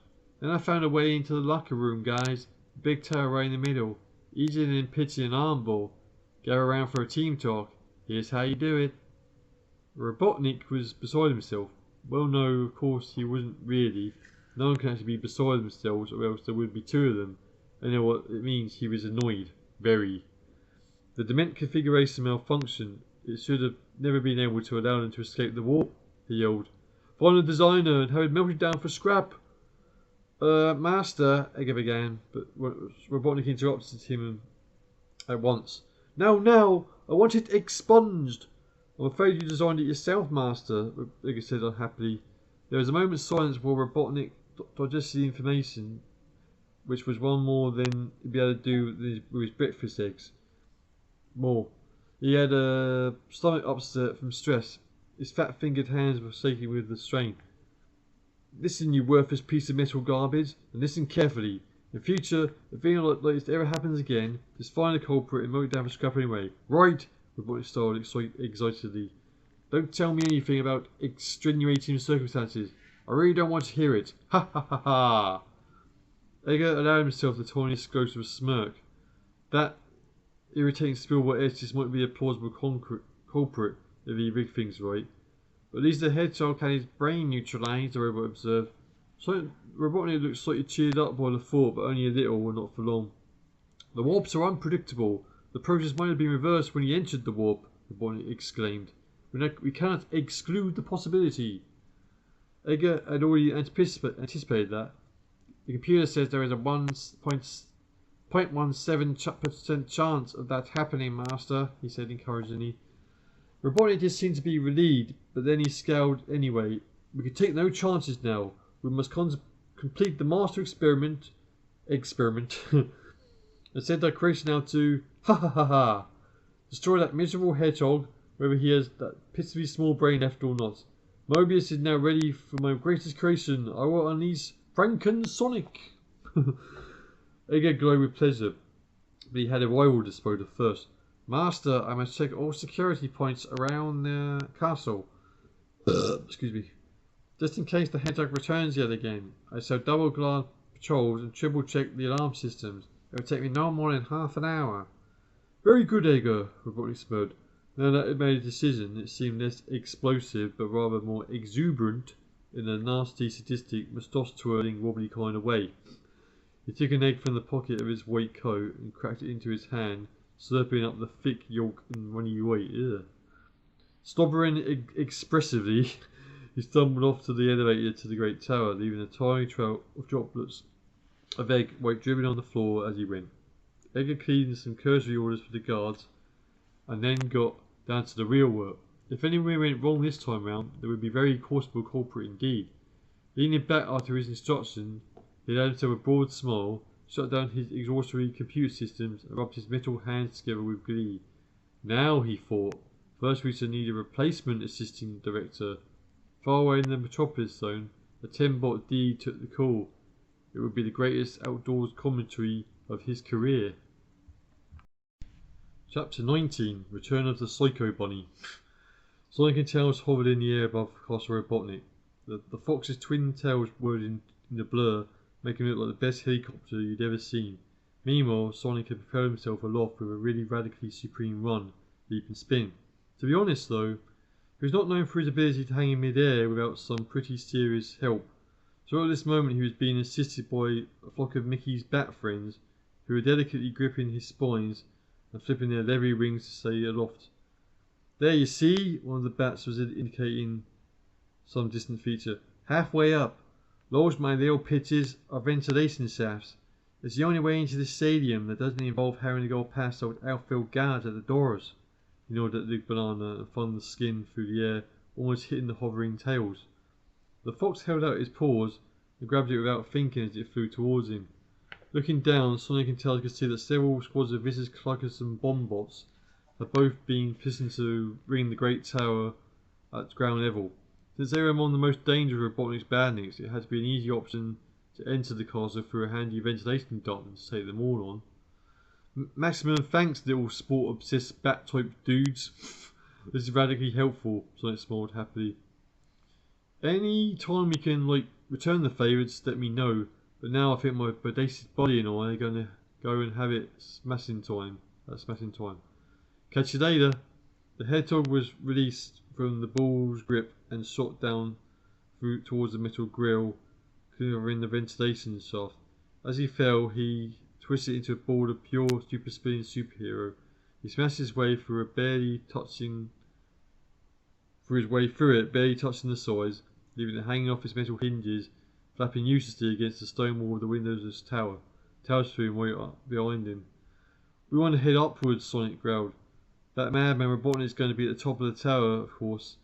There's one small problem with that plan. Trying to ascend the ducts, though they were very nearly ran slap bang into the sizzling beams of electricity crisscrossing them. Helpful signs reading, danger, 10 trillion megavolts, were hardly necessary to inform them of their hazard. Racing around them inside the maze of tunnels, they soon found every dot leading upwards had the same electrical barrier completely blocking it. It was plain someone had thought of just such a manoeuvre. No way up, Tails admitted. Well, it's not surprising anyway, really. Anyone would expect them to block such an obvious way upwards past his guards and alarms. Darn and that heinous rat thing. We'll have to find a way through the middle for the tower and hope we can find an elevator or some stairs going up. There must be some way upwards. I mean, Fatty Robotnik's not going to want to be dropped in by Egomatic every time he wants to tinker with his experiment, is he? Good call, little guy. Just one thing. Let's not waste time chatting around the bandits to be a stomping, Sonic said impatiently. Racing around with the labyrinth of ducts within the labyrinth, they soon found metal grills, which led into the rooms of the middle floor. They all looked very similar. The laboratory rooms are hardly lit at all. The red glow of winking instrument panels and computer consoles flickered eerily in the darkness, but there was no sign of anyone or anything that might get in their way. There doesn't seem to be any difference between the different exit points, Sonic, Tails said. Can't have much either here apart from the odd click or beep here and there. There doesn't seem to be any bandits clanking about. That's one good thing. Which one do you think we should? The nearest one, Sonic laughed. As he spun full pelt as the grill ahead of him and sent it flying into the room with a loud clatter. We could have just unscrewed and dismantled it. It would have been quieter, Tails protested, but he knew Sonic too well to argue the point. With a bodacious hedgehog gets whizzing, the finer points of subtlety and the need for stealth are totally lost on him. Sonic flicked on a light switch he'd found by feeling his way along the walls. The room just seemed to be full of machinery, and there was nothing to show what the voices did. That was cool. After his exploits in the boiler room, Sonic wasn't in any great hurry to find out. He wanted to get out and skip upwards, to find Robotnik and put a stop to his heinous schemes. He and Tails opened the door rather than smashing it down, much as he eagerly wanted to. Outside the room, all appeared quiet. The two heroes stepped into the passage beyond. A low buzzing drone, sounding faint in the distance, began to get louder. Sonic turned to his foxy pal. Just don't say, "Can you hear something, little buddy?" Because I most assuredly can, he warned. Could be buzzers, could be worse. Let's just get moving before they get here. Looking around for elevators or staircases as they headed on down the passageway and finding none, the two of them were very aware the droning sound was getting louder and louder and louder and louder. We're going to have to do some bandit smashing, Sonic smirked. Oh, what a shame. Oh dear, how sad. Never mind, grinned Tails. Sonic began to work himself up into a grin. He was expecting buzzers or some kind of bandit. He wasn't expecting a masked rabbit with a chainsaw. What? Sonic blurted out in surprise when the familiar shape burst rounded the corner in the passage and strode confidently towards him. Hey you, Bugs Brainless! You brought it in that pit. So it's time for Psycho Bunnies. We saw it ourselves. Huh? The rabbit said dismissively. Don't you know? Jason never dies. There's always Friday, and there's always a sequel, dead hog. Except for you. With that, he thrust forward to attack chainsaw at the ready. Robotnik darted and spun as only he knew how. Tails was right in front of him. Fire. Trying to dodge aside, he could see the robot veering right for him, swinging the chainsaw in a wide arc. Filling the passage, those of a nervous disposition, and all those for whom the sight of a dismembered psychic might be distressing, advised not to watch at this point. Sorry people, but it looks like the cute little fellow is on a one-way trip to Foxlife City. They're more breaking the fourth wall, as they tend to do. Tails to a step to the left. The chainsaw-wielding bunny from hell did the same. Tails jumped back to the right, but the rabbit matched his moves exactly. There was no escape. Crikey, thought Knuckles desperately. I'm only moments away from kissing my arms and legs goodbye, and I appear to be dancing the time walk with a powerful tall packing carrot cruncher. Is there no way out? Is this really the end of poor little me? Is there... Hey, hold up a minute, what's this in my pocket? Aha! He cried aloud, and with that Tails played his master stroke. With a smooth action perfectly over many happy evenings tossed around his favourite yellow frisbee, he flung the banana skin held inadvertently stuck in the pocket when the bat heaved it away. It landed right beneath the advancing Jason's feet. The rabbit went head over heels and the chainsaw flew across the floor, bouncing and whining as it chewed its way through carpets into tiles. It went right on bouncing against the wall. Sonic spun down and biffed the rabbit hard on the back of the head. Jason crumpled up in a heap on the floor and lay still. Yikes, that was close. We'd better get moving before he wakes up, Tails said anxiously. Clanking sounds came from the same direction which Jason had appeared from. Sonic readied himself for an instant change of gear all the way up to attack mode. Look, if we can't just leave him there, he may not raise an alarm. He may have tripped up and had an accident. For all a bunch of dumb robots will know, Tails pleaded. I mean, look at that chainsaw talk about dangerous. I bet he's always doing himself with misses with it. We don't want to waste energy here. There'll be enough time to smash him when we get to the top, remember? Why do you always spoil my fun? Sonic grumbled. You know Tails was right. Okay, dude, you're talking sense, Tails beamed. Just this once, Sonic finished. Tails stuck out his tongue at him. Let's move on out. We've still got a long way to go. They raced on the corridor and switched to a halt as they passed a door marked elevator. Unfortunately, they were in such a hurry that they clean failed to notice the crucial full stop. In here, Tails said, pushing the door open and jumping in. Sonic leapt to the darkness behind him and shut the door behind him to keep the oncoming robots at bay. It was very dark in the elevator. There were all those flipping buttons, Sonic thought, stretching out his hands and feeling around the metal walls. He pressed the first one he found. The lights came on at once. There was a helpful sign hanging on one wall of the room. It read, Prototype Development, Laboratory. Hanging on pegs on the wall were white lab coats, each wearing a bag along with the name Dr. Ernest Debater, Assistant Professor Robotnik, sewn onto them. Oh, come on, Sonic. It was an easy mistake to make, Tails said apologetically. Robots were clanking down the passage outside. It clearly wasn't safe to leave just yet, not without raising an arm anyway, and that was what they were really worried about. What is this place? Sonic asked, pointing at the metal cages and electronic machinery which listed the room. Probably one thing too many as usual. There was a loud ringing sound of metal hitting the hard laboratory floor. At once, the door behind them clicked shut and it electronically locked itself.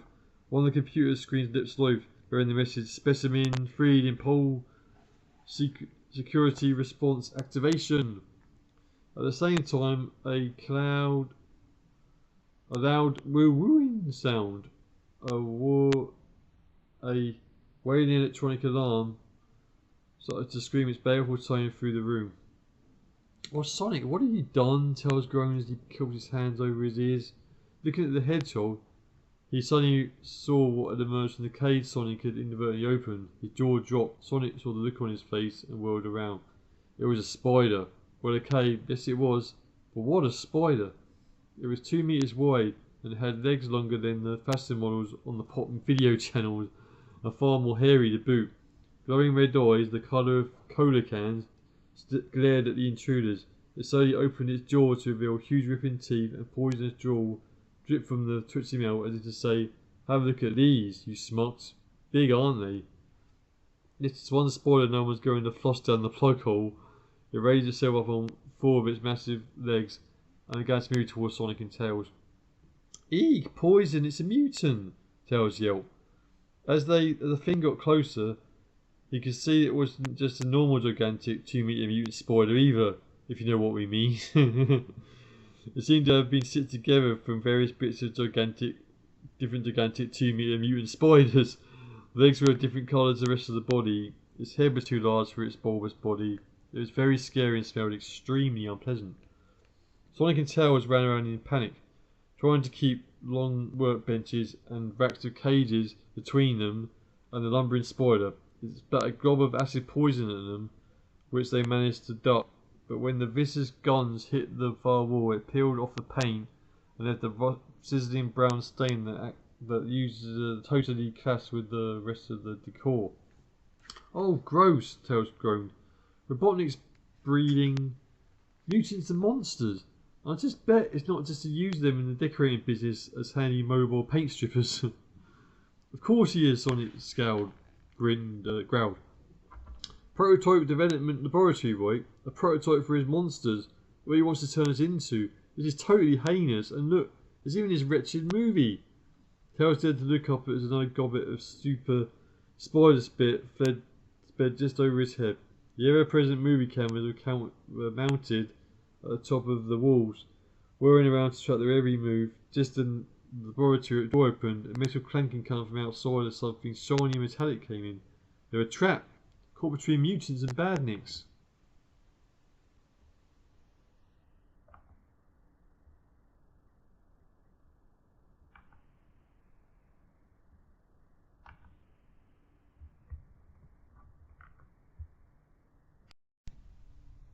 Sorry about that, software playing up. Right, anyway. Robotnik stared in disbelief at the camera monitors as the bomb bot exploded in the center of the prototype development laboratory, blew the mutant spoilers to pieces. It also managed to destroy a vast amount of valuable equipment and most of the crawlers the crazed Doctor had sent in to kill off Sonic and Tails.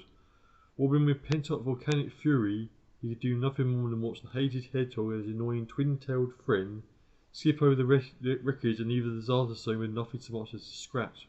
When they hit the corridor outside, he saw a close-up of Sonic, smirking face as he bounced up to the cameras tracking him, and then the monitor screens went blank. Every monitor camera was swiftly destroyed by the angry hedgehog and fox.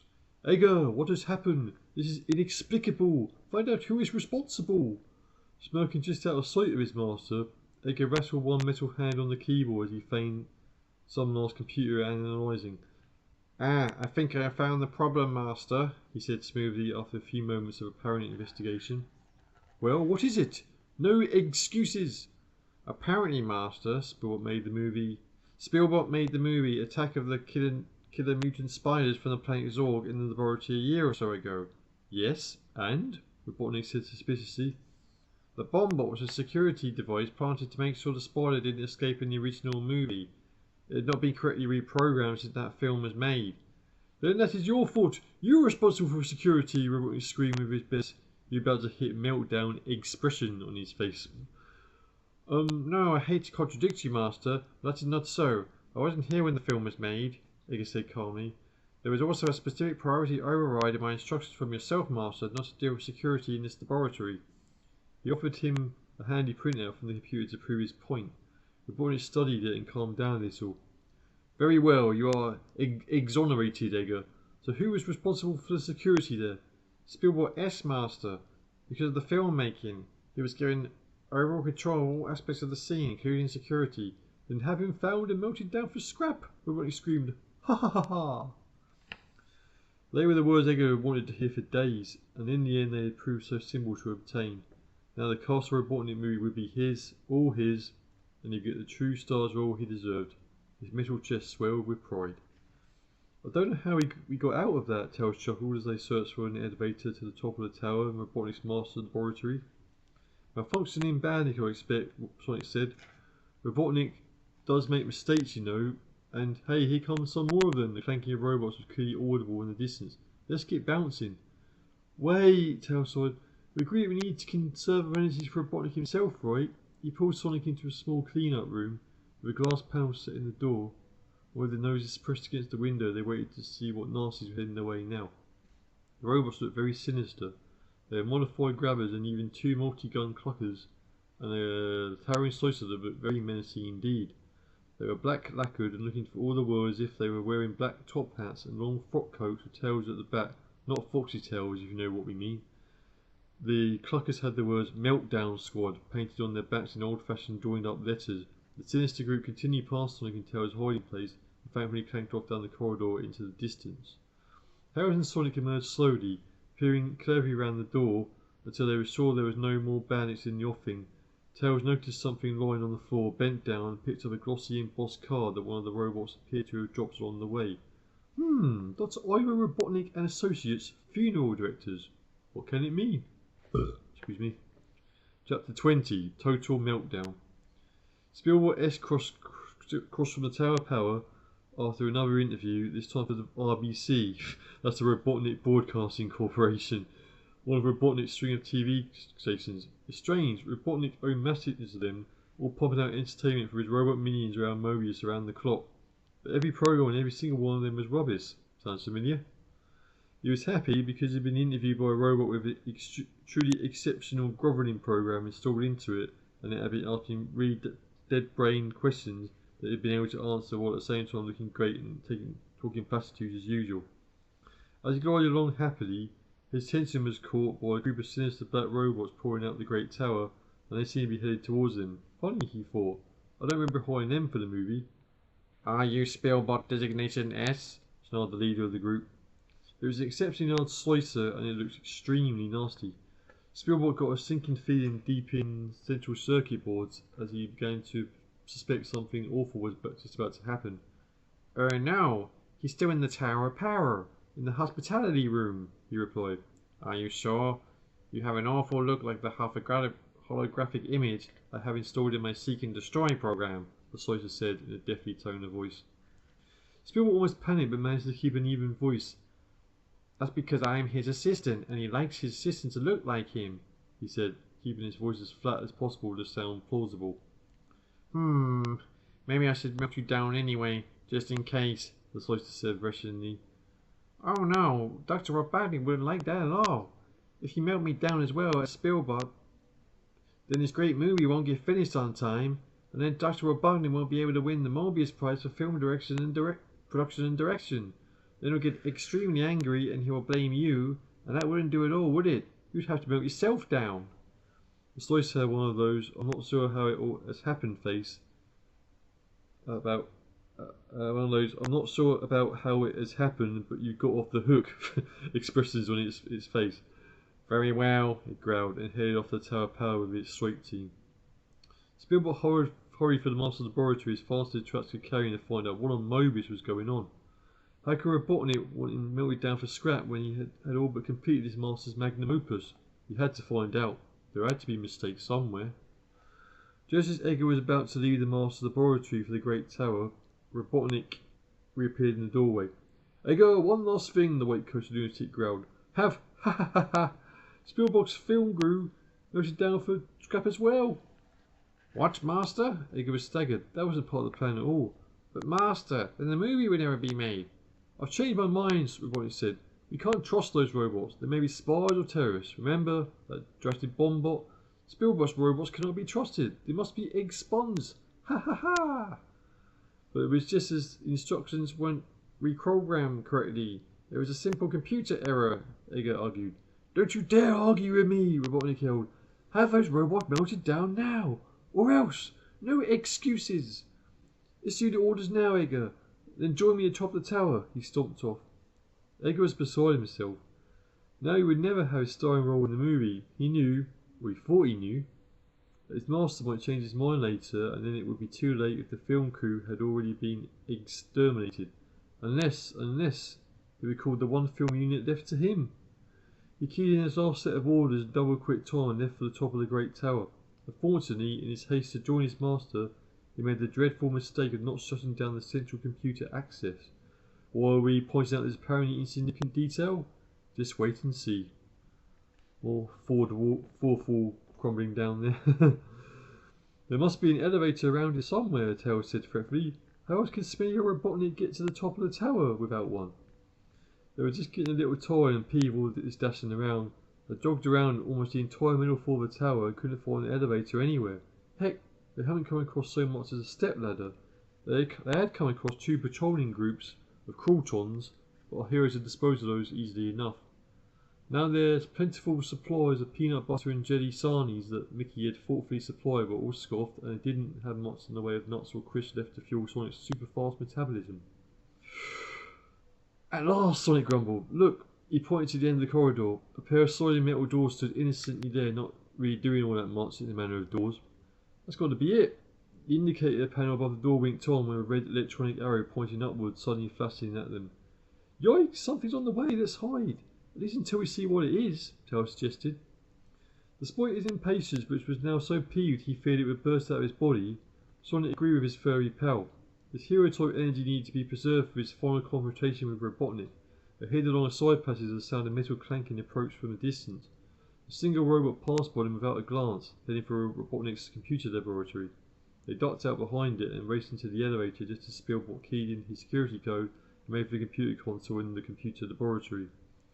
Inside the elevator, Sonic pressed the button marked with an upwards pointing arrow.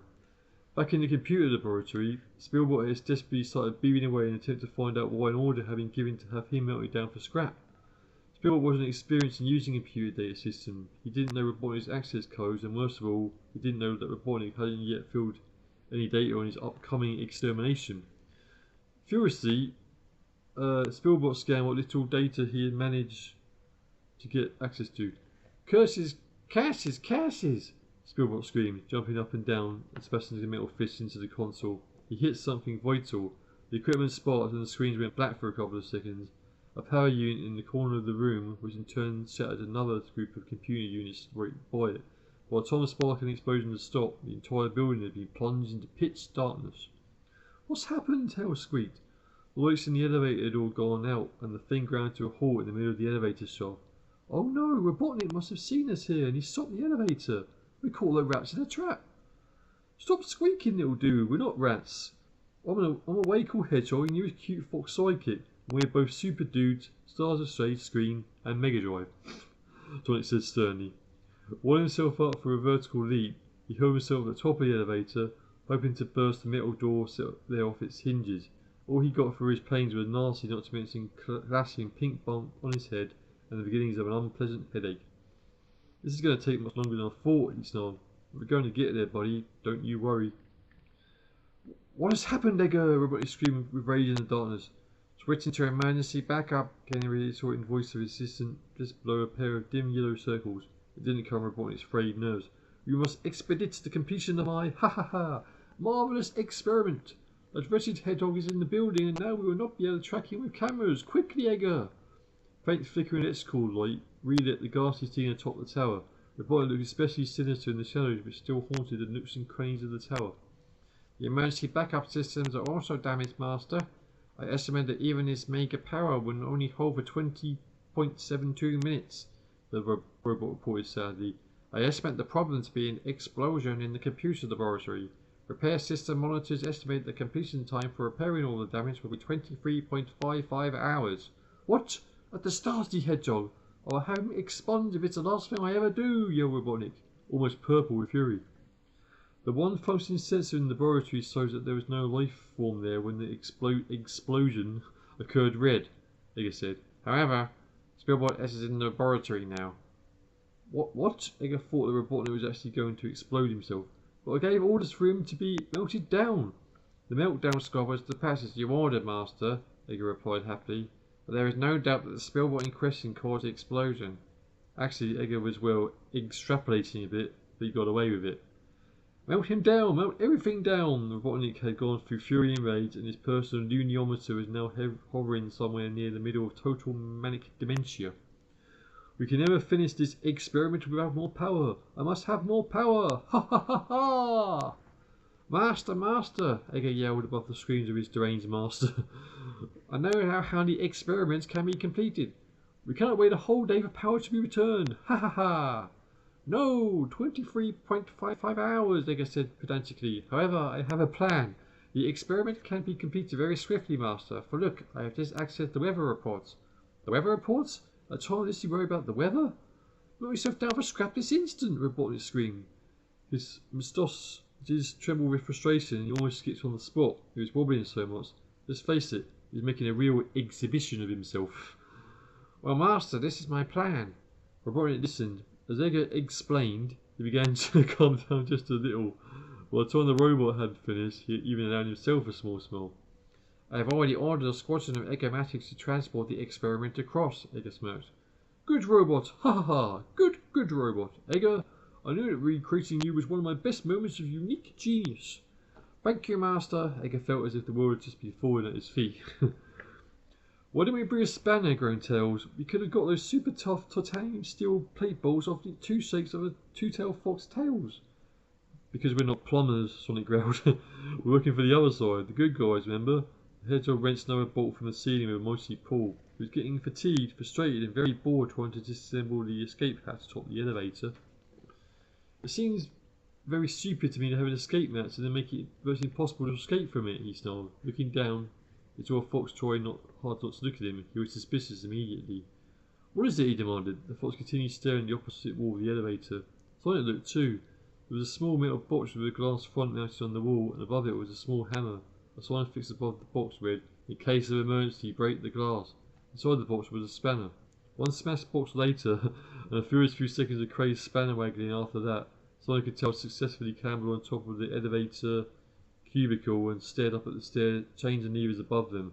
"Let's get climbing, dude. I can see the end of the book coming up fast, and we've still got a ton of hero stuff to fit in," Sonic said grimly. "Well done, loves," said the directing robot as the rats finally finished devouring the biggest bacon burger in the history of Mobius. A simply lovely take. Super. Absolutely super. Spoke with all the sincerity of a politician on the telly, i.e. none at all. Unfortunately, loves, we have another project to work on now. We have just had fresh orders. We're going to be filming the climactic scenes of a guaranteed Oscar-winning movie, he said with pride. He was thinking of an Oscar for itself. We realised it was a mistake immediately and wished it had a discretion circuit installed. An Oscar winner? Capone growled softly. Well, now that's interesting, isn't it, boys? The rats snarled in agreement, a bit uncertainly. Most of them didn't even know what an Oscar was. Thug like Oscars, the barbarian in tone. He was a bit sore after wrestling 20-metre tall pig to the ground and didn't know anything about art, but he sure knew what he likes. I think we ought to be in this movie, don't you? Capone snarled. Heads nodded all around him. But lovies, darlings, please be reasonable. There aren't any parts in it for you, the robot pleaded. Get the screenwriter to write some, Drizzle yelled, or else he gets a dose of the Eben staff of P. Mr. the Magnificent. Yeah, Capone agreed, since he was holding it. So what's this wonderful movie called, anyway? Well, I can reveal to you at this time that it's called Castle Robotnik. It's a monster movie, the robot said helplessly. Monsters? Will there be any foul dragons to slay? Asked Sir Norbert. Not as stats, the robot said. There's something much, much bigger, actually. Bigger than a mighty dragon? It's not a 20-metre Chaos Death Dino Pig, is it? Asked Sir Norbert suspiciously. Definitely not, but it's a secret, the robot said pompously. You better tell me, tough guy, or else you're going to get staffed, said Capone, pointing the even star squarely at him. The robot fenced metallically. But lovey, I don't know what it is. That's what's a secret, it pleaded. We're wasting time on an epic quest, Sir Norbert shouted. We must be gone to dire, dark, doom-filled Castle Robotnik and... Kill Dazzle the Dark Lord again, I suppose, came a sarcastic female voice. Kill Dazzle the Dark Lord? No, of course not. The paladin babbled confusedly. We must say the dire, dark, doom-filled secret of dire, damp, dark. Yes, we get the idea, you tinless dweeb, Capone growled at him. Now let's get moving. It's beginning to get dark and a storm on the way, so it's a fair hike to that scrap brain zone. Do we have the infrared nighttime cameras for filming the secretive little animals? Attend what D was asking his robotic technician. Jack, the robot said. And we send out the film crew to make those clever hiding places from where we can film them without disturbing them? Jack, the technician said again. We have the jeeps and trucks to transport everything? Jack, the technician said automatically. How are we going to get paid? Jack, the technician said again. Right then, let's go shoot some animals. Don't really get that bit. Chapter 21, Robotnik escapes. We can leap across from here, Sonic panted Tails, as they hung precariously at the top of the elevator chains. They were 15 minutes above the elevator now. It seemed an awfully long drop. The fox twirled his tail into action and slipped over to the ledge by the elevator doors to the top floor. How are we going to open them, he said. This still due to the time for deeds of super predacious heroism, Sonic cried. Whip himself up into a super spin from a standing start, and let us tell you that isn't easy even if we're here of the stature of our beloved Sonic. So don't try this at home, kids. He smashed into the doors. For a horrible split second it looked as if they would just get dented a little and a tiny insignificant little hedgehog was going to bounce off them and hit the elevator roof far, far below.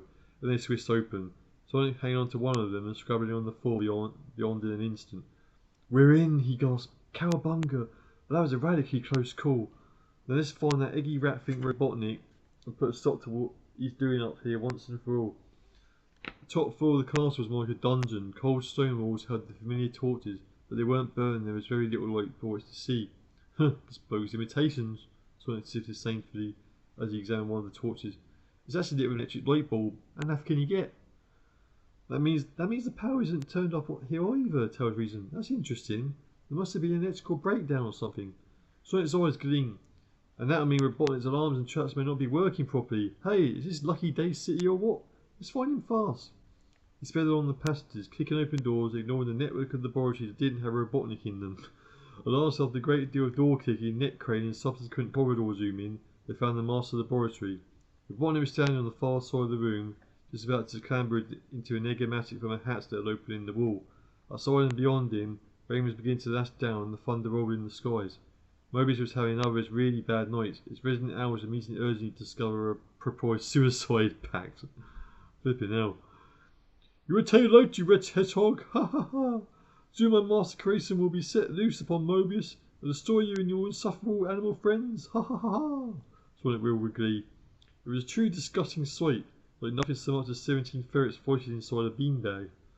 Not so fast, you bloated over brain bad Nick! Sonic yelled at him, but his flying spinning were too late.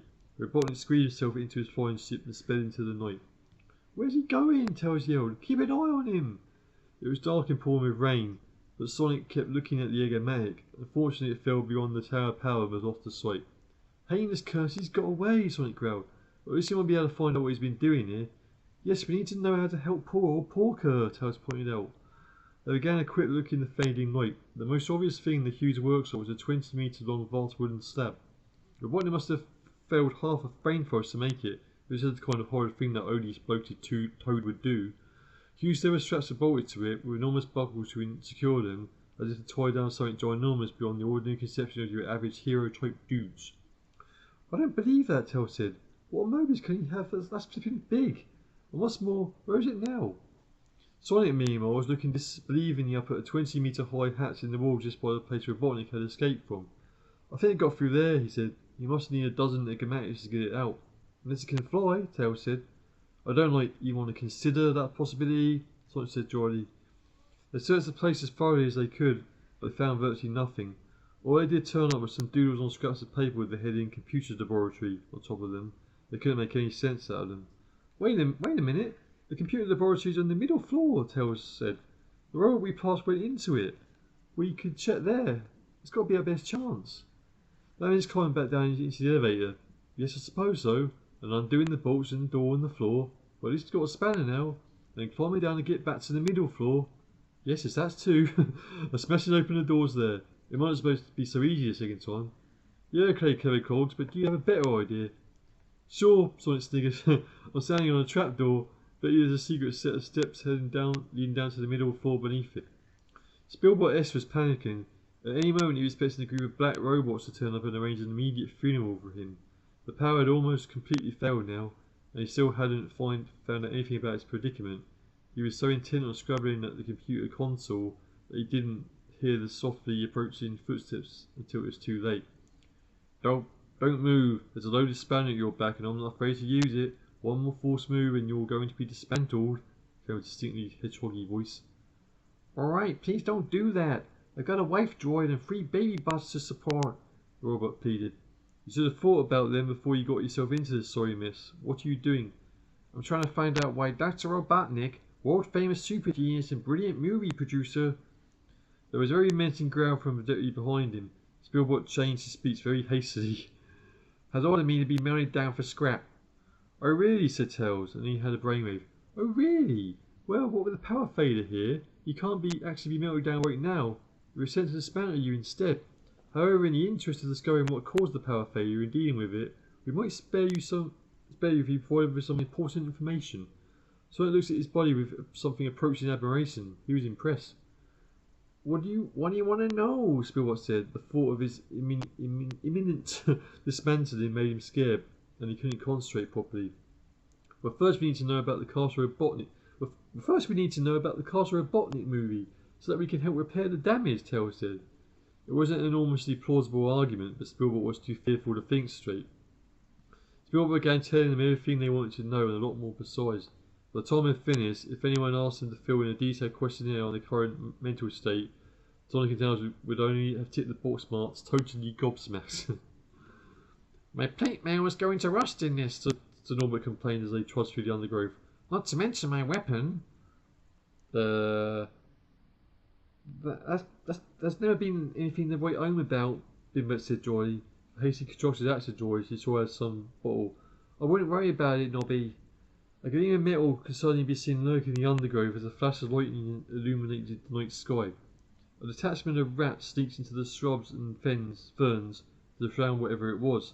The sound of rodent snarls and the whip of ropes being flung around metal told everyone they'd caught something. Help me, pleaded the small robot they'd captured. It resembled one of Robotnik's caterpillars, but his eyes were going a dull red. A spy, Capone snarled. Let's do some improvised junk working, guys. No, please, I'm just a helpless little cambot, the robot whined. With infrared lenses for nighttime work. Please don't do anything nasty to me, Mr. Rat, sir. A cambot? A cambot? The directing robot said suspiciously. What are you doing here? Making a wildlife documentary, the cambot said. Oh yeah, sighed the directing robot. Who for? A Tembot D, the infinitely famous documentary maker and winner of the Mobius All-Round Darn Nice Droid Award 3 years running, the cambot said proudly. Never heard of him, spat Capone. This is an outrage, the director said furiously. He's trying to steal my movie, is he? What's Susie about that? Where's his hideout then? Just over there, the cambot indicated with a flick of its round head. See that tree that looks like a tree? There's actually a carefully constructed production complex with an array of sound recording devices, infrared cameras, and... Yes, I can imagine, the director said. It stomped off to the tree and hammered on it. A metal head poked out and the sound of a distant commentary could be heard coming from inside.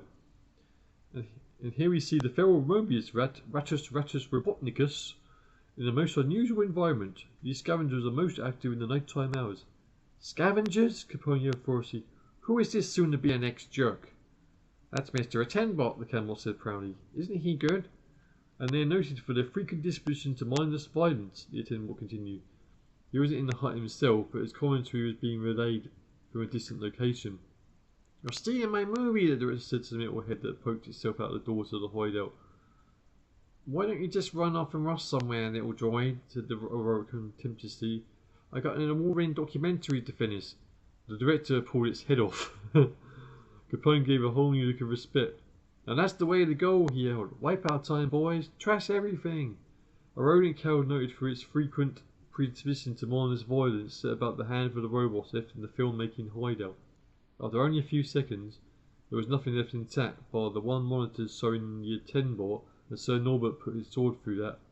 Obviously, since the weapon was made of metal, and so was the trap on the other end of it, he got electrocuted, but then he wasn't a terribly intelligent android at the best of times. Chapter 22, Frankensonic Lives. Ooh, the climax. So, he's building a 20-meter tall, giant killer hedgehog that looks like an XL version of me, Sonic inquired incredulously. Look, I've told you 3 times already. It was going to be the epic scene at the end of the movie. It was going to clamber to his enormous feet and squash certain intruders, Spielberg said. But now he figured out that he dug a seriously deep hole for himself. It was only after he finished blabbing out everything he knew that he had realised that Sonic and Tails were one standing behind him. Well then, of course, it was too late. Oh yeah, those gorillas, right? Tails asked, remembering the radio broadcast from months earlier in the plot. Billboard's completely confused now. Well, it doesn't matter now. All we need to know is where is Robotnik now, so he's fled the lab at the top of the tower. Tell us that and you can go back to your baby bots.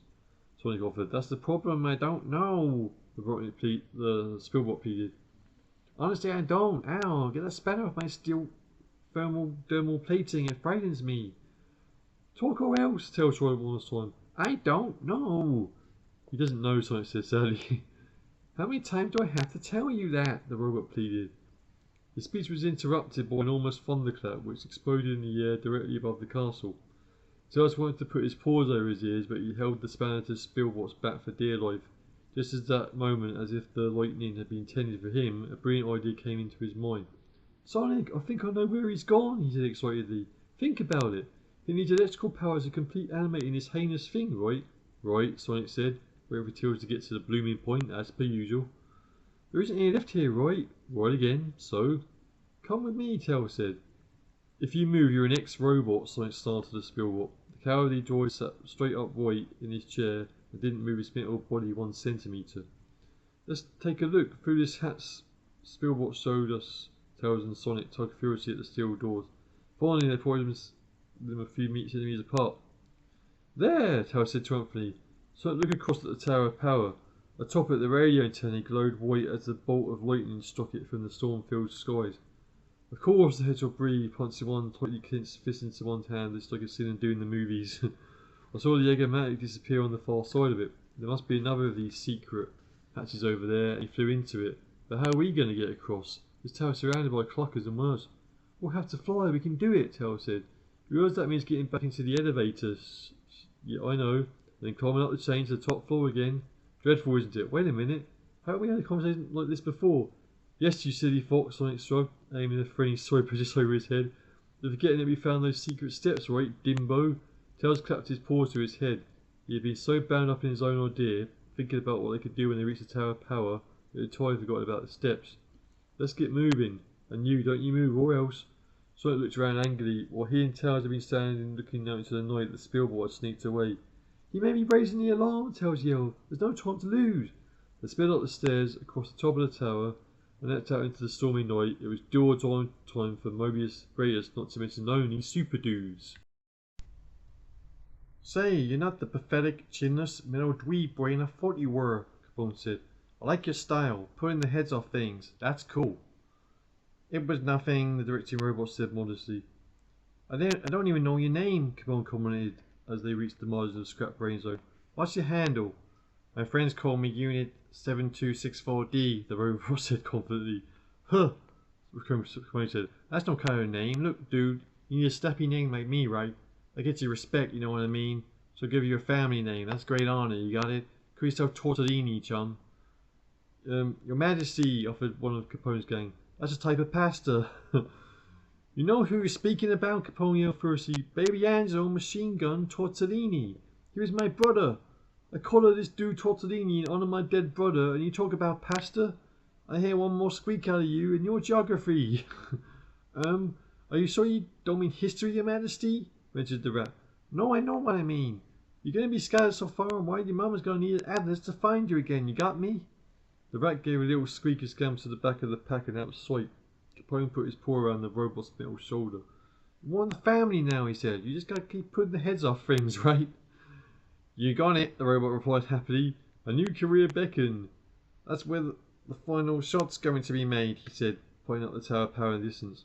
I like shooting, Capone scolded. Let's get this over with, boys. Rats, robots, and actors converged on the castle like a swarm of moths around a lighthouse, only this, well, moth-like. Stop right there again, you heinous, evil, deranged, genius-type scoundrel, demanded the furious hedgehog. He stood at the entrance to Robotnik's improvised laboratory atop the Tower of Power. He could hardly believe what he saw. The laboratory was a symbolic mess, plainly assembled in a very short time in a purely temporary measure. A huge roof hatch had been opened to the radio antennae. The antennae itself was acting as a lightning conductor, finding great sparking arcs of power to gigantic metal coils as they were an enormous wooden slab, just like the one left behind in the great tower. Smoke and steam hissed everywhere, dispersed temporarily by bioelectrical sparks that crackled away up massive steel rods every few seconds. Viscous fumes bubbled in great fluted glass columns. Bubbles of gas constantly rippled upwards from the bottom of them. Two large emergency generators were bolted to the walls halfway across the room, with large metal levers protruding violently from them. Robotnik stood by one, Edgar by the other. Between them and our heroes were a squadron of buzzers, which hovered in the air like a hive of livid bees, confronting a shoplifting grizzly bear, and a veritable region of grounders, tank-like robots would growl into action the moment that the intruders appeared. And that's all pretty neat, but it's not really surprising, and in Sonic and Tails' case that's the effect we're looking for. It was what was on the wooden slab which stayed Sonic and Tails, even though they knew what they might find. It was the appearance of the thing in the flesh, as it were, that really blew them away. It was indeed 20 metres tall. It lay flat on the slab, restrained by a metre-thick leather straps around its chest and legs, and by metal manacles on its wrists. In short, it was a drop-dead, huge version of Sonic himself. There was, however, some crucial differences which would have given the game away were the thing not plainly about 15 times as tall as our plucky blue hero. It wasn't wearing red sneakers, which Sonic was awfully glad about. On the other hand, there would have been something so to see, the sort of footwear which gives voice to rhymes about the old woman who lives in shoes. Furthermore, the hedgehog from hell was green instead of blue, and it had horrible scars like zip fasteners around its neck, wrists and forehead. A huge pair of metal bolts protruded from the sides of its neck, begging the question, how big was the spanner that fitted them? A huge metal skull cap was clamped over its head, and metal cords connected to the generator. It was simply too heinous to look at. Sonic and Tails whispered to the attack, and the bandits rumbled into action to fight them. Frantically, Robotnik and Edgar waited for another crack of lightning to power the pods-up generator system. As the stupid dude slowly but surely worked out bandit after bandit, Robotnik began to panic. We must have more power, Edgar! His hunchback robotic assistant peered into the skies, almost in answer to his robotic prayer. A giant bolt of lightning arced to the radio antenna and shot down to the waiting generators. The antenna rig lit up with that dazzling blue-white light must belong to mad scientists and overpaid special effects departments the world over, and began to crumble. Its metal shot screamed with stress and then started to fly off it like the buttons pinged off Robotnik's waistcoat the day's laundry robot used too hot a setting in the wash. The rig shook and swayed as if affected by an earthquake. "Now, Edgar, do it now!" Robotnik screamed. The liquids in the glass columns were bubbling furiously and sparks of electricity lit the room up like daylight. Sonic and Tails pressed even closer, leaving the trail smashed badly behind them. Together, Sonic and his assistant pulled the levers on the generators down. A vast surge of electrical energy powered along the metal cores and flowed into the monster on the slab. Its limbs twitched horribly. Ducking the diving attacks of the buzzers, Sonic and Tails could only look on in horror as the gigantic torso of the machine monster commenced straining against its straps holding it into place. Edgar pulled another lever. The slab seemed to jerk as the monster sat bolt upright and began to descend. "It is free, my beautiful creation! Now it will destroy the Green Hill Zone, and your revolting squeaky friends will be destroyed. And it is your turn, you wretched hedgehog! Ha ha ha! Mad, they call me! Mad! I who have discovered the secret of eternal life! Ha ha ha ha!" Robotnik screamed. He fled to the far end of the room, getting as far away from Sonic and Tails as his plump little legs could manage. Our heroes could only watch helplessly, their path to him blocked by the last of the grounders, as he hopped into the waiting Egg-O-Matic and vanished into the night. Edgar followed close behind him, leaving a second Egg-O-Matic of his own. Sonic and Tails bounced and destroyed the last of the robots and raced to the edge of the opening in the floor. They looked down and saw only a wooden slab far below, the straps and manacles lying in ruins. Frank and Sonic had come to life, and were surely even now headed out into the night to destroy the Green Hill Zone, along with the poor innocent and other unsuspecting friends. High above them, meanwhile, the rig was in imminent danger of collapsing. The first generator exploded right beside them, a victim of its severely overloaded circuits, soon followed by the others. The heroic bear leapt back just in time to avoid being incinerated. "We can't follow Robotnik. We've got to follow this monster and stop it," Sonic yelled. "Cowabunga!" again. "This is a time for real heroism, buddy." They let him flew upwards at the rig toppled sideways, striking the top of the great tower and ploughing into the roof, ripping it away. Inside they could see Robotnik's laboratories vanishing in the collapse of stonework and a series of explosions as more lightning arced into the tortured metal remnants of the rig. Castle Robotnik was disappearing before their very eyes. As he flew away, Edgar was full of regrets. The film crew hadn't arrived in time. There must have been a delay coming back from Hilltop Zone, and there hadn't been enough power to use the handful of cameras in the Tower of Power, even if Edgar had time to have grabbed them from the small video studio in the basement, which he had not. But at least he thought, we should get some film footage of Frankenstein stopping the Green Hill Zone into dust on the ever-reliable Attendbot, and that would make Master happy. And a happy Master is a happy Edgar. Oh yes. Chapter 23. Over the top deranged mayhem and madness. Frank and Sonic smashed his way through the walls at the base of the Tower of Power, as if they were made of tissue paper. It headed for the outer walls of Castle Robotnik and smashed its way through them as well. The homing device installed in its bizarre homemade robotic brain guided it inexorably towards the Green Hill Zone and lumbered onwards, crushing everything in its path. Behind it, Sonic and Tails flew down to the ground, watching its progress despairingly. "How can we ever hope to destroy that?" Tails wailed. "It's just impossibly, totally, unbelievably huge. Talk about giving a whole new meaning to the term extra large." "We have to think of something," Sonic sighed in frustration. "There must be some weak point, somewhere. All we have to do is find it, surely." He didn't sound very convinced. "And here we see the giant monster Sonicus Robotnicus Blimming Hugius out on his nocturnal prowlings," came a smooth robotic commentary from somewhere off to their left.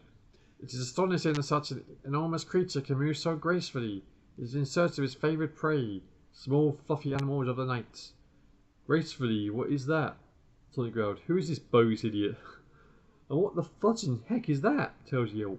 Ahead of Frank and Sonic, a rag straggler of rats, robots and bad actor toys emerged from the gloom of the scrap brain zone's blasted and barren landscape.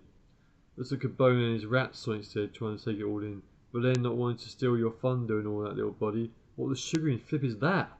He pointed to a swarm of black robots led by a giant slicer, which were emerging from all around the castle walls in the distance. "Right, my lovely bandits, there he is! Meltdown time! Fall in!" The slicer yelled at full volume, pointing just behind Sonic and Tails. They looked around to see the Spielbot heading towards them. "What is going on? What's more? And what are we going to do?" yelped Tails. "This is complete and utter madness." Right, said the robot voice in the general direction of his rats. This is Tortellini, your director speaking. Keep the wide-angle lens on that monster and save the close-up shot for the heroes. That must be us, Tails said, puffing his chest out a little. Oh, the little swarm of cambots that spread out from the robot giving orders seemed to be giving far more of their attention to Capone and the human-shaped actors with him. Frank and Sonic, distracted for a moment from pursuing his pre-programmed course of mayhem and carnage, looked down at the frenzied hubbub of activity all around it was a bit confused. It stared at one group of little things and then another, and it couldn't figure out what to do. It was saw little things featured in its programming, but it seemed unable to remember how to do a short stroll first. Unfortunately, internecine warfare broke out at once among its enemies. Internecine? Hey, Totini yelled. That's a 10-bot D trying to steal my movie! Get him, guys! The robotic film crew sped towards the second unit approaching in the distance. The rats stood around looking confused. Frank and Sonic turned to attention to Sir Norbert and Fug, who had decided to go out on an all-action glorious death finale and were charging with their weapons. It raised one immense foot to squash them like bugs, but then it was distracted by yet another group of little creatures swarming towards it. Even in the pouring rain, they seemed to be managing to keep their flaming torches burning as they marched on Castle Robotnik. There were literally scores of them, led by Sally Acorn, the animals of the Green Hill Zone, who turned out to help Sonic and Tails. She even talked to selecting the creatures from the Emerald Hill Zone and helping them out. Johnny, Tux, Joe, Flicky the Bluebird, Chirps, they all marched on Castle Robotnik, holding smouldering torches, with Mickey and his monkey friends and a swarm of bats for company. As you join us here, it's 9 wickets down and 20 overs to go before the close of play, one of the cricket bats commented. All it needs now is a good Yorker, leg stump.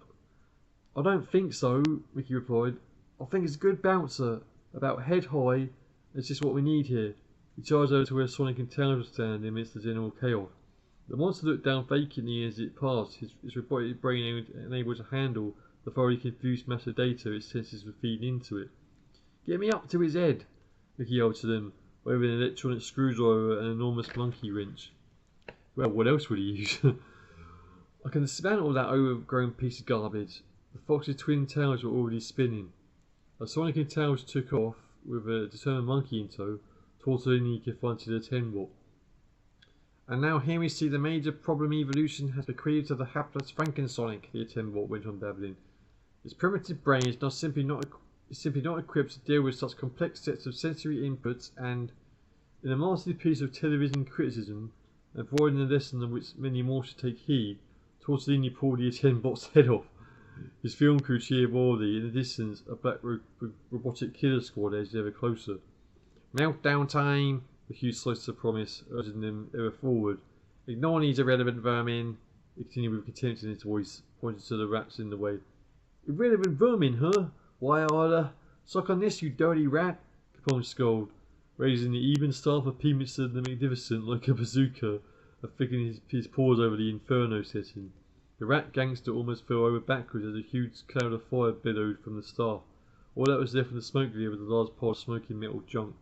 Up in the air, Mickey grabbed one end of the long stretched line, which zigzagged across Frankensonic's forehead. It's just like a zip, he said. Fly along it, he said to Tails. As the flying fox zips along sideways, Mickey used his paws to unzip the monster's forehead, and he slipped open the top of its cranium to reveal a mass of whirring cogs and buzzing circuit boards. I knew we didn't teach yourself brain control and 10 easy lessons would come in handy in the end, the monkey commented, completely out of path with the strain of his effort. Sonic, just use your spanner, the old cocksparrow, and unwind its nut. No sooner said than done, Sonic laughed. He plunged into Sonic's robotic brain, and the poor blur were in action, undoing every bolt he could find. The monster's eyes crossed and rolled back in their sockets.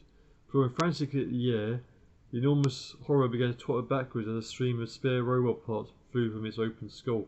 Sonic flew out just in time and the monster staggered backwards. Sonic lumberingly staggered and reached almost to the walls of Castle Robotnik. There it fell like a space shuttle, demolishing what was little was left of the place in an instant. Where once Dr. Robotnik's castle had stood like a gloomy sentinel at the top of the hill, piles of rubble littered scrap brain zone like so many oversized toy bricks. Everyone cheered wildly. Did you get that in film? Capone growled to Tortellini. Don't growl at me. I pull the heads off things that growl at me, you know what I mean? The robot snarled back. He was really getting into his role. Okay, chill out, Capone said, taking a step backwards.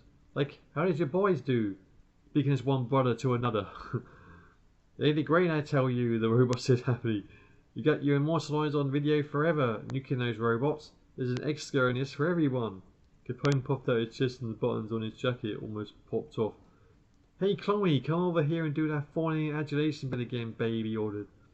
His mold sighed and came walking over to throw herself at his feet.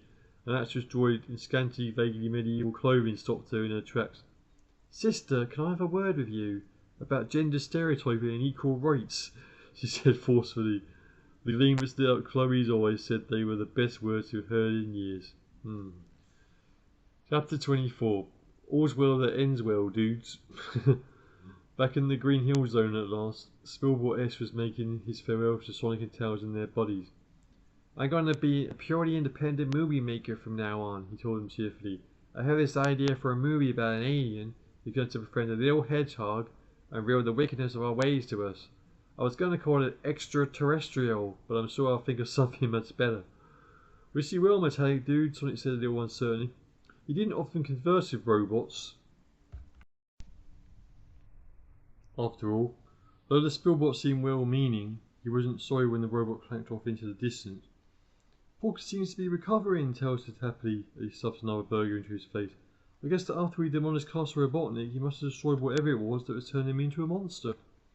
Yeah, that would explain it, Sonic said sarcastically, knowing there was only a couple of pages left to clear all this up.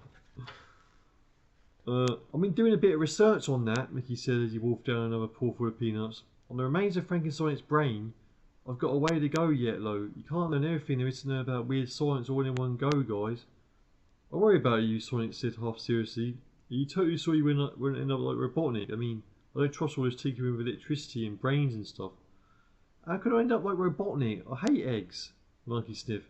Give me a decent banana milk shake any day. With that, he put the straight straw in his mouth and started greedily at his long glass.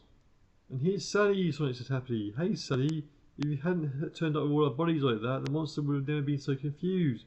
I've never been able to get into its brain and destroy it. Good call, my nut-gathering bushy-tailed pal. Well, we all know you call hero dudes and everything, but sometimes even you can just do a little bit of help, the squirrel said modestly. Excuse me, Sonic beamed with pride.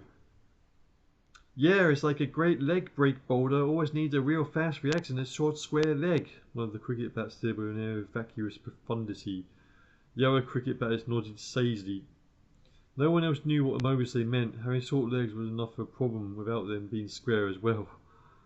Well, don't worry about poor Edgar, I mean Kevin, they said sadly. Sonic frowned a little. He remembered how when they rescued Kevin the squirrel from his entrapment in Edgar's form before, the pesky squirrel had come awfully close to stealing one of his best buddies away from him. Worry about his missus and all those kids, he said a little unkindly. But we don't know about what Major the butt pain Robotnik may be doing, even if Porter is getting better. What will he do next? At least Capone may help stop him, Sonic said, trying to cheer Sonic up. And he's got those robots with him as well. Torcellini, I think the leader was called. He'll be able to get right up Robotnik's nose. Sonic looked rather disgusted. Makes him sound like something nasty, he retorted. No, you mark my words, Robotnik will be back with some dastardly scream or another, and sooner rather than later too. Oh, but what does that matter? Say said brightly. He tried and failed before and failed several times. And we always have someone to protect us. And we all know that who is, don't we, everybody? Yeah, they all cried happily. Sonic the Hedgehog! And that is the end. Whoa. That is a great book. My copy of it's a bit worn out. I've had it since like 1993 when it came out, but yeah, I never tire of it. Favourite of the Sonic novels. So yeah, thanks for watching if you indeed still are. Hope you enjoyed my reading of this classic. Happy Halloween. And enjoy the rest of your evening or day, folks.